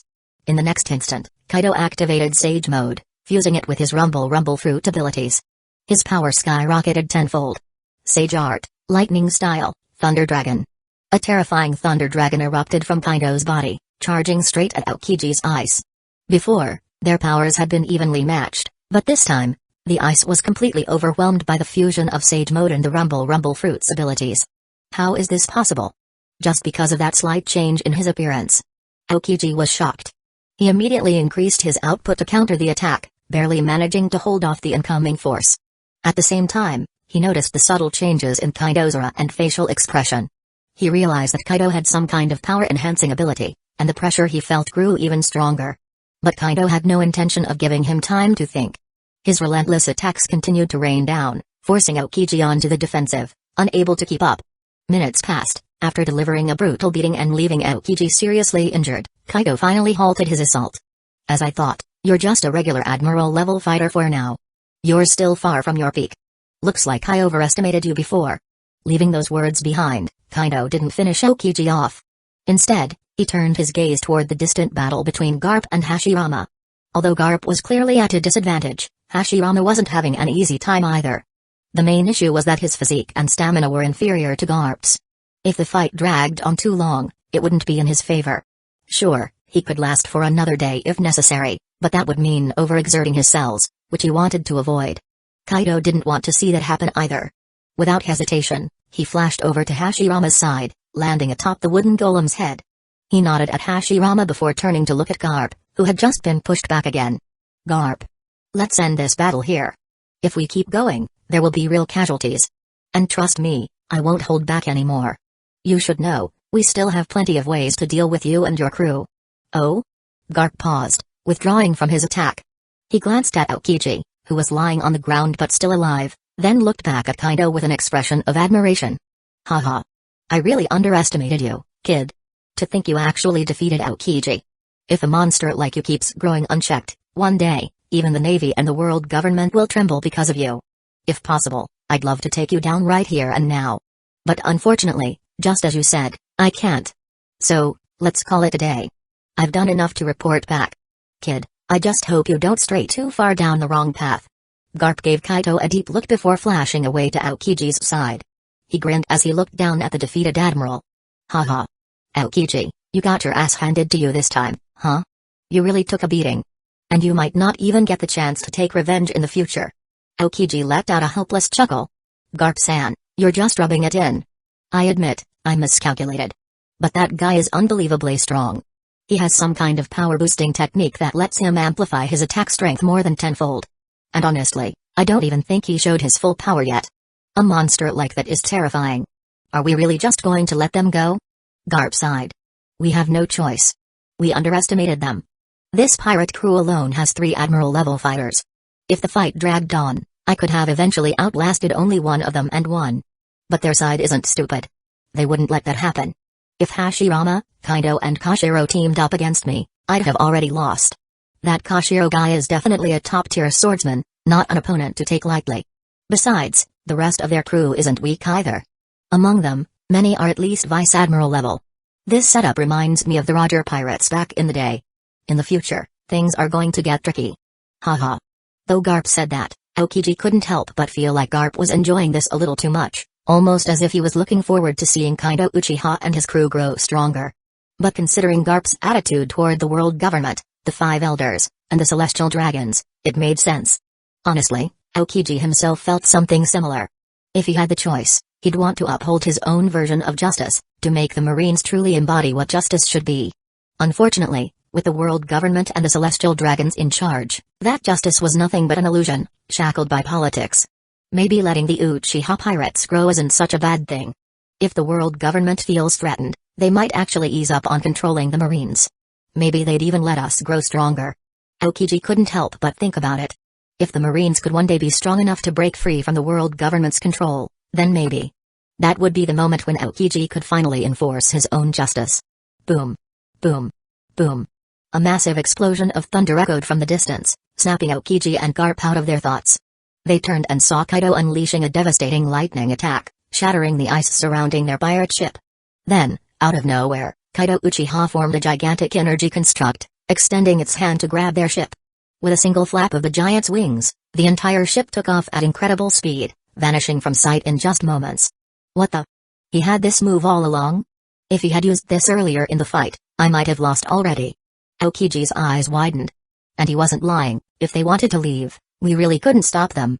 Man, this is going to be a huge problem. Catching them in the future is going to be nearly impossible. Even if we send multiple admirals, it won't matter. They can fight, they can fly, how do we even deal with that? Ha ha ha. I really didn't see that coming.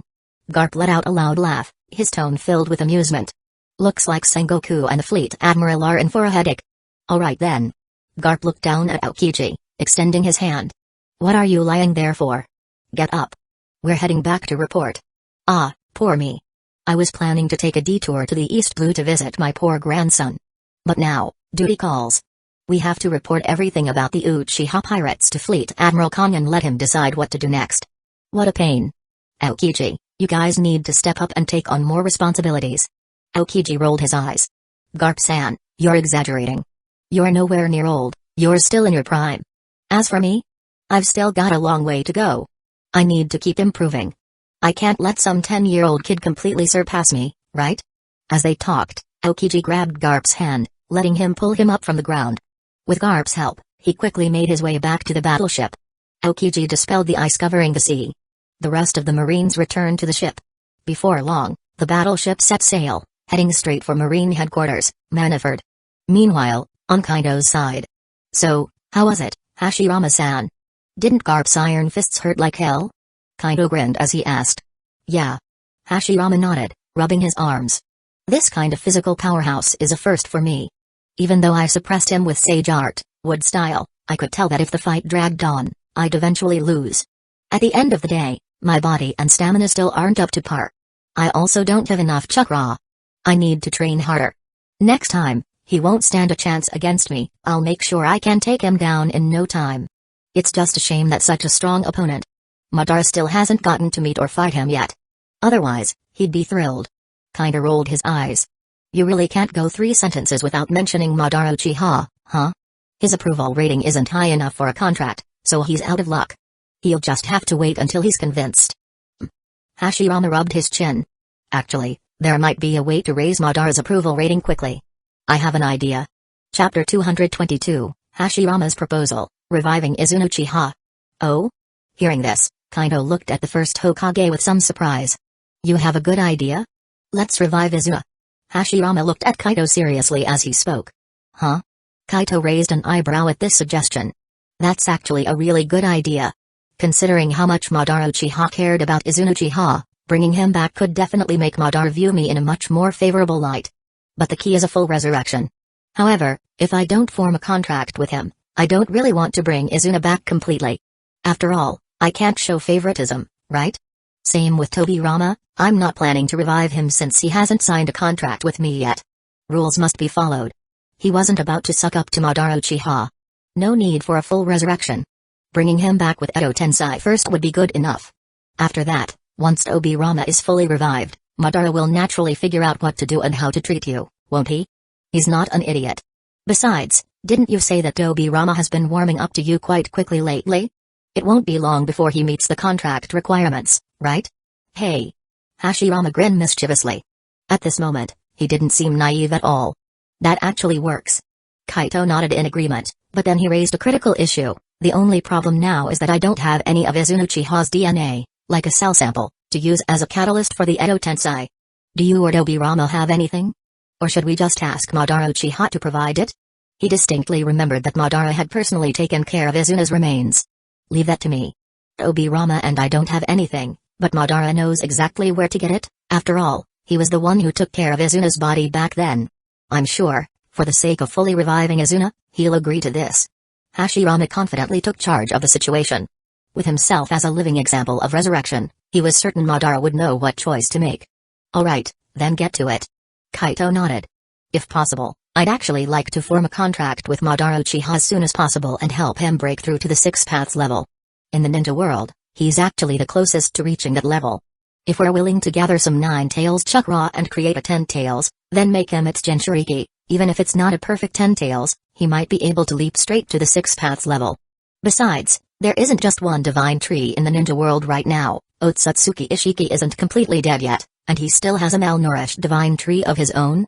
Oh? Hashirama's eyes lit up. Wait, you've already found Ishiki and his divine tree? That's right. Kaido smiled and nodded. Over the past few years, I've had the 3 clans gradually map out the ninja world, and it hasn't been for nothing. Through observing the Kara organization's activities and using my own spiritual sensing, I've successfully located Ishiki and his divine tree. If I weren't worried about my own strength being insufficient, I would have acted already. He was actually waiting for his ocular abilities to fully develop. He had a strong feeling that his eyes would play a crucial role in completely preventing Ishiki from escaping. That's amazing. Hashirama was delighted. Then once Madara signs the contract and is fully revived, if we're confident enough, we can go after Ishiki and take his divine tree for Madara. If that really allows Madara to break through to the 6 paths level, then, the ninja world won't need to worry about the Sage of 6 Paths anymore. We'll be able to act more boldly and aggressively, won't we? Pretty much. Kaido nodded. Although the Sage of 6 Paths has been lurking for so many years, and his strength is likely much greater than it was 1,000 years ago, he probably hasn't surpassed the 6 Paths level yet. Otherwise, he would have noticed our movements long ago. So as long as we also reach the 6 Paths level, even if he's stronger, the gap won't be too overwhelming. We should be able to fight him on equal footing. And for now, that was enough for Kaido. As long as a 6 Paths level Madara could hold off the Sage of 6 Paths for a few years when the latter eventually took action against them, he would have enough time to grow stronger and become completely fearless of the Sage. Yes. I think so too. Hashirama nodded in agreement. Then there's no time to waste. I'll head back to the ninja world now and convince Madara to retrieve Izuna's DNA, whether it's a cell sample or just some hair. You can use Edo Tensei to bring Izuna back temporarily. Got it. Kaido had no objections. Things on this side are settled for now, so I'll just leave a shadow clone here. He turned to Koshiro and Kakashi Hatake. Sensei, Senior Sakamo, I'll be leaving the pirate crew in your hands for now. Let me know when we reach the capital of Water, Water 7. No problem. Koshiro smiled and nodded, then curiously asked, are you interested in Water 7 because of Tom, his shipbuilding skills? Or is it because of the Pluton blueprints? Other than those reasons, Koshiro couldn't think of why Kaito would be particularly interested in that place. Both, actually. Kaito smirked. Tom was able to create the sea train. He's an absolute genius in mechanical engineering, far beyond just shipbuilding. There's no way I'd let someone like him die at the hands of the world government. Besides, even his 2 apprentices are quite impressive in their own right. As for the Pluton blueprints, of course I want them. Not because I care about Pluton itself, I already know where the real one is, in Wano. But the blueprints contain a lot of lost technology, which would be immensely useful for our development. There's no way I'm letting them slip away. Besides, don't you think the sea train is a fantastic invention, Sensei? Whether it's used in the ninja world to connect the Land of Water's islands with the mainland and boost trade, or if we claim a large territory in the New World, or even the entire pirate world, it would be an excellent mode of transportation. That thing is a revolutionary invention, pure black, top-tier technology. That's true. Koshiro nodded in understanding. Don't worry. I'll contact you as soon as we reach Water 7. Alright. Then Hashirama and I will get going. Kaito nodded. He left a shadow clone behind, just like Hashirama, and both of their real bodies teleported back to the ninja world. Then, Hashirama dragged Kaito straight to a construction site, where they found Madara Uchiha hard at work. What are you two doing here? Madara frowned when he saw them. Once, he had been a figure of unmatched prestige. Now, he was reduced to doing manual labor for Hidden Leaf Village, an absolute humiliation. If not for the countless seals and restrictions placed on him, combined with his incomplete resurrection using inferior materials that severely weakened him, he would have escaped long ago. It was beyond humiliating. Yet, he had no way to resist. Seeing Hashirama fully revived only made him feel worse. He could already foresee that Tobirama, that bastard, would likely be fully revived in the near future too. Of course, he knew Kaido had conditions for full resurrection. Without meeting them, he wouldn't make a move. That much was clear since even Tobirama had yet to be truly revived. As for what the conditions were, based on Hashirama constantly trying to talk him into liking Kaido, Madara could tell it had something to do with his attitude towards that kid. How Kaido determined someone's favorability toward him, or what the baseline was, Madara wasn't sure. He admitted that Kaido's recent actions had been impressive, even to him. But making him submit? That was impossible. Haha. Madara, don't be like that. Hashirama laughed, trying to smooth things over.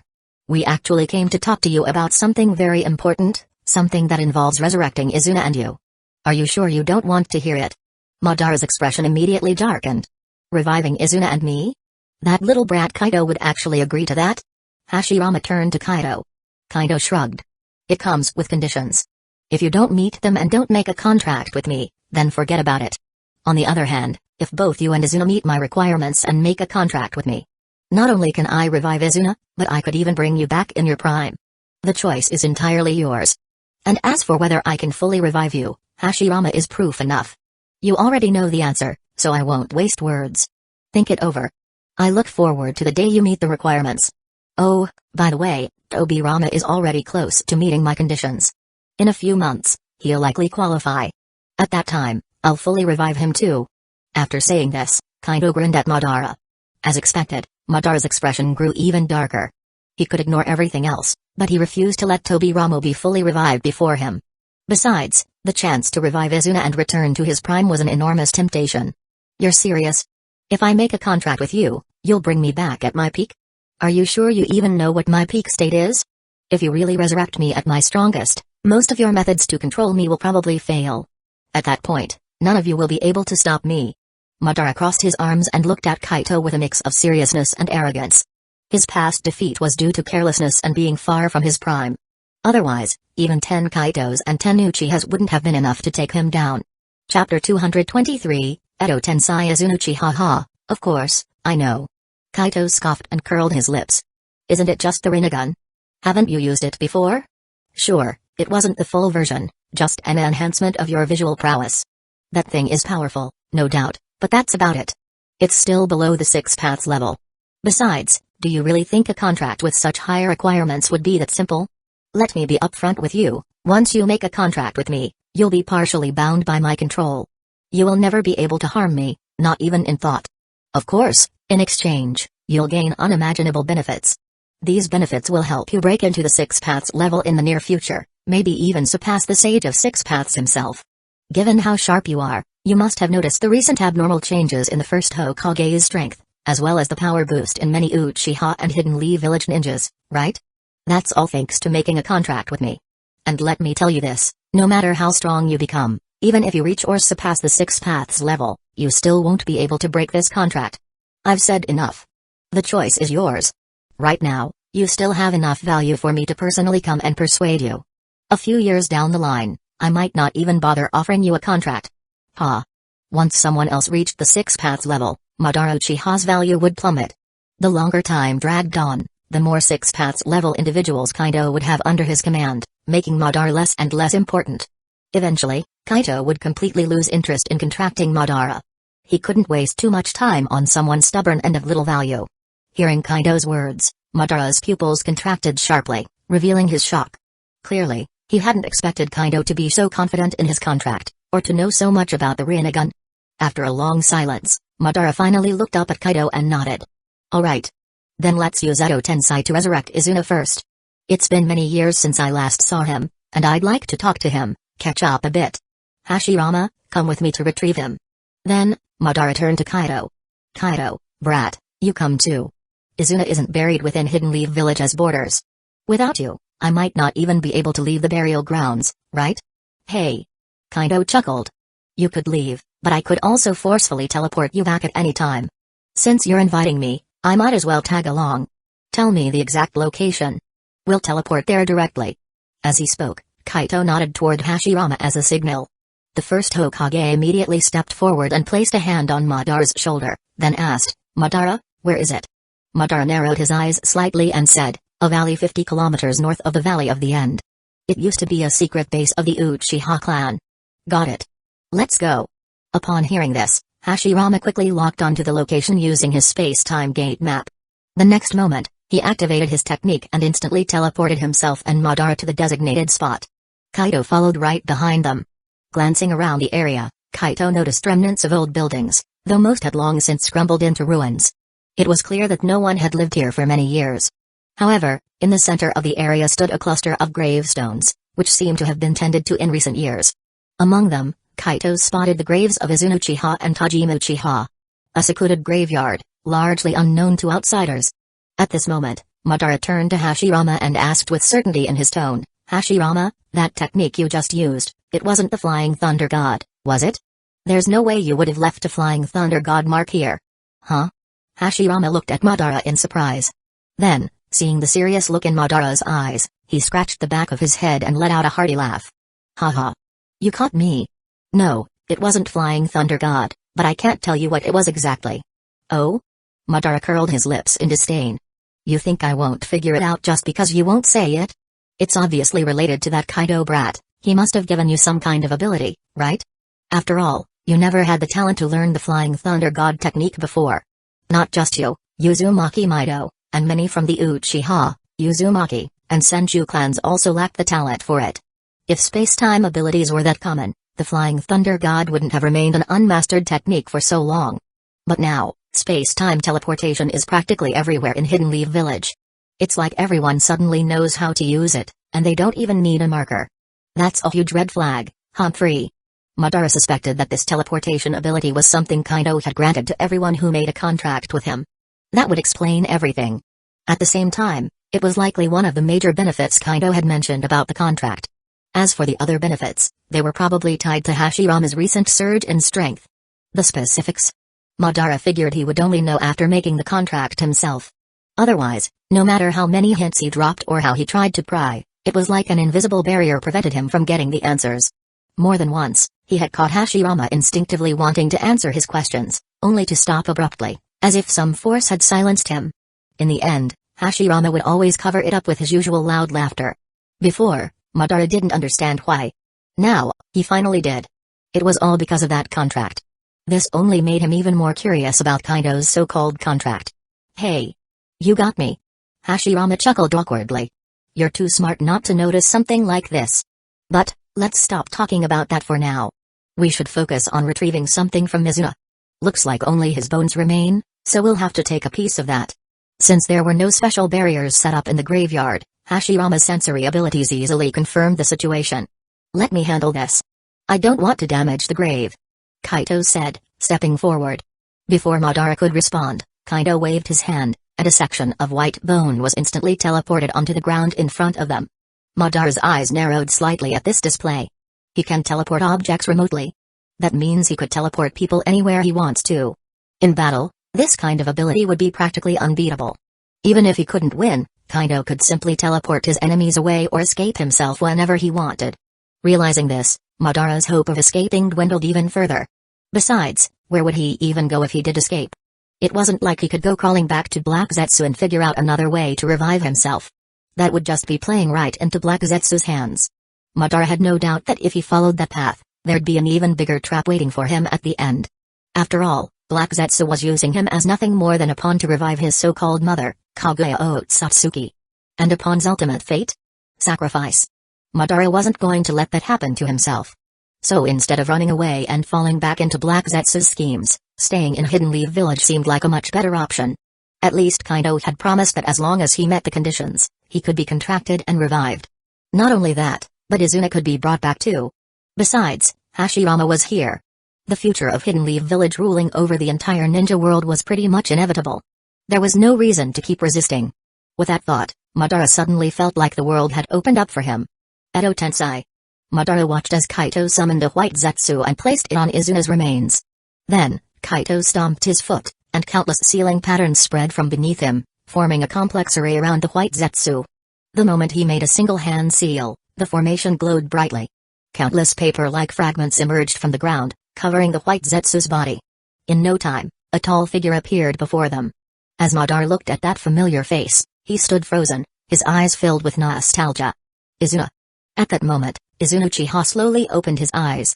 Hearing Madara's voice, he was momentarily stunned, unable to grasp the situation. Then, turning his head, he saw Madara standing before him. He hesitated before speaking, uncertainty in his voice. Big brother. It's me. Madara forced a smile and quickly stepped forward, pulling Izuna into a tight embrace. He patted his younger brother's back before stepping away to look him in the eyes. It's been so long, Izuna. I never thought I'd get to see you again. Especially like this. Same here. Izuna nodded, still overwhelmed by emotion. But as he took in his surroundings, his expression shifted to one of caution. He glanced at Hashirama and Kaido, then turned to Madara with confusion. Big brother. What's going on? Wasn't I already dead? Why do I feel so strange? Like, I'm not even alive? And why is Senju Hashirama here? And who is this Uchiha kid? His mind was filled with questions. After all, he had died too early. Back when he died, Hidden Leaf Village hadn't even been officially established yet. Yo. Izuna, long time no see. Ha ha ha. Hashirama waved excitedly. Seeing Hashirama's goofy, all too familiar demeanor, Izuna immediately felt a headache coming on. Ugh. You really haven't changed a bit, huh? He said, exasperated. He had lost count of how many times he had complained about Hashirama's personality. Honestly, the fact that his brother had an evenly matched rivalry with this airhead was kind of embarrassing. Even worse, he himself wasn't even a match for this idiot. That was just humiliating. Haha. Right? Hashirama laughed cheerfully, scratching the back of his head. Madara. Izuna. That wasn't a compliment, you idiot. The two brothers decided to just ignore him. Chapter 224, The Clash of Izuna and Obirama. Madara Uchiha immediately gave Izuna a rough rundown of the major events that had occurred in the ninja world since his death. At the same time, he also explained their current situation and introduced Kaito's identity. What? It's been over 30 years since I died? Hearing this, Izuna Uchiha looked utterly shocked. He glanced at Madara, then at Hashirama, and asked in disbelief, then why is Senju Hashirama still so young? And why are you dead while looking like a walking corpse, just like me? Madara sighed helplessly. I haven't had the chance to explain yet. Hashirama was recently resurrected in his peak condition. Didn't I just say earlier that he had died before? Izuna was speechless. I thought you were joking. I can't believe so many years have passed. Did you and Senju Hashirama ever manage to fulfill your dream? Madara shook his head. Hashirama might think he did, but in reality, we both failed. Our methods never brought true peace to the ninja world. Instead, they only escalated the intensity of future wars. What used to be chaotic battles between small ninja clans turned into full-scale national wars led by the 5 great ninja villages. The number of wars did decrease significantly, but their brutality increased countless times over. Since the establishment of Hidden Leaf Village, 2 ninja world wars have already taken place, countless lives lost. In fact, both wars had traces of Madara's influence behind the scenes. However, he knew that even without his meddling, they would have happened anyway. Wars were inevitable, driven by the pursuit of resources and power. He had merely pushed things along. That was expected. Izuna nodded knowingly. As long as the ninja world remains divided and lacks a unified system, a common interest that binds all, wars will never end. Division always leads to conflict. Big brother, you and Hashirama failed to see this, but how did that old bastard Senju Dobirama miss it too? Why didn't he convince you two to eliminate the other villages and unify the ninja world? Izuna couldn't understand it at all. I tried and failed. Suddenly, Senju Dobirama teleported right next to Izuna Uchiha and spoke in a low, eerie tone. Huh? Seeing Dobirama appear out of nowhere, Izuna instinctively prepared to attack. But the moment he realized that Dobirama was also in a state of undeath, he reluctantly stopped himself. Glaring at Dobirama with pure disdain, he sneered, "What are you doing here? And the Flying Thunder God seal you left on me still exists? You really are a sneaky bastard." Just thinking about how Dobirama had used the Flying Thunder God technique to ambush and kill him made Izuna clench his teeth in frustration. I just happened to notice an old marker of mine had suddenly reappeared and felt a familiar presence, so I came to take a look. Dobirama shrugged. Besides, we're both dead now, does it really matter whether I was sneaky or not? He walked over to stand beside Hashirama, folding his arms as he looked at Izuna. Despite their history, he didn't mock him. In Dobirama's eyes, Izuna was his true rival, not Madara. Sure, Madara was overwhelmingly powerful, but when it came to intelligence and strategic thinking, Dobirama considered Izuna his real equal. Ha!